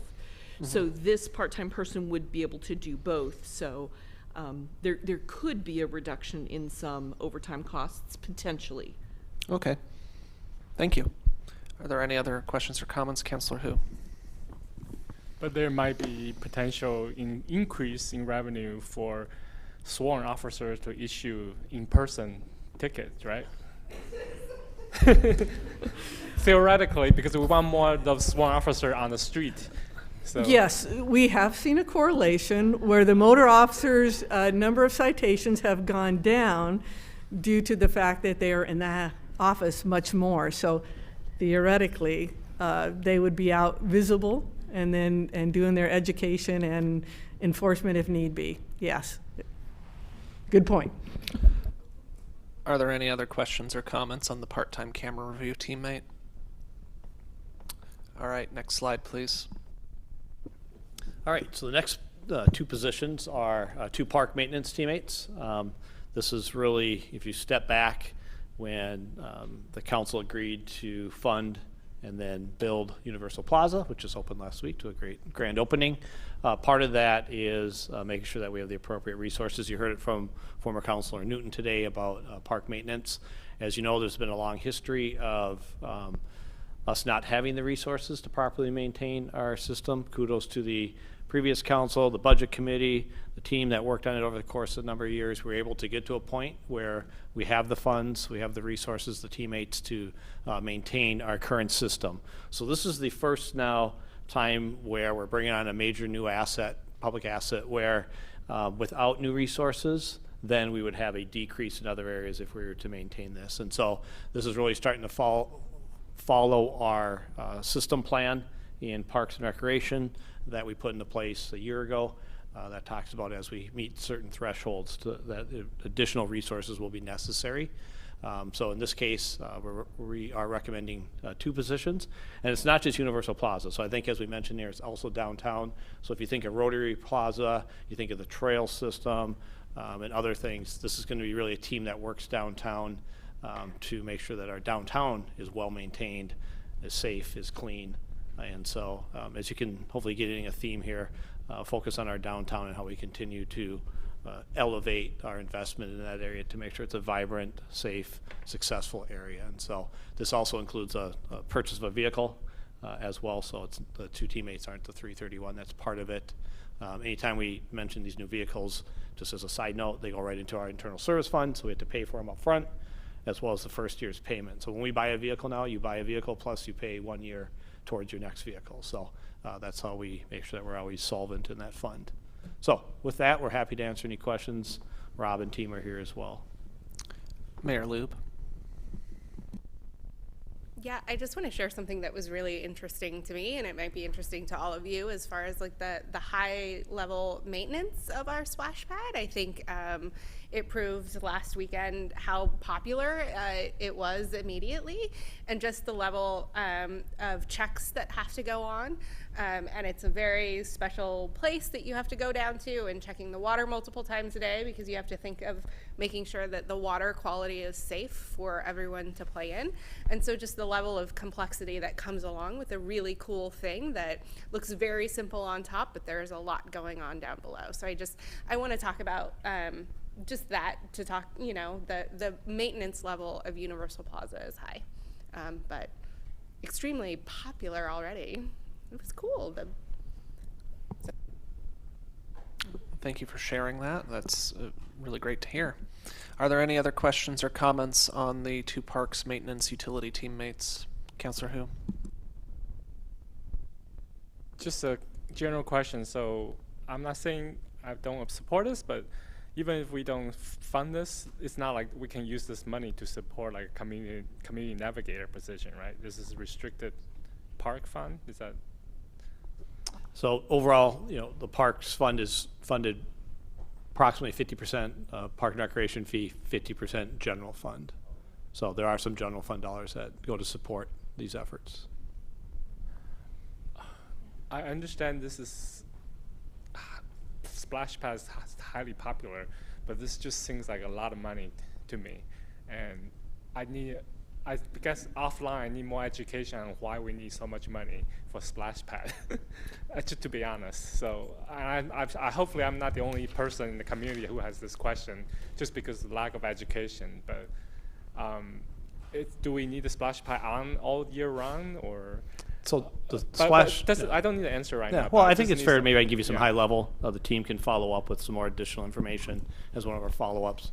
So the splash pad will operate during certain times of the year, I believe, not during the winter months, but Memorial to Labor Day type timing. One of the things and it's not just the splash pad. It is driving this, and I think the mayor's point is good. It's about the entire downtown. It's about the park. It's about the asset that we built.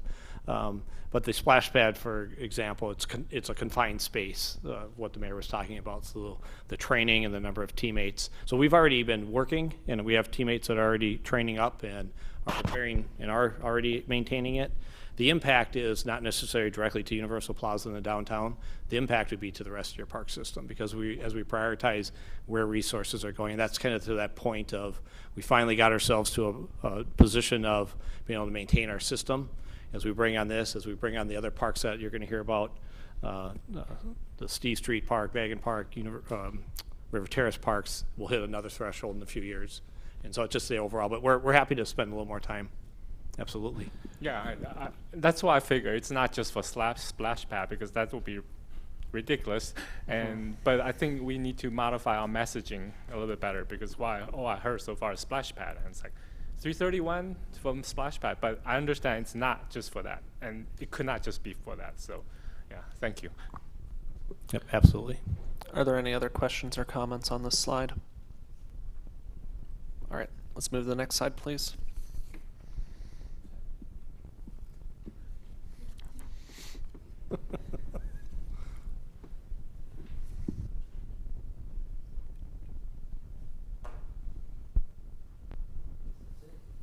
That's it?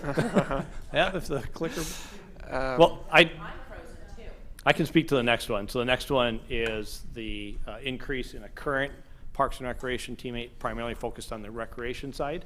As you know, we have a small but mighty team in our recreation. The demand for recreation services continues to grow. There we go. And you're showing the egg hunt. That was a very successful event 2 weeks ago. Every Saturday we're doing something, it seems like. So that was 2 weeks ago already, right? So that was a good example. The park was packed for those of you that were there that day.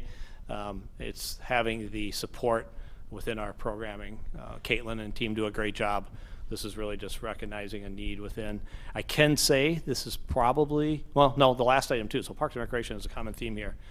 Without the increase here, we would have to step back and address the number of programs that we can provide, just because the time that it takes to obviously program and all the things that go into recreation services. So the teams here as well, Rob and others, if there's other things that we want to discuss or questions that you may have. Are there any questions or comments about this position? Councilor Shaw. This may not be appropriate here, so I'm happy to take it offline, but given the increase, does that mean, or how many events could we then increase to? I think we've been growing the program, and we're already providing them, and so the team's been actively trying to, develop the system like we've talked about in the planning. And so, to their credit, they've been doing it, but we've kind of it's not sustainable at that level of trying to have the team continuing to do it with the FTEs that we have. Counselor Hu? Sorry to ask so many questions. I really support this program. I got a tour of the park, and I just heard how popular our programs are, and but since we're so popular, I wonder. I know it may not be good from an equity point of view. Maybe we can consider maybe charging a little bit more for our fees, so we can have even more FTE to support more program. But maybe that's not a discussion for now. But that's just something I have in mind, that if we are popular, we can charge more and maybe give some price break to people with limited income, so things like that. So. It is part of a funding strategy, right? Our system is primarily built on those two main, the park and recreation fee, as well as the property tax support or general fund support. We have a very, very limited amount of recreation revenue directly to user fees, if you will. Other systems have done that, but I think to your earlier point, affordability factor and stuff, and you would have to significantly raise fees and revenues here to start offsetting this type of increase, like significantly. Yeah. And I'm saying it's not a good idea, but it's maybe those future conversations as the recreation program evolves into the future. Yeah, and I was even going to suggest, if we do have these ongoing conversations with the budget committee, maybe it's too late to consider something like that if it's a viable option for fiscal year 2023-2024, but maybe something to start teeing up for the following fiscal year, and then we can start having some of those conversations about funding changes. It's a bit tricky with 3 meetings back to back to back to have a structural change like that. Are there any other questions or comments on this position? All right. Final slide, social services and community event overview.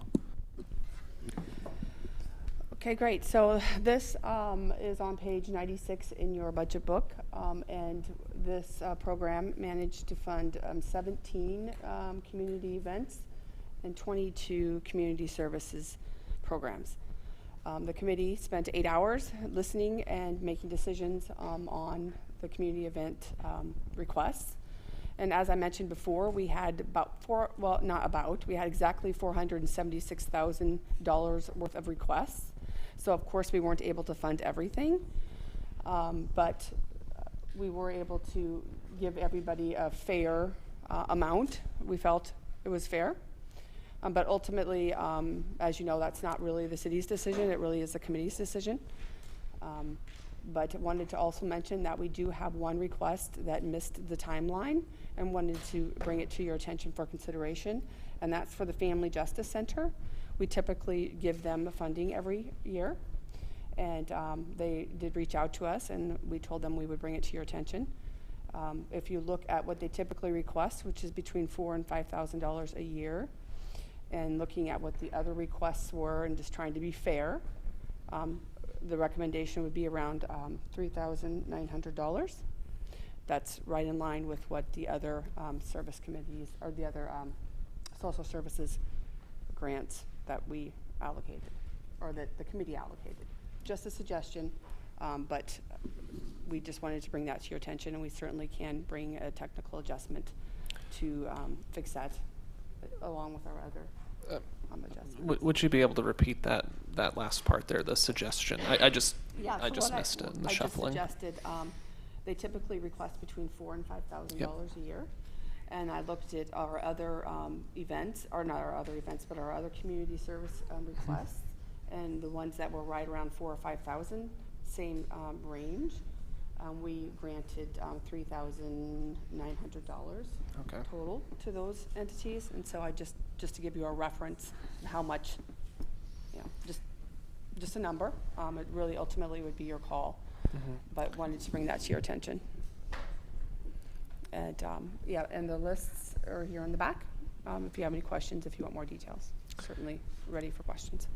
Thank you. Before getting into questions, I just want to take a moment as chair of the committee to thank the subcommittee on social services and community events, Tim Cadman, Clarissa Benfield, and Councillor Wolf. I was a member of it last year, and it's a really rewarding experience. It's, as Cindy mentioned, it's 8 hours. It's a lot of different applicants. It's a full schedule of presentations, and then a lot of hard discussions afterwards to figure out how to responsibly and fairly allocate funds. So I just want to thank thank all of you for taking some time out of your work week in March to do that. That said, Mayor Lube, do you have any questions or comments? I'd actually just, yes to the subcommittee. It's an incredibly long, powerful day. I'd like to ask actually for their opinion on this request, since this is their request coming forward. Yes, I totally agree and would love to hear a proposal from the subcommittee members before any further discussion by the full committee. Tim Cadman. Yeah, so I was on the subcommittee, and I'll say sitting through 23 proposals same day gives us an opportunity to really lay them out side by side next to each other and evaluate, and based on the limited funds available, make the determination on who gets what. To have somebody come in after the fact, and I can understand there's always extenuating circumstances. That's why my kid doesn't make it to every class on time. It just doesn't feel like the right process unless we were to open it up and allow anybody and everybody else to come in for round two. It doesn't feel right to me to let somebody come in after the fact and say, well, I couldn't make it, can I have some money anyway? So if City Council wants to add it at the end, that's great. I'm going to vote against it just because it's out of process, and I don't think it sets a good precedent. Thank you. Councilor Wolf?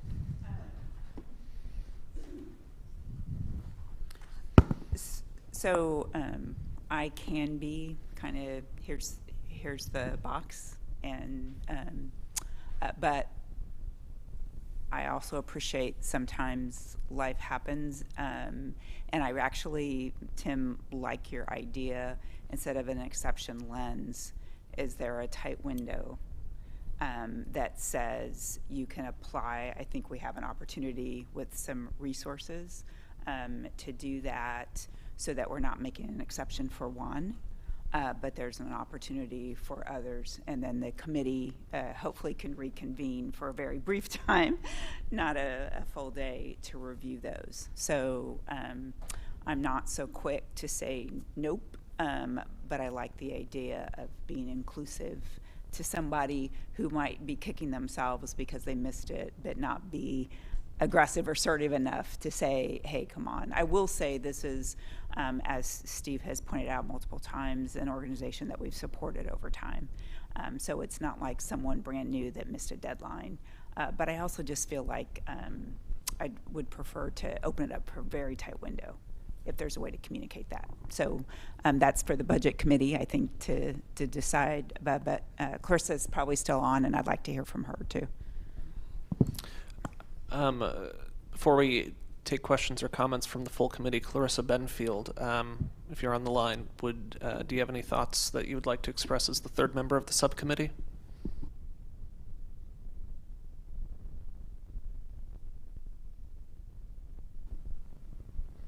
You are on mute right now if you are making comment.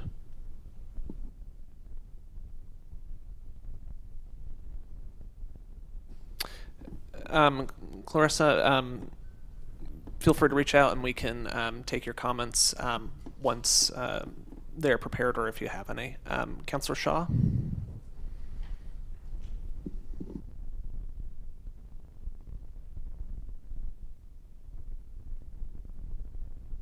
Thank you, and I too would like to echo my thanks for those who participated in the 8-hour day.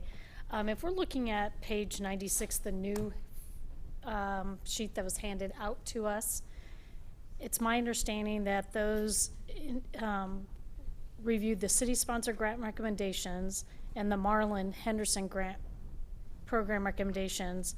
So if we move to the left side of the page, starting with the 30th anniversary fundraising and cultural night, was that also something this committee reviewed, or was this city recommendations? So just some clarification there.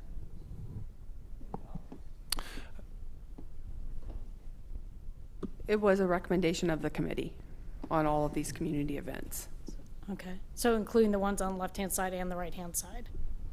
Yes. Okay, in that case, could I ask, because this was new to me, the 30th annual fundraising cultural night, that's one I was not familiar with. That's new. Is there a way we can find is there a way we can find out information about these ones that were recommended? And that's actually what I thought when our chair mentioned, could you review it? I thought you would just do a quick overview, perhaps of, not every grant. Not every grant. Not every grant, but perhaps the ones that are new?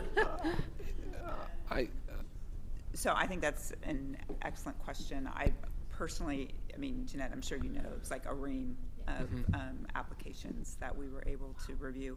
I'm confident that that's MET.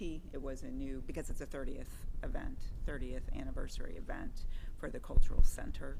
So that was a unique application. I would feel uncomfortable doing a line-by-line review because I didn't come prepared to do that, and I'd hate to misspeak. And Tim, you might feel differently, or Cindy, if you want to. But if there's one in particular, we can do our best to address. But I didn't come thinking notes for future budget reviews. But I don't know. Tim, do you have anything to add? Yeah, maybe I will add that each of these submitted an application, an extensive application, and I think if there is interest in any or all of them, to be able to get copies to anybody on the budget committee, I think would be the first step. Yeah, not that I'm second guessing you at all. I'm just more out of curiosity, like that in the downtown Tigard events at 40K. That's significant more than any other. So I'd be just curious, do they have a proposal for that and what their events would look like? One that I just wanted to know, which I think is interesting, is that the John Tigard House, which is our historical sort of moniker, seems to be at a very low amount, but maybe they don't ask for more. So anyway, that's what they asked for. Curious. No, that's what they asked for. I'm pretty confident it was a small amount. So again, just more out of curiosity, if there's that aligns with my memory from last year as well. It's they're one of the lower. They asked for that last year. No, so I'm open just to close this loop on clarity. If at May 1st we want to do a little bit of time to walk through it, I think that's more than a fair agenda item. I personally wasn't ready to do that, but truly anybody, I mean, it's a link, right? I'm sure that the digital copies could be provided to budget committee members interested, or we can add it to the May 1st agenda if you guys, I don't know. Mayor Lou, what do you think? I think if there are individual questions, we can reference those very long applications. But I sort of see this as two sets of questions that I think we need to answer. How do we feel about what's on here and trusting what the community recommended?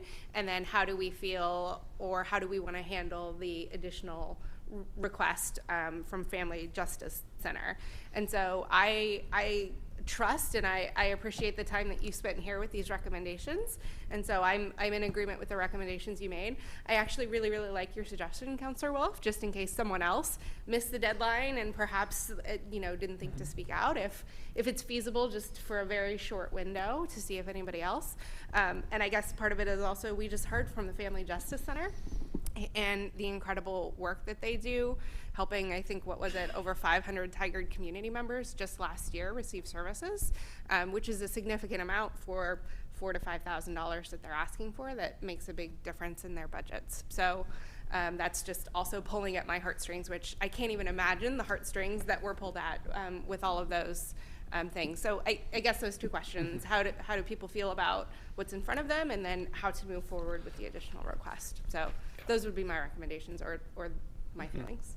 Yeah, I agree. And one other clarification I'd like to make, which sort of influences the second question, is the option before us basically, this is the pot of money we have, we would need to take money away from an existing proposal to fund this, or is there, since it would be potentially a few $1,000s, unlike some of the other recommendations that have been made, or sort of matters to consider, could we just make a technical adjustment from the general fund to just add a few $1,000s in to cover this? Not $6,000 if it's, $3,900 or whatever the committee sees appropriate. Yes, we did. Well, I didn't, but the committee did leave a little bit of money on the table because we had heard a very common theme from everyone that came in that the county was reducing, and so we felt it was appropriate for us as a city to make sure that we didn't just exceed our budget or go right to it. So there is a little bit of wiggle room in there. I would say under $10,000 where we could potentially, if that's the wish, to open up for additional applicants. Okay. Certainly can post or get you the information on the applications that were submitted, which will have the dollar amount and then essentially what the proposal was. We can do that. So there's a $10,000 or thereabouts amount that could cover this, yeah. Because while I appreciate the interest of the committee to want to review all the applications, I don't necessarily want to reopen all that work for everyone. I think it would be faster or equally as compelling to just see if there's any funds left over and appropriate an amount that the subcommittee or the full committee recommends, rather than looking through and trying to, justify taking a couple $100 off of a proposal that was on time. Does that sort of sound good for everybody else? Seeing nods. And Kelly Pemmon? So are we talking about opening the grant process up to any new applicants for a period of time, or are we talking about opening it up to new and say like the Music Fest people who were saying they wanted more money? Are we going to let people try to apply for more money too? I think there is a general proposal for future fiscal years to consider a grace period for applicants who may have missed the initial deadline in presentation, but that is probably too late for this fiscal year, so we are considering specifically the Family Justice Center that has been brought up. You also raise a good point about the public comment about the Tigard Music Festival. So it sounds like there's still some funds available. But yeah, that's sort of my understanding or thought. No. Leah Voigt? Councilor Wolf? Someone? So, yeah, no. Chair, I guess I thought we were considering an open window so that it wasn't exclusive to Family Justice. Oh, for it this would have to be year. very tight, Okay. like a week. So to offer that up. But that was my proposal. Doesn't have to be what it is, but I wanted it to be inclusive. And Tim kind of threw that out there, so I just kind of jumped on that. I apologize. I misunderstood the current year implication of that, Mayor Lube. Along those same lines, I think this new period would be for new requests only, not rehashing old requests. That Okay. would be, I think otherwise then every single committee could potentially reapply. And Absolutely. so not that we don't want to give it all out, but I certainly would say that the parameter would be any new requests that happen to be missed. Considering that the full committee is set to consider approval of the full budget on May 8th, is there enough time for that window to occur in the next 2 to 3 weeks and communicate it out and, all that sort of stuff? Is that feasible? May 8th, it will be a very short meeting, but we want to make sure that we give people enough time, so at least a week to apply, and then give the committee enough time to meet and gather. So it's hard for me to say for sure that we'd be able to do that, but we certainly can come in for a Q1, a quarterly adjustment or something like that. I mean, we always have opportunities to make some changes to the budget if we need to. So we don't have to make a decision by the 8th. We'll certainly have your recommendations, and then, but to make it official and correct, we can come back in. Thank you for clarifying. Yeah, Councilor Wolf. So I apologize. I'm really in the weeds of operations here, but I also think that we don't have to literally meet. I think we could do a quick review of whatever applications, rank order, submit that in, and be done with it, and get it to Director Trimp.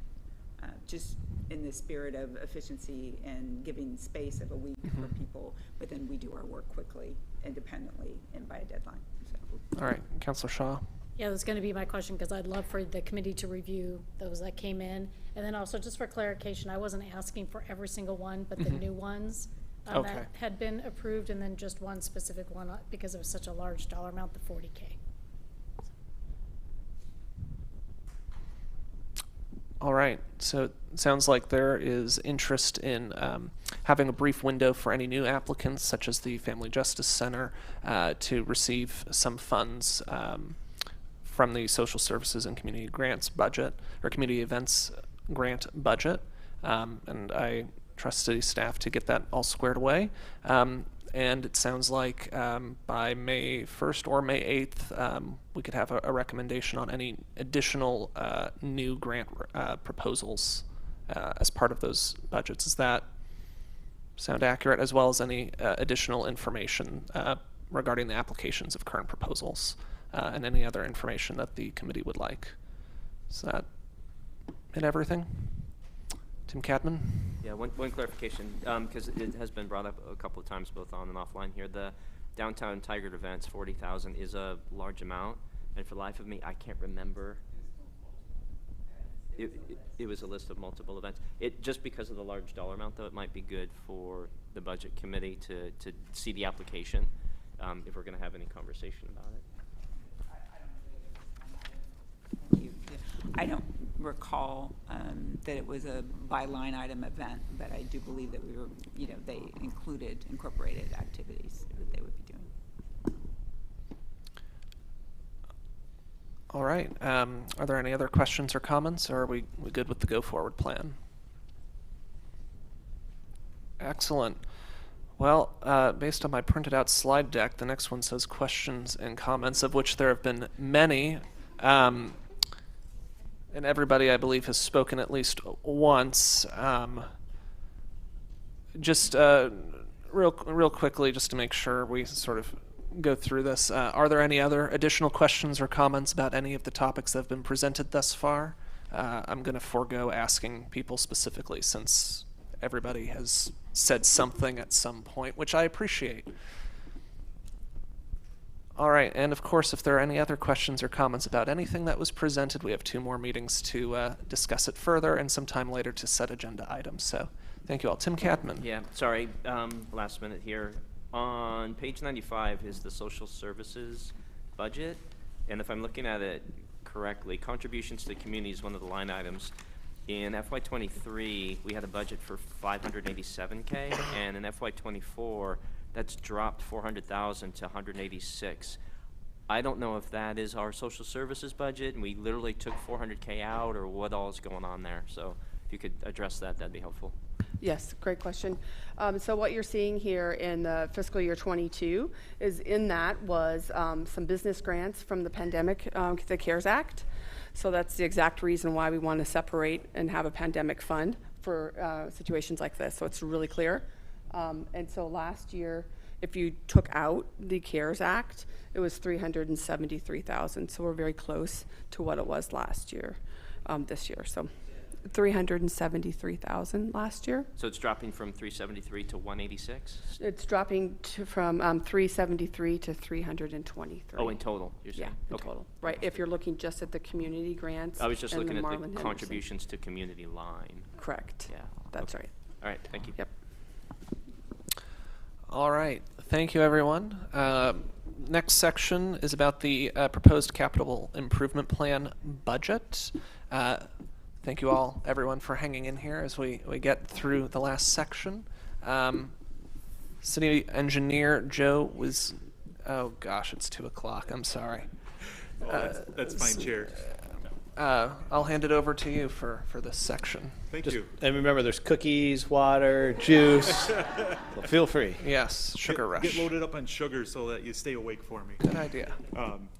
Thanks again, Chair. I'm Joe Wisniewski, City Engineer, and happy to be here today to present to you our CIP. And mostly the first half of this presentation is to talk about what the CIP is and how we put it together. Different factors that go into all of our system planning. And then the second half of this, I will get into each individual system and talk about some key project highlights. When we get into the individual systems, I will pause at the end of each one and ask if there's any project related questions or anything associated with that system before we go on to the next. Feel free to pause me at any time if you have a burning question, but I'll make sure that we do work in some question periods. So the first one here is, what is the CIP? So it's how we plan, prioritize, and put together all of our large capital projects.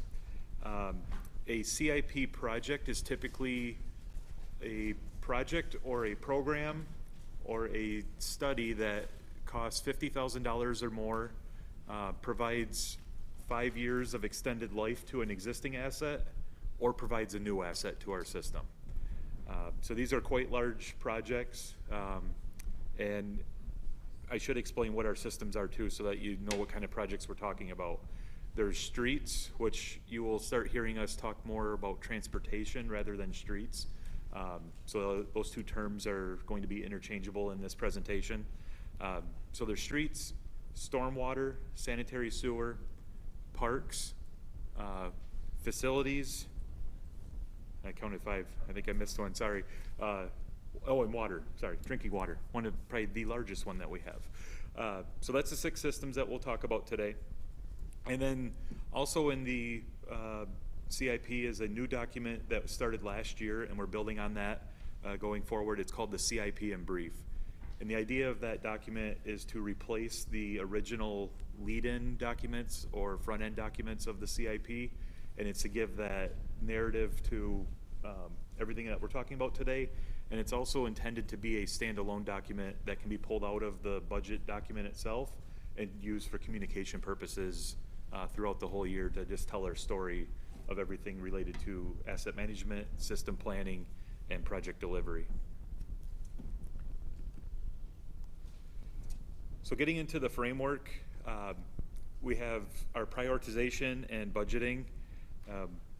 Basically, the foundation of the project selection is system planning efforts.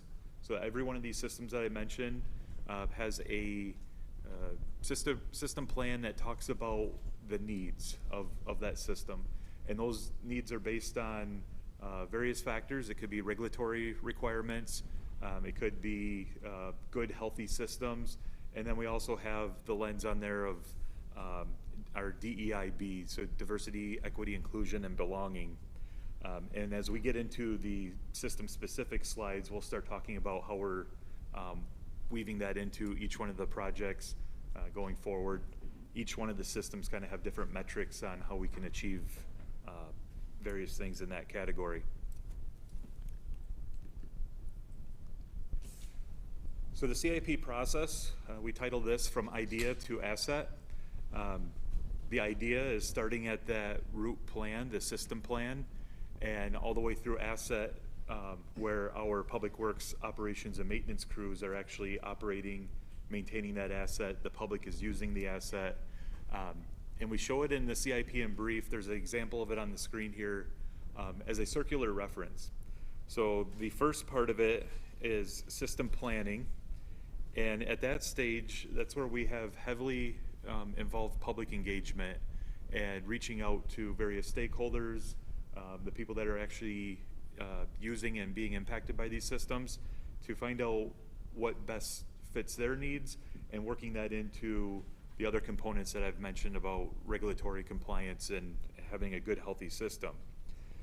That system planning effort is typically on a 5 to 10 year range for updates. And what we're working on right now in our budgeting is to make sure that we're touching each one of those system plans on a 5-year cycle.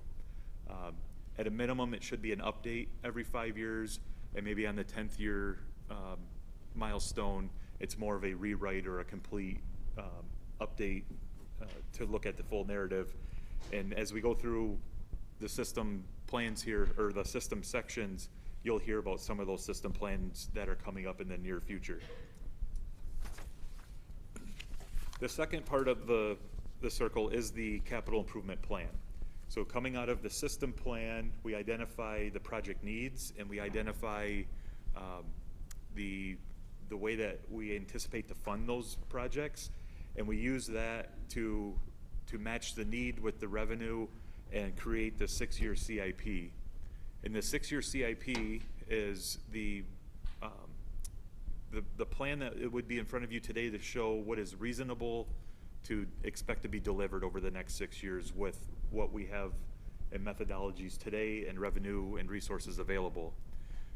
Note that as part of your budget cycle, you're only approving or adopting the upcoming fiscal year, but we show that 6-year plan so that you can see how our assets are planned for, and that it's reasonable to deliver these in the foreseeable future. And many of our projects, because they're very complex and very large, they span multiple fiscal years. So we want to show that it's fiscally responsible to be planning for these long-term projects, sometimes 3-4 years plus to deliver some of the projects. Talking about delivery, the third component on the wheel is project delivery. And one of the aspects of this wheel is also talking about the communications and the engagement side of our projects and planning. So as we get into the project delivery, you know, in the earlier phases, we're talking more about engagement, and now that we're getting into project delivery, we're keeping everybody involved, but at that point, we are getting into more of the communication side of the project and giving the community updates that we are delivering on the system plans, we're delivering on their goals. Depending on the project itself, each project does have its own tailored communication plan. So there is still engagement on specific projects at this phase, but we're really shifting into the communication side of it at this point. And then the fourth component is operations, and that's after the asset is delivered. Our public works team is operating and maintaining that, and at that point, the circular reference continues, and at a period of time through asset management, we go back into the system planning, and it just continues to follow that cycle, coming back through system planning into CIP development, delivering future projects again, to maintain and continue delivering our good, healthy systems. And when I mentioned asset management, happy to hear the conversation this morning about Tyler. I just wanted to have my chance to say the term as well. EAM is a module of Tyler that will drastically improve and make this process even more efficient, so that we're making data-driven decisions on all of our projects going forward, and that's a key component of asset management and the Tyler project. I went the wrong way. Steve, you told me go down and I went up. So moving into where does the money come from? I mentioned the system planning efforts, and in those efforts we look at all of the relative funding sources that are available, and depending on the type of funds, we go through rate studies and we go through methodologies for SDC rates, and some of the funding sources could be grant related, that is outside of the city of Tigard's control for setting the rates, but you'll see on the screen here, these are the top funding sources that make up the 6-year CIP. And I just want to make sure I remind the group that throughout this initial part of the presentation, I'm talking about the 6-year CIP. And as we get into the individual systems, then I will turn the attention to the current or the upcoming FY24 CIP. So we won't be larger dollar amounts for the full 6 years at that point. But for right now, the utility funds, which is primarily paid for by the utility billing customers in the city, that makes up almost $164 million worth of the 6-year CIP. And then you have the system development charges of close to $45 million. Those are rates that are typically paid by developers in the city to pay for their impact on the existing system, or for capacity related improvements that's required because of new development, increased use on or increased demand on our various systems. In the transportation world, we have gas tax and various other transportation funds, which would be county TDT funds, state and local gas tax, and street maintenance fee is the other large one in this category, and that's upwards of $44 million. The Town Center Development Agency, which is the tax incremented financing districts that we have downtown and Tigard Triangle, that's close to $5 million, and I believe they are on the agenda for May 1st, so you'll hear more about their proposed budget coming up. And then the last item is grants of about $7.5 million. This line item fluctuates a lot year to year, just depending on what we have coming in. And I believe I have the stat here. The $7.5 million is made up of 8 specific grants in the CIP currently. to get to that dollar amount.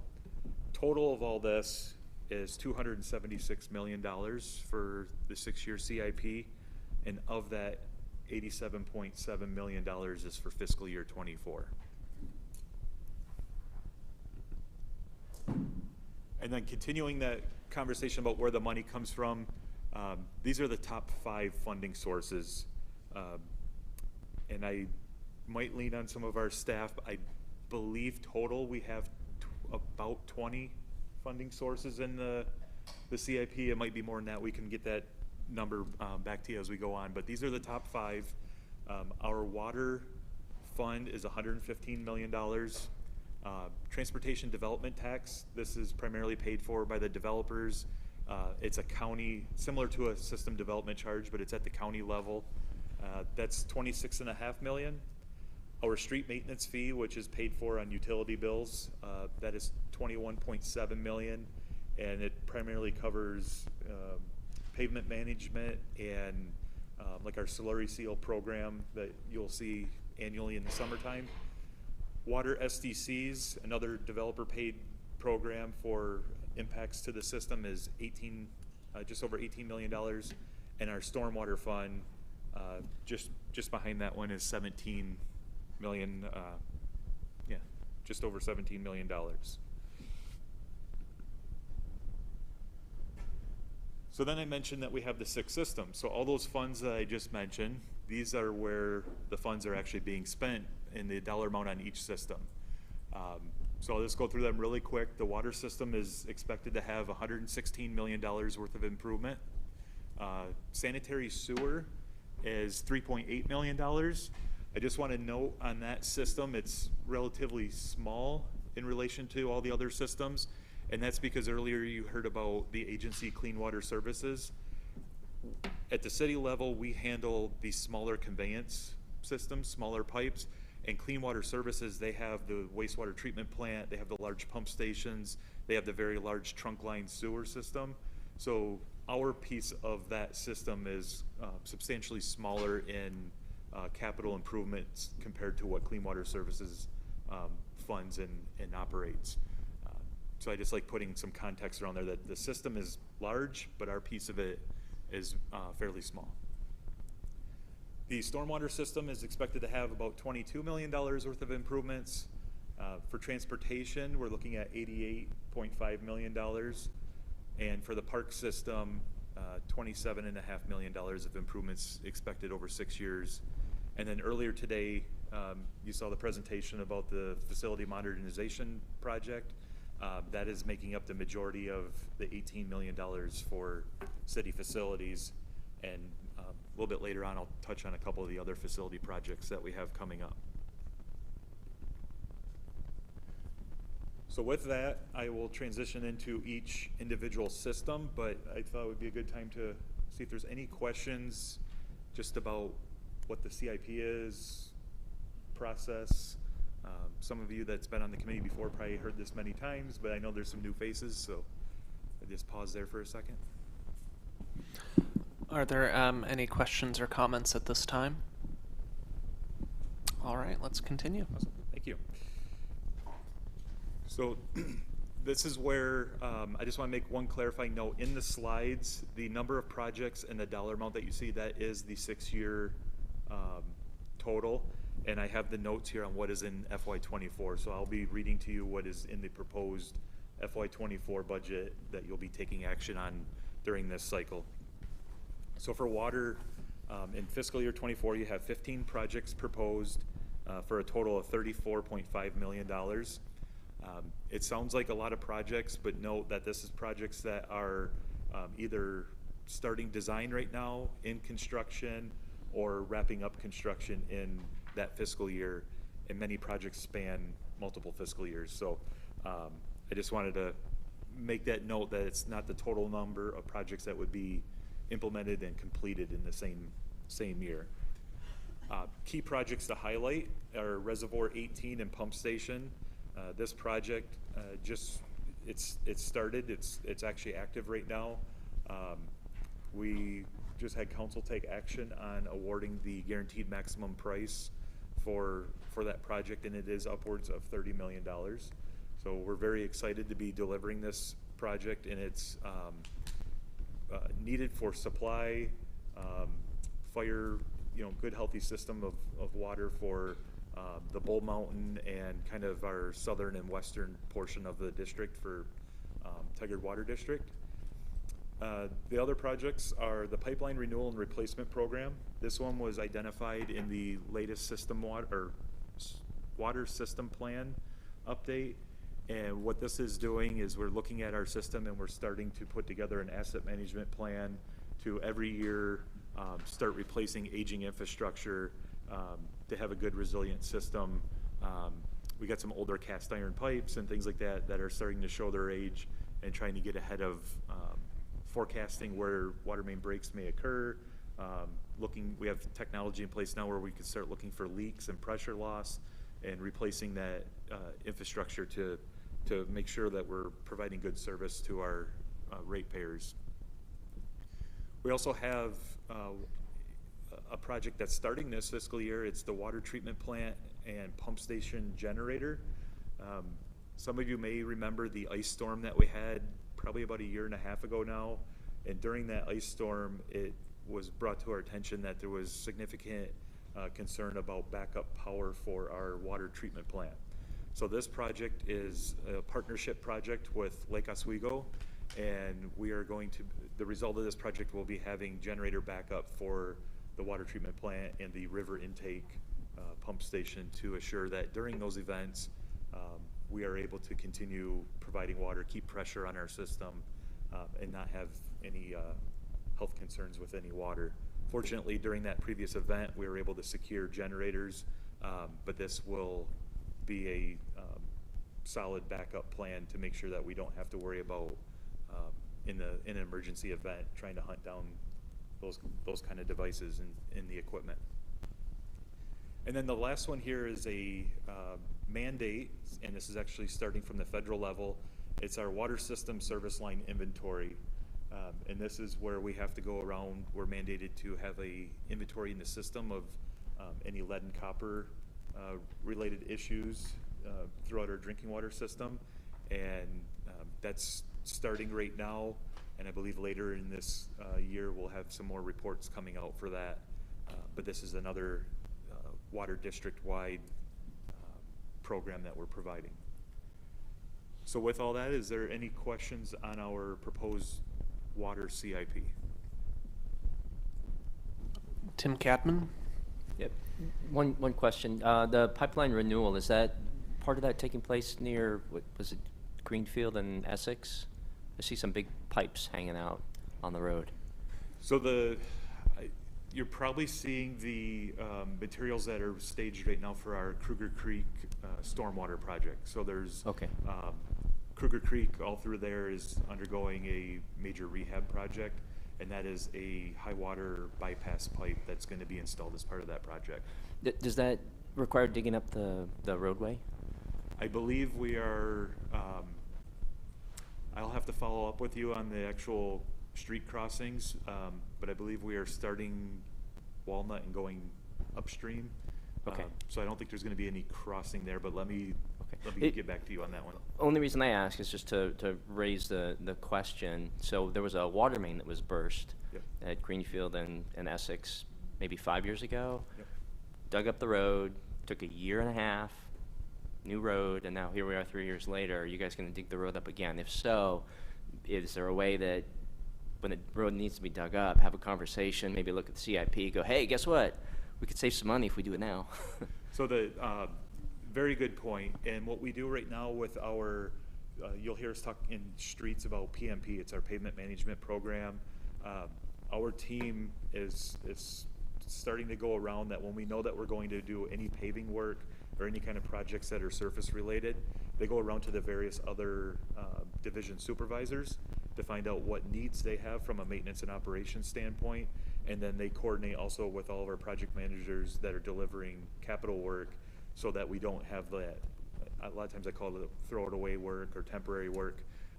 And we try to do that as part of putting together our CIP as well.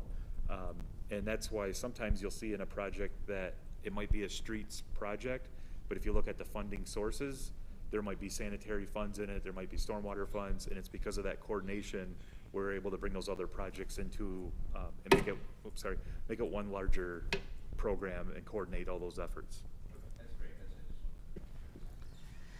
Yeah, can I also chime in to share that the City of Tigard does an excellent job in planning their pavement program multiple years in advance in order to leverage that coordination. The challenge when there's an emergency event like a pipe breaking, it's difficult to coordinate at such, or to kind of get in a project earlier in the timeline because no one anticipates the break. But I'm with you, and that's something I really applaud our teammates for trying to take advantage of.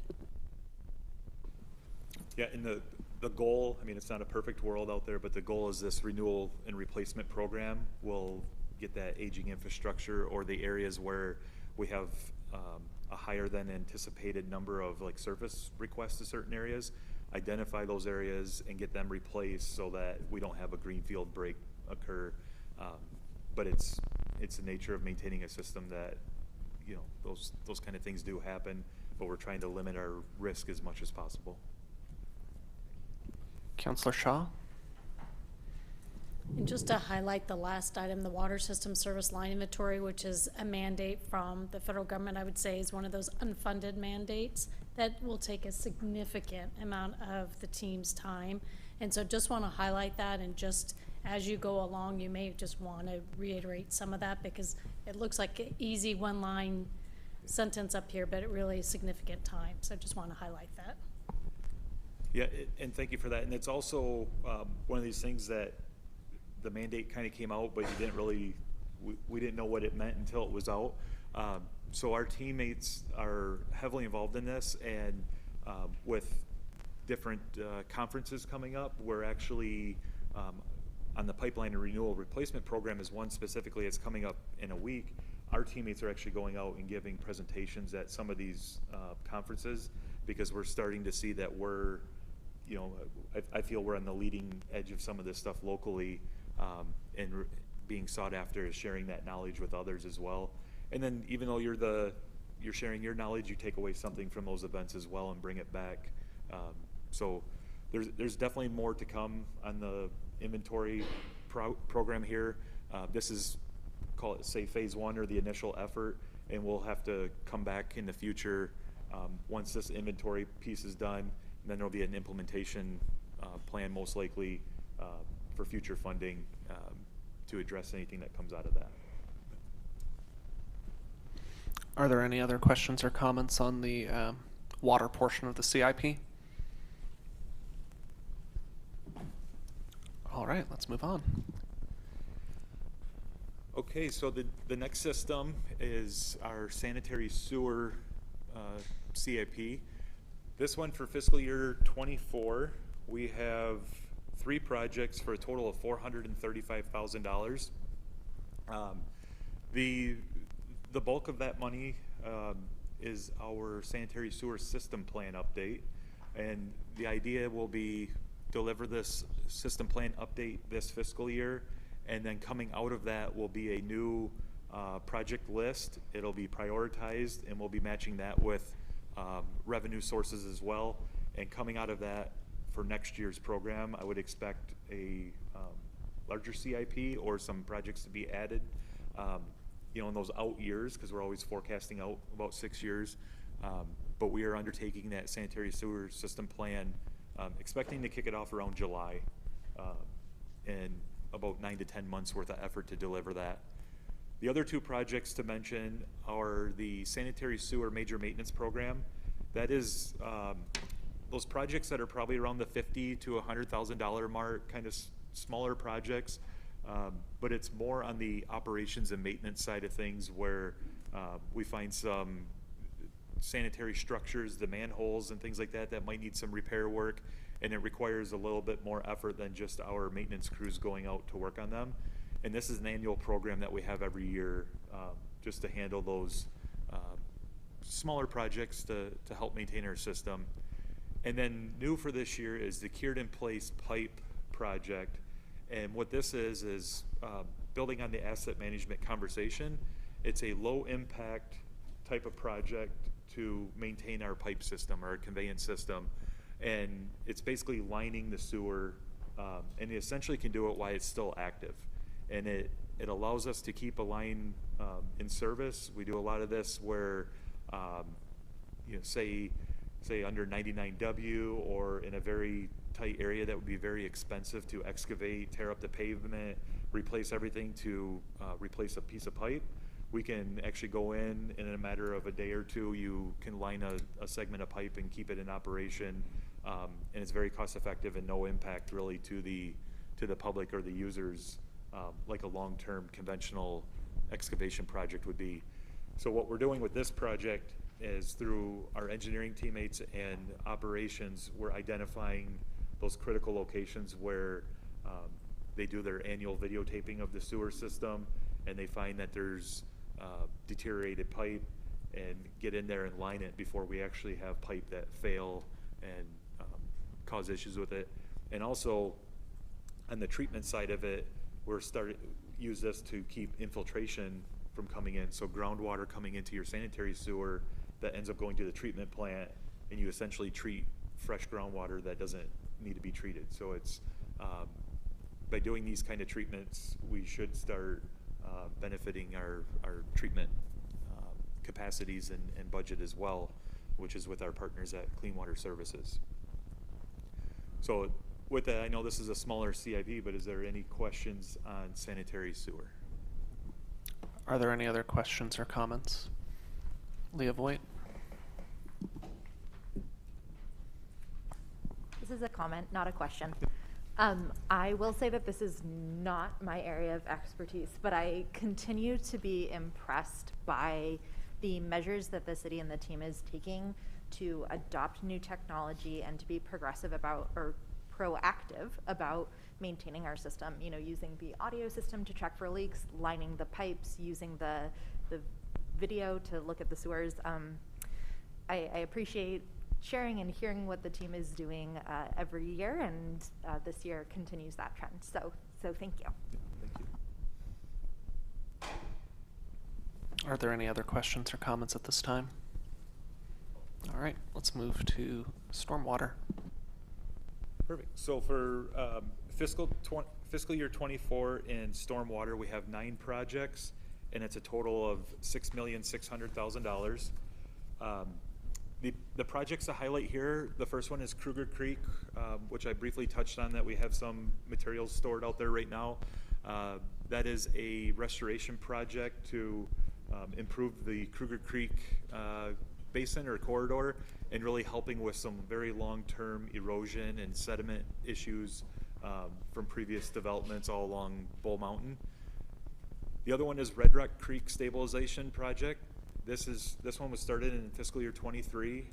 It's located in the triangle between Dartmouth and 72nd. And this project is similar to Kruger Creek to improve the capacity and also water quality along Red Rock Creek. But it's also through another system planning type effort that we did in conjunction with Clean Water Services. The city recently adopted a sub-basin strategy for this area, and it's for stormwater management. And so when private developments come in, they have to provide stormwater detention and treatment of that stormwater.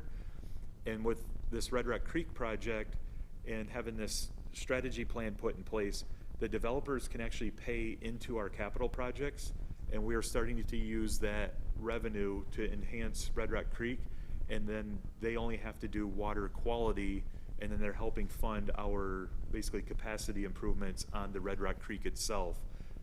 So it's benefiting the resource, the Red Rock Creek resource itself, for enhancing it, and it's also benefiting the development community by, it should be relatively cost neutral, I would hope, but we'll see how that works out for them, to where the developers can pay the city instead of them doing that work on site.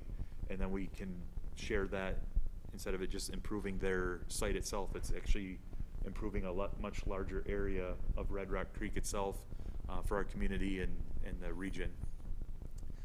The storm drainage major maintenance program is similar to the sanitary sewer major maintenance program that I mentioned, where it's annual ongoing program that we work with our operations crew on to deliver larger projects for them for management or maintenance. And then the stormwater system plan update, this is one that it's more of the 5-year update, not necessarily a rewrite of the entire plan. But we're expecting to initiate that project towards the end of FY24 at the conclusion of the sanitary sewer system plan wrapping up. And similar to sanitary, this will generate future project lists, prioritize our work.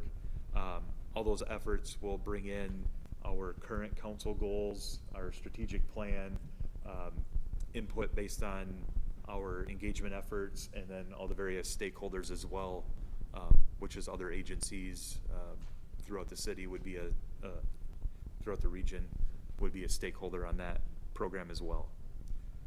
So with that, any questions on stormwater? Are there any questions or comments at this time? Councilor Hu?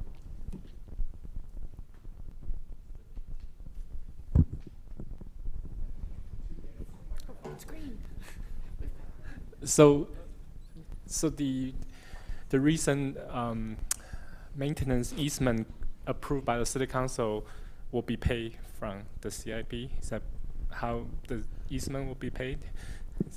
Yeah, so easement acquisition or land acquisition is a line item in our budgets, and the work that we just brought forward for Red Rock Creek, that is included in the, it was included in the previous adopted budget, but it's still included in this effort as well. Yeah, yes.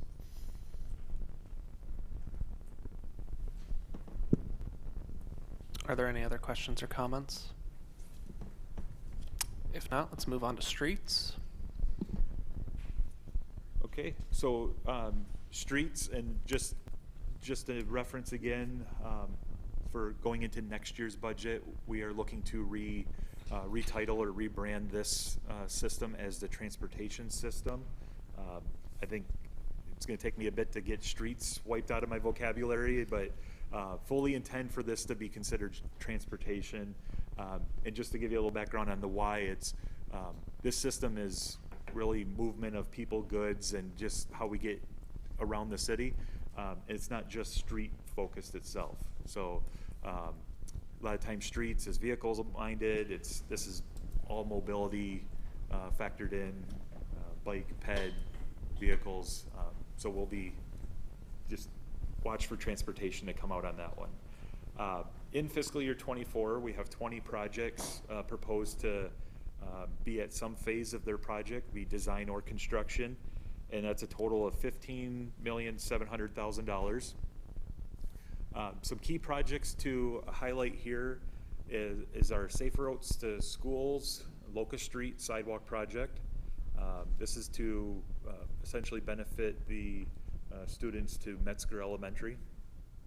There's Murdoch Street Sidewalk and Stormwater Improvements, which is, I'm also happy to say we were just awarded another Safe Routes to School grant for this area, and that will be coming out in a future fiscal year, but that will be tied into this project as well to benefit the Templeton-Tualatin school area.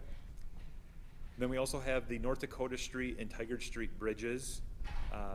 Those are both being replaced. They're over the Fannel Creek itself, and those projects will also include widening for bike lanes and pedestrian sidewalks.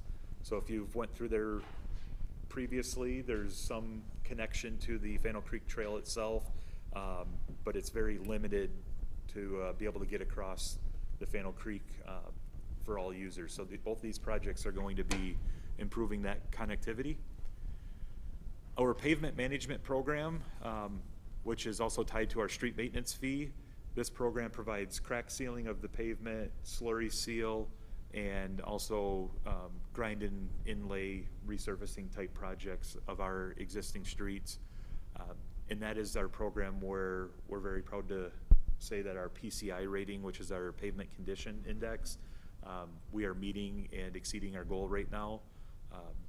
I believe we're right around 79, maybe 80 is our data point on the PCI, and Tigard is very proud of that. So a lot of cities, a lot of their goals in the area are lower than us, and we are happy to say that our goal is higher than theirs, and we're meeting it. So, and then our Safe Streets and Roads for All action plan. This is a recent grant that we received as well to put together a safety action plan citywide. And at the conclusion of putting this safety plan together, that will allow us to apply for more federal grants to improve safety of our transportation system and be heavily focused on ped crossings and trail connectivity and sidewalk crossing, connection points and interface of those users with our traffic. So with that, any questions on streets or street projects? Councilor Wolf?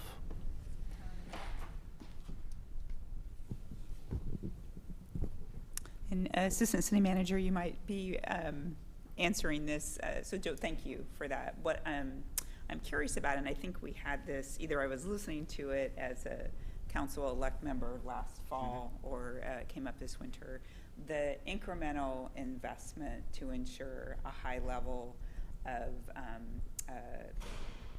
point scoring, right? Kind of what's the ROI, right? Clearly, I'm sure it's not just a point of pride that we want a high score, but there's got to be value in doing that. So I was just curious if you could explain that. So the actual dollar amounts, I would be happy to give you more follow-up afterwards. But through our forecasting software, our Street Saver software that we call it, it shows the deterioration curves and timing the right treatment at the right time. So if we, one option we have is to say, let's lower our goal or let streets deteriorate a little bit further. But then that takes you out of that window of being able to do like the low cost slurry seal type treatment. And then you also could hit a point where if you miss those earlier treatments, that one rule of thumb, it used to be $1 spent today saves you $14 later. I don't know if it's truly that 1 to 14 ratio anymore, but you get into the point of getting into heavy capital work instead of more of this maintenance style treatment. But I'd be happy to get you more information on maybe some data on what a extra year or two delay of doing those treatments, or if we were more in that 75, 74 type PCI range, what that would mean. Well, I'm sure that you have a lot of free time. Thank you for that. I was just kind of wanting that high level, what's the ROI on ensuring that we keep a certain standard. Yep. So thank you. I'd like to chime in on that also. This is a passion of mine, so I could talk for a long time about this, but I won't.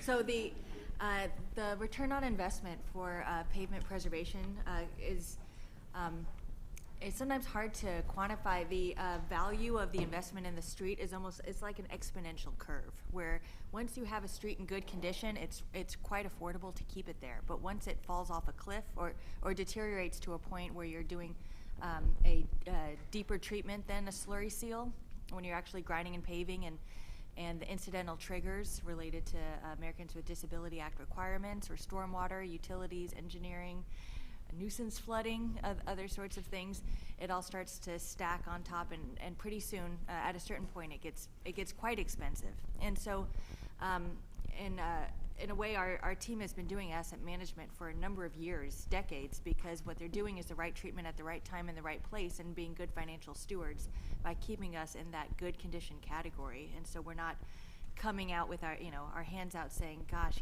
we just need to fill in these gaping funding gaps. Potholes and things are still incidental, mostly with the weather, but it's not for a lack of effort from our operations teammates, and so that's a point of pride, I think, for this city. Are there any other questions or comments on the Councilor who? Oh.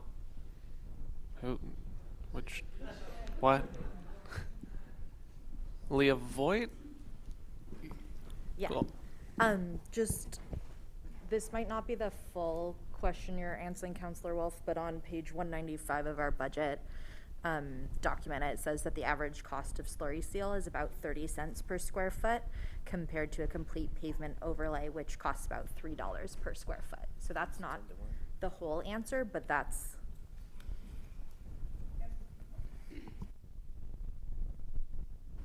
Thank you. Counselor Hu? Yeah, I think I asked that question before. I just maybe want to ask differently. So there's a line and project for pedestrian cyclist connection program, and it's pretty much kept at $40,000 a year for the next 6 years. And a lot of this program will address pedestrian cyclist connection already, and that's great because that will support 2 of the 4 city council goals at least. But I'm just wondering, why do we have this separate line item for this $40,000 item, and we don't increase it? So that means with inflation, it's actually decreasing over time. So I'm just wondering, why can't we just, get rid of this $40,000 item and just put it more into other programs so we can have a more impact on pedestrian cyclist connection? So I'm just wondering basically what this $40,000 project is actually used for. Yeah. Sorry, which project are you referring to again? I'm just looking at the giant schedule. And there's a pedestrian and cyclist connection program, the CIP, one of the CIP project in road.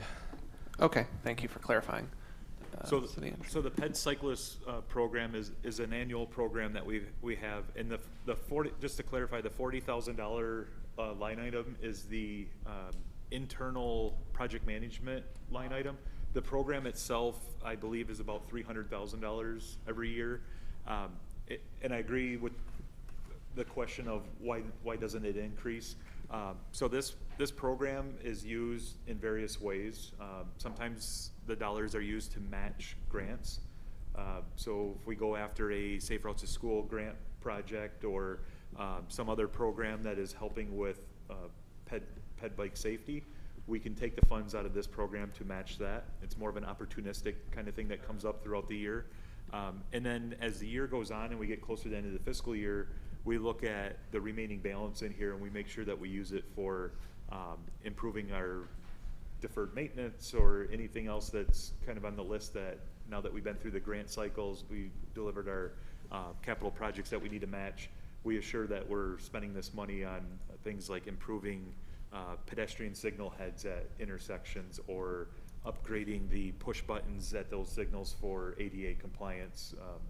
It could be purchasing the materials for rapid flashing beacons at the crosswalks. That might be like a mid-block crossing.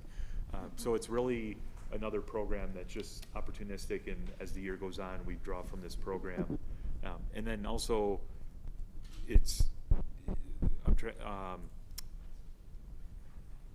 I was going to say also it's used for other projects, but I just covered that. So I would say coming out of the next system plan, which would be like the TSP update that's budgeted a couple years out yet, we would probably look at this again to see if we need to increase it, or we could revisit it at that time, because we have a lot of programs that are ped bike focused. So maybe at that time we say it just absorbs into something else, or we expand this one to accomplish our goals. But at this point, it's really used for throughout the year, those smaller opportunities that come up. Okay, thank you. Are there any other questions or comments? All right, let's move on to parks. So for the park system, in fiscal year 24, there are 18 projects identified in the proposed CIP that total $13 million. I want to mention here that a key metric used for selecting our projects now and going forward is based on the previously adopted park system plan update, and it's the 10-minute walk analysis. So in this project list here, the first 2 projects are working towards that goal. It's the Steve Street Park and Trail project, which is a new park that we're going to bring into our system, and then also the Bagan Park project. Both of them are in areas that were identified as a gap in our system. The other project that's significant to highlight here is the Fannel Creek Trail. This project has been around for a very long time, and happy to say if you follow council agendas coming up, you'll see an update on this project specifically in there. The project is expected to be bid by ODOT this fall, and depending on the contractor and what their schedules are, we could see work start as early as this fall, but most likely the following summer for work. But this is a very large project and will take care of significant gaps in the Fannel Creek Trail regional system. And then the other two projects to note are located in Cook Park. So it's the ADA accessible boat ramp replacement project, and also the inclusive play structure. The inclusive play structure is going to construction this summer and into the fall, and you'll definitely be hearing more about that project as we get closer to construction and opening that up to all our friends and kids and everybody to get out there and enjoy the new park structure. So with that, any questions in the park system? Mayor Lube. Yeah, thank you. This past weekend, a week ago, time has no meaning anymore. Before the egg hunt, I was lucky enough to be able to throw out the first pitch for T-ball through Tigard Diamond Sports. That was super fun, by the way. Cute kids. And I got to talking with some community members, and our ball fields 1 and 2 in Cook Park, which have the AstroTurf, have been an incredible asset for our community. And they asked if we had any thought about doing that to our other remaining 2 areas. And I know that we really leverage the transient lodging tax, because updating those fields really can bring tournaments and those sorts of things in. And I know it's not in the capital improvement plan as it stands now, but has there been any discussion on if there is any additional funds to leverage that to make that difference to our community? Because, I mean, we have a region-wide shortage of these available ball fields, and that would really allow for continuous year-round use. And I know we talked about this extensively when we updated those previous 2 fields. So I know this this question has come up before, and I might want to come back with our Park and Rec manager, Rick Gruen, to give more update on that. Unless I don't. Do you have anything on right now? Yeah. So we can just follow up before the next committee meeting and just give an update, if that's okay, on where that conversation stands. Yeah. No, that's perfect. Thank you. We're definitely aware of the need. Yeah. A question on my end, and this is just because I'm from a family of racket sport enthusiasts. I noticed at Summer Lake Park there are now a bunch of pickleball courts. Are there plans on adding more pickleball courts?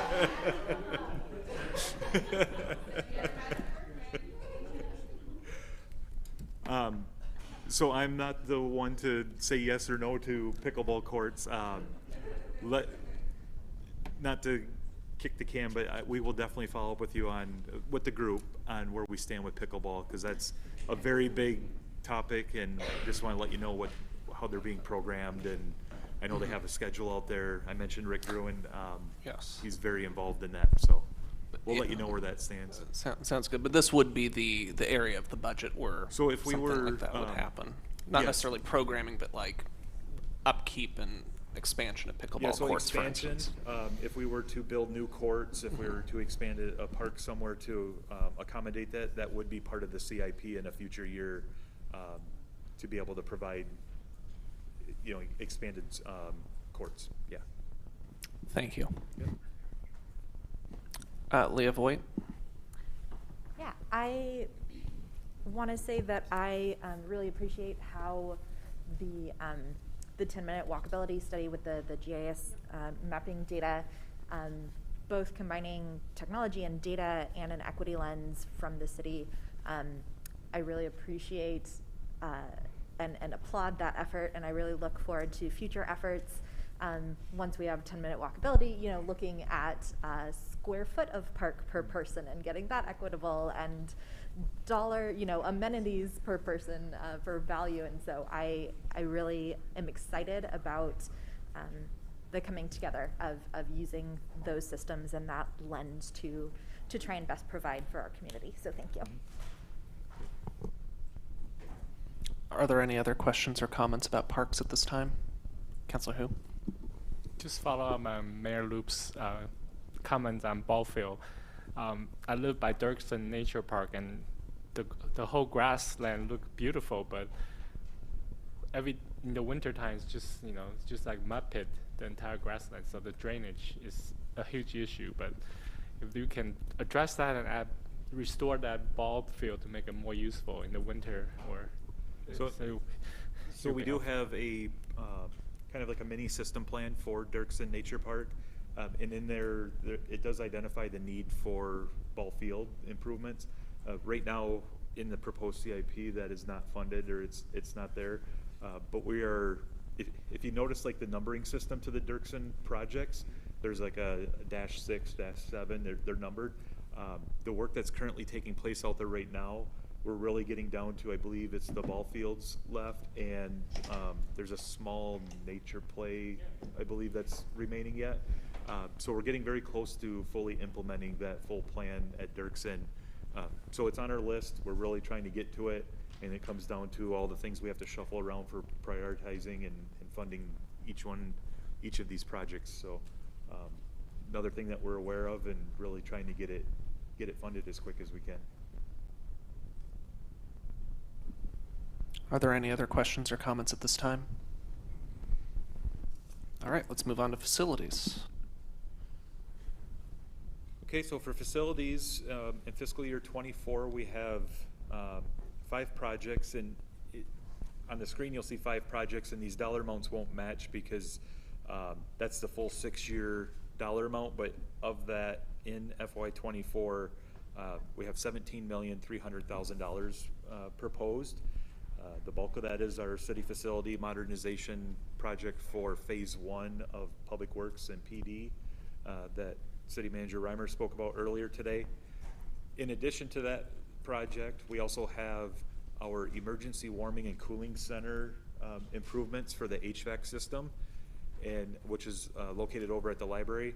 And also at the library, we have a roof replacement proposed, and this is just to follow that good asset management principles, so that as we're talking about replacing these facilities, we're protecting our library and making sure that it will be a good, sound asset for us for the foreseeable future.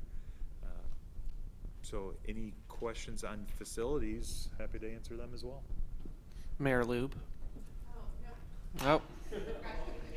Hand still up. Feel like we need like a jar where we can all put a quarter in when we have that happen. It's all good. I have no questions personally, since I asked a lot of questions about the facility modernization project earlier. Any questions or comments? All right. So my final slide here to cover today is just one of the biggest things that we are dealing with right now is just the cost of doing business, cost of delivering these projects. Last year we called them emerging issues. This year it's continuing emerging issues is what I would call them. We did add one more item, so it's supply chain, there's a labor shortage, and there's material cost. We're starting to see the supply chain come back a little bit. Lead times on majority of our products are still very long, but they're showing signs of improvement. But the cost of that material, I was hoping would at least flatten out, but it's still going up. There's no, in my opinion, there's no improvement in the near future. So as we put together our CIP and we're making that forecast to see if this is reasonable to deliver, we have started increasing our contingency line items, and we've started factoring in a higher inflation rate than we've used in the past. So to give you an idea, our inflation rate that we're forecasting is set at about 6% annually going forward. And then the contingency rate depending on the phase the project is in, is upwards of 30 to 40% on each of these projects. And unfortunately, we are seeing that contingency being spent in the current projects that we have. Happy that we forecasted for that or planned for it, but it, you know, in the past, you always had that funds that in the end of the year, you had it to know that going into next year, you had savings and build upon that. But we're seeing those dollars be spent now and anticipate that in the future. And then the new one for this year is hiring and recruitment. So the other part of putting together the CIP, you'll hear me say resources, and it's not just funds, it's human capital or human side of that. And we're significantly down right now in personnel to deliver internally and externally. And it's just been very difficult going through recruitment efforts and finding staff. So earlier today I heard conversation about budgeted vacancies and keeping an eye on that. The engineering division and public works is an area that we have significant vacancies. We're actively working on recruitment for them, but that's it's a risk to delivering our CIP that if they are not filled, you might see some projects be delayed or slowed down because we don't have those resources to deliver the project. But those are kind of the current events or current issues that are impacting us that are kind of outside of just the dollars, the revenue being available for a project. Any questions on issues? So at the risk of, and Joey, you probably heard me earlier say just at the risk because of the supply chain issue with quality control, quality assurance, I don't know if you want to build some of that into your contingency, and maybe it'll just be a pandemic, hopefully, timeframe, but that may be something you may want to consider. So there, thank you, and there's kind of two parts to the quality as well. We are, and I think it's this, unfortunately, we see product quality go down in our daily lives as well. Just things that we buy aren't the same as they used to be.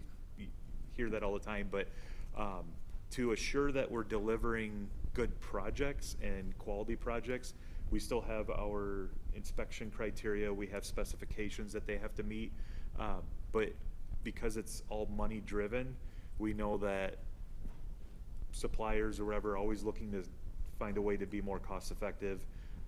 So it's really prudent on us to make sure that we're doing that good inspection, providing those inspections, providing oversight on projects to make sure we're getting the quality products.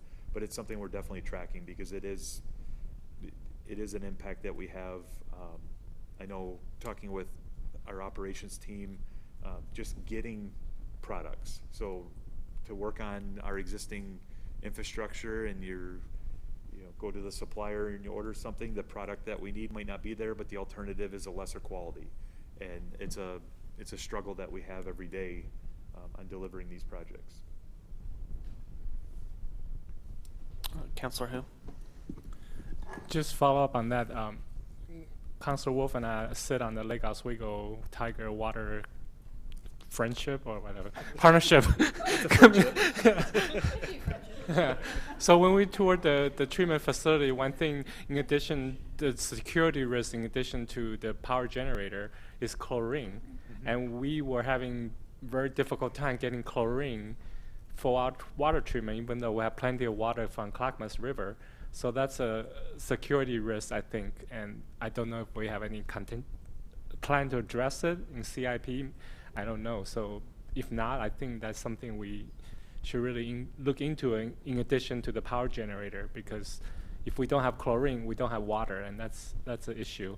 And staying on water, going to the service line inspection this year, my understanding is that, again, we said on that presentation, much longer presentation, my understanding is that so far we don't have any lead issue. Our detection level is 0. But at the same time, we don't have any, at least my understanding is we don't have any contingency to replace those lines if in the unlikely event that we did find lead. So that worries me a little bit that we don't have any contingency to address that in case we found lead. So that's another thing. And lastly, hiring and recruitment, I really appreciate that. because one thing I've been pushing for is for our city to have a crosswalk standard. And when I talk to staff, and they say we just don't have the staff to work on that project. So crosswalk is important for a lot of people. So I really feel that we need to hire more people to staff all those important issues. So thank you for staying on and working on those issues. I appreciate all those comments. And the one thing about the lead and copper rule, going back, I think it was Councilor Shaw mentioned it, unfunded mandate. And yes, so far we have high confidence that we have no or very limited opportunity for lead in our service lines, just because of the age of our system and the data that we have to look at right now from previous construction practices. But should anything come out of that, that's where we'll have to come back and look at how do we take care of that unfunded mandate, and it could be project delays for out years to fund that, or future methodologies and rate studies through system planning to account for it. But yeah, anytime these mandates come out that you couldn't foresee during your previous rate studies or previous system planning efforts are going to be something that we address when they come up. Emily, Trish. Yeah, thanks. I just wanted to flag that the price escalation and the contingencies and things that Joe made reference to is not unique to Tigard. It is across the board. It's a special moment when the city and ODOT can agree, and we agree that prices are coming in high, and contingencies of 40%, I think, are the new standard, the new baseline, which is surprising, but but good to plan for. Better than coming back later and asking for filling in the gap. Also, similar with the hiring and recruitment efforts, getting great engineers is so challenging in the public sector. We're competing with a lot of other folks, and so all the more reason to try to grow the bench and do some of the professional development and outreach our team is working on. So just wanting to let you know that we are being proactive and thinking about building out those teams and being mindful about future costs associated with our projects, even as they begin today. Excellent. Are there any other questions about the CIP? Questions or comments at this time? All right, if that's the case, thank you so much for presenting the CIP, and yeah, we will move on to summarizing our discussion today. And well, there's a slide that says break. No, everyone want power? Okay, perfect. Yeah, we will move on to summarizing our discussion today and any follow-up items for May 1st.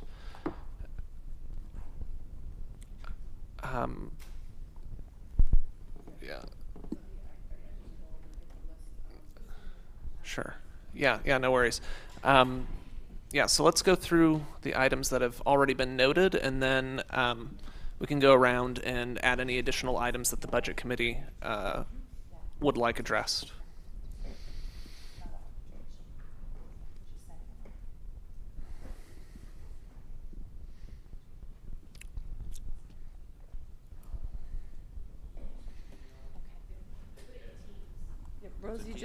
Rosie just sent them to me a couple minutes here, and so what we have is provide current revenue projects for this fiscal year 23. Current revenue projects.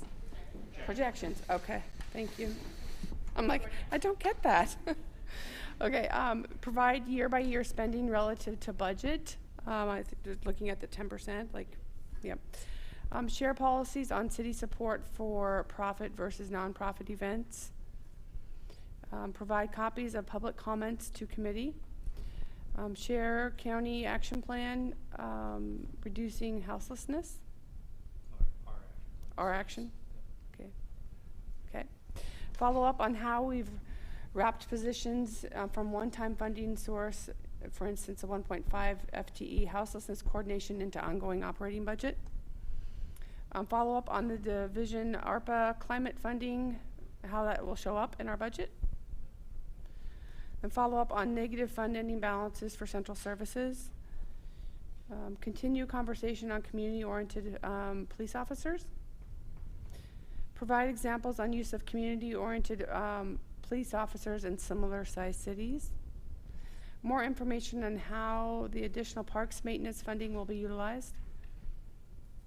Let's see, provide applications for new community grants and downtown Tigard events, a line item for review. Open up a new application process for additional community service grants to accommodate any new applicants that may have missed the deadline. Follow up with payment preservation costs benefits. What was that one? I don't know. Pavement. Thank you. Pavement. Thanks, Rosie. Rosie, this is her first week, so she's doing a fantastic job over there. Following up on status of existing conversations for additional turf fields and pickleball courts. Ooh, pickleball. And lastly, but not least, make sure that we add Tyler on everything. That's all I have. Excellent. City Manager Reimer. Well, I was going to ask if you want to go around and see if there's anything we missed. That was a great deal of info there, but there may be a few things or additional. Yeah, absolutely. Yeah, I'll just go down the roll. I don't see Clarissa on the line, so Tim Cadman, you'd be next. Yeah, I've got a list of like half a dozen. Would it be more efficient for me to email them out after, or do you want me to verbalize them now? Absolutely. I'm happy Do you want to to do do that. both? Let's do Do you, both. do you Yeah. mind just so everyone knows? Yeah, absolutely. Yeah, so I'll follow up. So, well, if you want to take notes, you can. But Yeah, we can do that. the big one for me is the contingencies. So on page 327, if you look at the contingencies for all of our spending, we've got $900K in the budget, which is 0.3%. It's not a lot of contingency, particularly when we're just talking about CIP at 30 to 40. Has me a little bit nervous. And last year we had 3.8 million, so there was a significant reduction. I'd like to understand the logic as to why did we choose to have 3.8 million last year, or current year, and why do we feel that we only need 900K moving forward?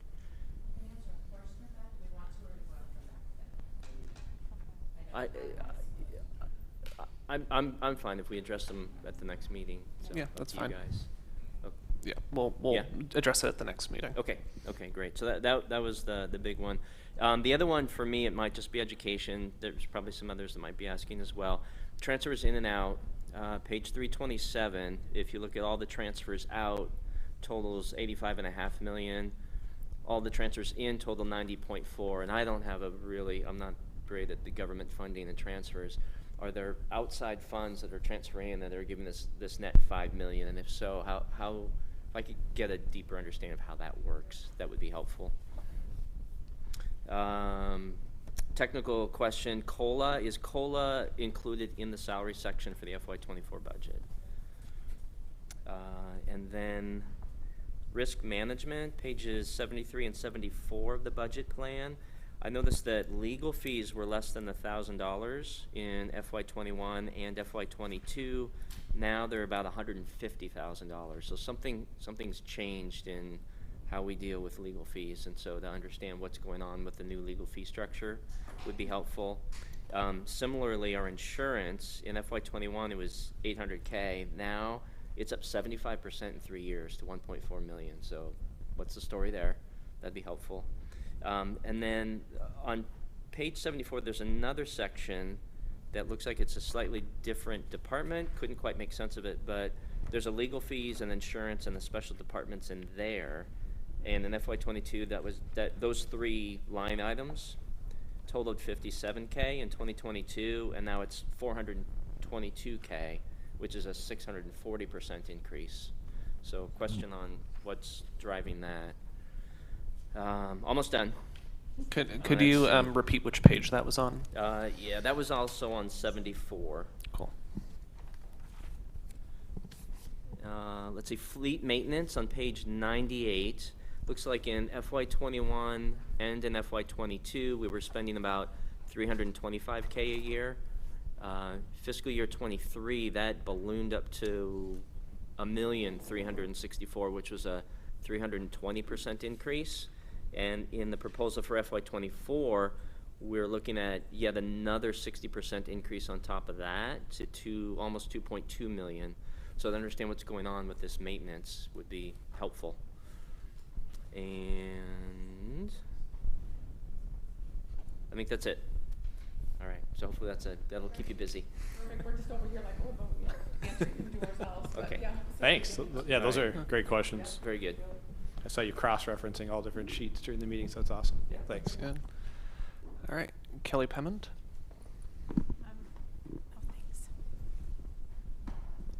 Thanks. I think I just have a really quick process question that maybe you guys can help me with. So when people come and they give us their public comments, like, is there any kind of process that we do as far as following up with those people, or sorry, it's No, just it's good. one of those. Good question. So yes, to follow up, and there's been conversations kind of leading into it with some of them already, but ultimately the follow-up by the committee is what I think the chair is going to probably bring up on how you want to handle some of the requests that have been shared that are a budget committee decision. So, but yes. Thank So you. we'll continue conversations where appropriate on some of these items as well. Sure, yeah. I'll continue going through the roll so we can get all committee members, and then we can touch on some of those topics if they have not been touched on already. I'm next. My main question was around the $875,000 for climate action, just getting that schedule or sort of distribution throughout the city management fund, but that's already a line item in a lot of my other questions I asked today, so I'm good so far. That said, Leah Voigt. Yeah, so following Tim's example, my technical question, which I apologize for not submitting earlier in the week, on page 137 for item 58605, there's $3 budgeted for indirect IT costs, and that just doesn't seem correct to me. So I just want to, if it's correct, perfect, but I guess want some verification that that's not supposed to be a much higher number. And then for library circulation, the general salary category, the FTEs, and so that's on page this is on page 92. The general salary category, the FTEs are staying the same for that section, but the salary number is doubling. And while I would expect an increase, as there have been across the board, doubling just seems high. So again, whether that's a typo or it's correct, just clarification there. And then a question that I have that has not come up today, and so to address next time, would be that there was a question I asked earlier today about how our funds were invested, and that extra money being really important for the city, and wanting to make sure that it was in line with other city goals, and that was answered, and that was great. So along those same lines, I know that as part of the city budget, we also accept police seizure and forfeiture funds that come from the federal level as well as state, and there's a reallocation formula, so it's not directly our department coming back to our department. And I know that there are Oregon laws that have updated it, and other things in the works federally, but I also know that there is continued reporting as recently as I think March in the New York Times about the City of Memphis Police Department, and it's been reported across many places and many police departments that the way that funds are being seized are not ethical in terms of how it's impacting community members. And so I want to ask a question to everyone in the room. In terms of accepting that money, I know that I think it's $1 million for 24. I know that it's significant. And is it in line with the standards and the city goals and city commitments? And so especially if that is coming federally, right? It's not a reflection of what our police department does, but a recognition that the system itself has problems and has been shown to be inequitable. And so to review that and our acceptance of those funds is something that I would be interested in having a conversation on. Thank you. Mayor Lube? I don't have anything additional above what I've already asked. Thank you. Thank you. Councillor Hu? Yes, one thing thank you for everybody. I think they answer every question. Just one thing I think it just dawned on me that I'm really interested in the downtown reimagination project. And but on page 104, the budget for community development planning, it's not on it, but they're starting to fully initiate the Tigard Home project. And when I was on the planning commission, it was presented to us for like 5 minutes and said, we want a 7-Eleven at every residential corner, which I personally do not think it's realistic. So I would rather see Tigard Downtown Reimagine project funded or fully done before they start on this Tigard Home at all. So I want the community development department to give me a full breakdown of their resources, staff resources that they plan to spend on Tigard Home project. And if they are going to take that over the priority of Tigard Downtown Reimagine, I will not be happy about it. But so anyway, I would just like them to give me a staff time and resources breakdown of how much they plan to spend on Tigard Home project versus Tigard Downtown Reimagine, so I can see if their resources, the resources they're spending is consistent with what I want to see done. So that's the only request I have. Thank you. Councillor Shaw? Great, thank you, and thank you, Council President, who you actually asked one of my questions. The other is, I didn't hear it being mentioned, but I believe City Manager Reimer, you had mentioned that there's dollars that's going to potentially go to the chamber to manage, or dollars to the chamber to manage a business safety grant program, and that's in the $250K range. Was that going to be included in follow-up, or is that a later date? That's in our current budget, so it'd be coming due to. Okay. You've already allocated it. You'd be saying now we'd like to use it this way for this. It was for business support Correct. to start with. Just So saying it'll here's be the coming actual soon. program. Yeah. Once we work it out with, if the chamber's able to do it. Thank you. Councillor Wolf? Thank you, Chair. So Tim is way more organized than I am, so I'm going to request that I can kind of do a reset on most of my questions and cross out and then resend.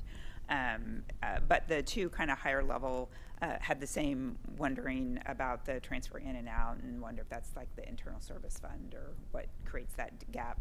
And then I know Steve spent important time talking about the forecast, but I don't know if we covered kind of the total ending fund balance, which seems like the beginning fund balance to the ending drops by quite a bit, by 55 million. So just that kind of forecasting cash going forward. And I don't know if we kind of as a whole talked about that. So those are kind of my high level, and then I'll work through the detail. You all covered a lot of it. Mine were just all scattered questions, so I'll get it organized. So thank you. Thank you. Are there any additional questions or comments from individual committee members? All right. Yeah. City Manager Reimer? If I may, just a few thanks. Obviously, thanks to the Budget Committee. This has been a really good Budget Committee, I think. I think the questions you've asked and the way we've gone through this has been really helpful for us. So hopefully you're starting to get the answers that you need, and clarifying some of that was really helpful. I also want to thank our team for being here. There's a lot of teammates that obviously are still online, and the work that they do. You know, Lisa and Joe and Laura do a lot of stuff behind the scenes as well with our finance team. So I appreciate you all being here and continuing this.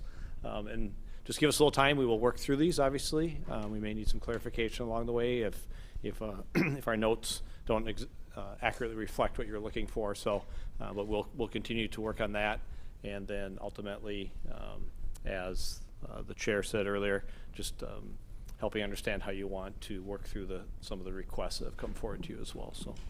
Yeah, absolutely. We have a lot of good questions, I think, so we'll want to figure out, what we can probably answer in writing. There are some quick questions and then some things that maybe we want to have in-person conversations about because it's easier to talk through.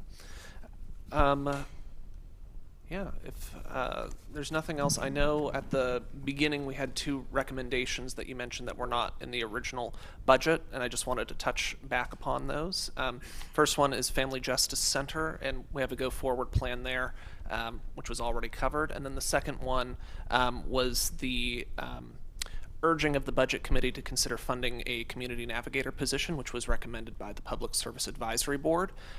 Is there any interest among the Budget Committee in setting an agenda item for May 1st to formally discuss that? All right, Leah Voigt's nodding her head. Mayor Lube as well. Okay, we got 2 members. Councilor Wolf. All right. So it seems like there's broad interest in setting a formal agenda item to discuss that further. Councilor Hu? It would be personally useful for me if we are going to discuss adding that position. We will have a proposal of what need to be cut. So that would be very helpful to me. Yes, I agree. And prior to the meeting, I asked some general questions. I think you all would have been on the email on asking, what fund would this be coming from, under which department, just to sort of flesh out what the actual recommendation is. I think reading through the community navigator position, I think there's a lot of great intention behind it, but then when it comes to an expenditure question for the Budget Committee, I want to make sure that we really nail down what the committee is being asked to consider. So I think that would be appropriate for a formal discussion, yes. If I may, just from our standpoint, what you'd be looking for from us, we've shared a variety of information, obviously, in emails. Is this more of a conversation amongst yourself? Is there other information we can share up front that would help in that conversation as well? So. Absolutely. Yeah, Councilor Hu? I think that my question is directed at staff. What would you recommend we cut if we fund that? That's my question, because... Yeah. So I would recommend, my initial answer is I wouldn't recommend cutting anything. It'd be looking at adding it to the budget. Yeah, that'd be my thought today. We could continue to look at things if it's helpful as well, but I would think it'd be an add. Councilor Shaw. I know a lot of work is being done on the strategic initiative side with T. McKim and the work she's doing with the houseless chart, also with DIB.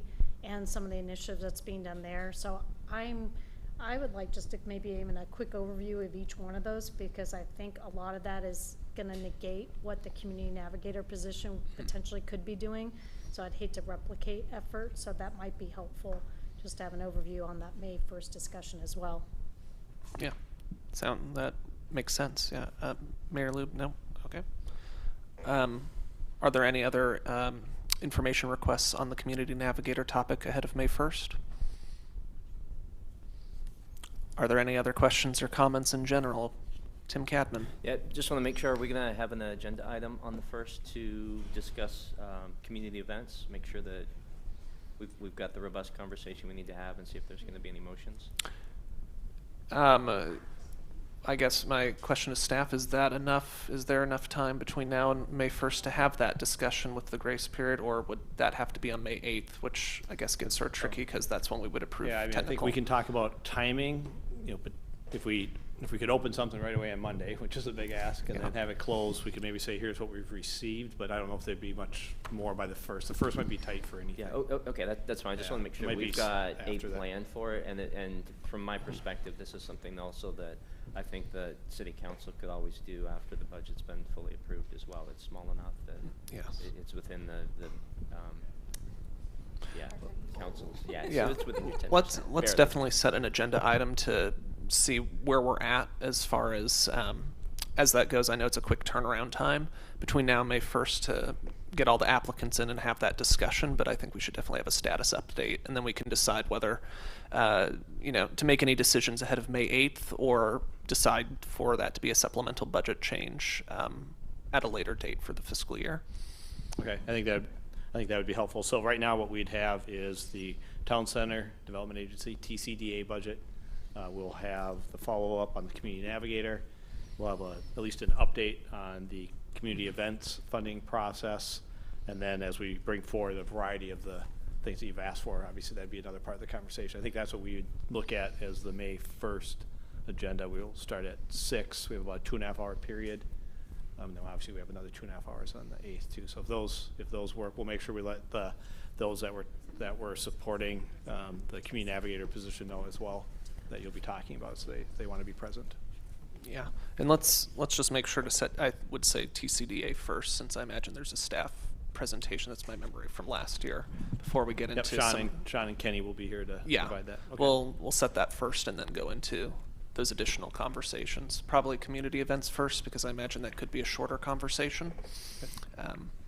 All right, and then just one last question before I lose my microphone access. Has everyone received a copy of the TCDA budget? If you have not, please reach out to Kalina. We can get you a nice paper copy to review ahead of May 1st. There's a tab at the back. Open here, do my Vanna White presentation. Here you go. All your names are on it. What? Thank you. Yeah. All right.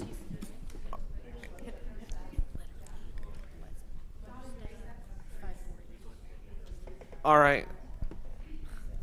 Yes. If there are no other questions or comments, then if there are no objections, I would like for the board to recess until 6 p.m. on Monday, May 1st, 2023 for the next budget committee meeting. Are there any objections? No? All right. For committee members, please remember that that dinner will be provided at 5:30 p.m., so feel free to show up early and get some food. Otherwise, I look forward to seeing you all at 6 p.m. on Monday, May 1st, 2023. Meeting recessed. The one comment I did share was a little patience with us on the agenda getting out, because it's going to take us a while, so it'll probably be closer to your meeting. So, thanks.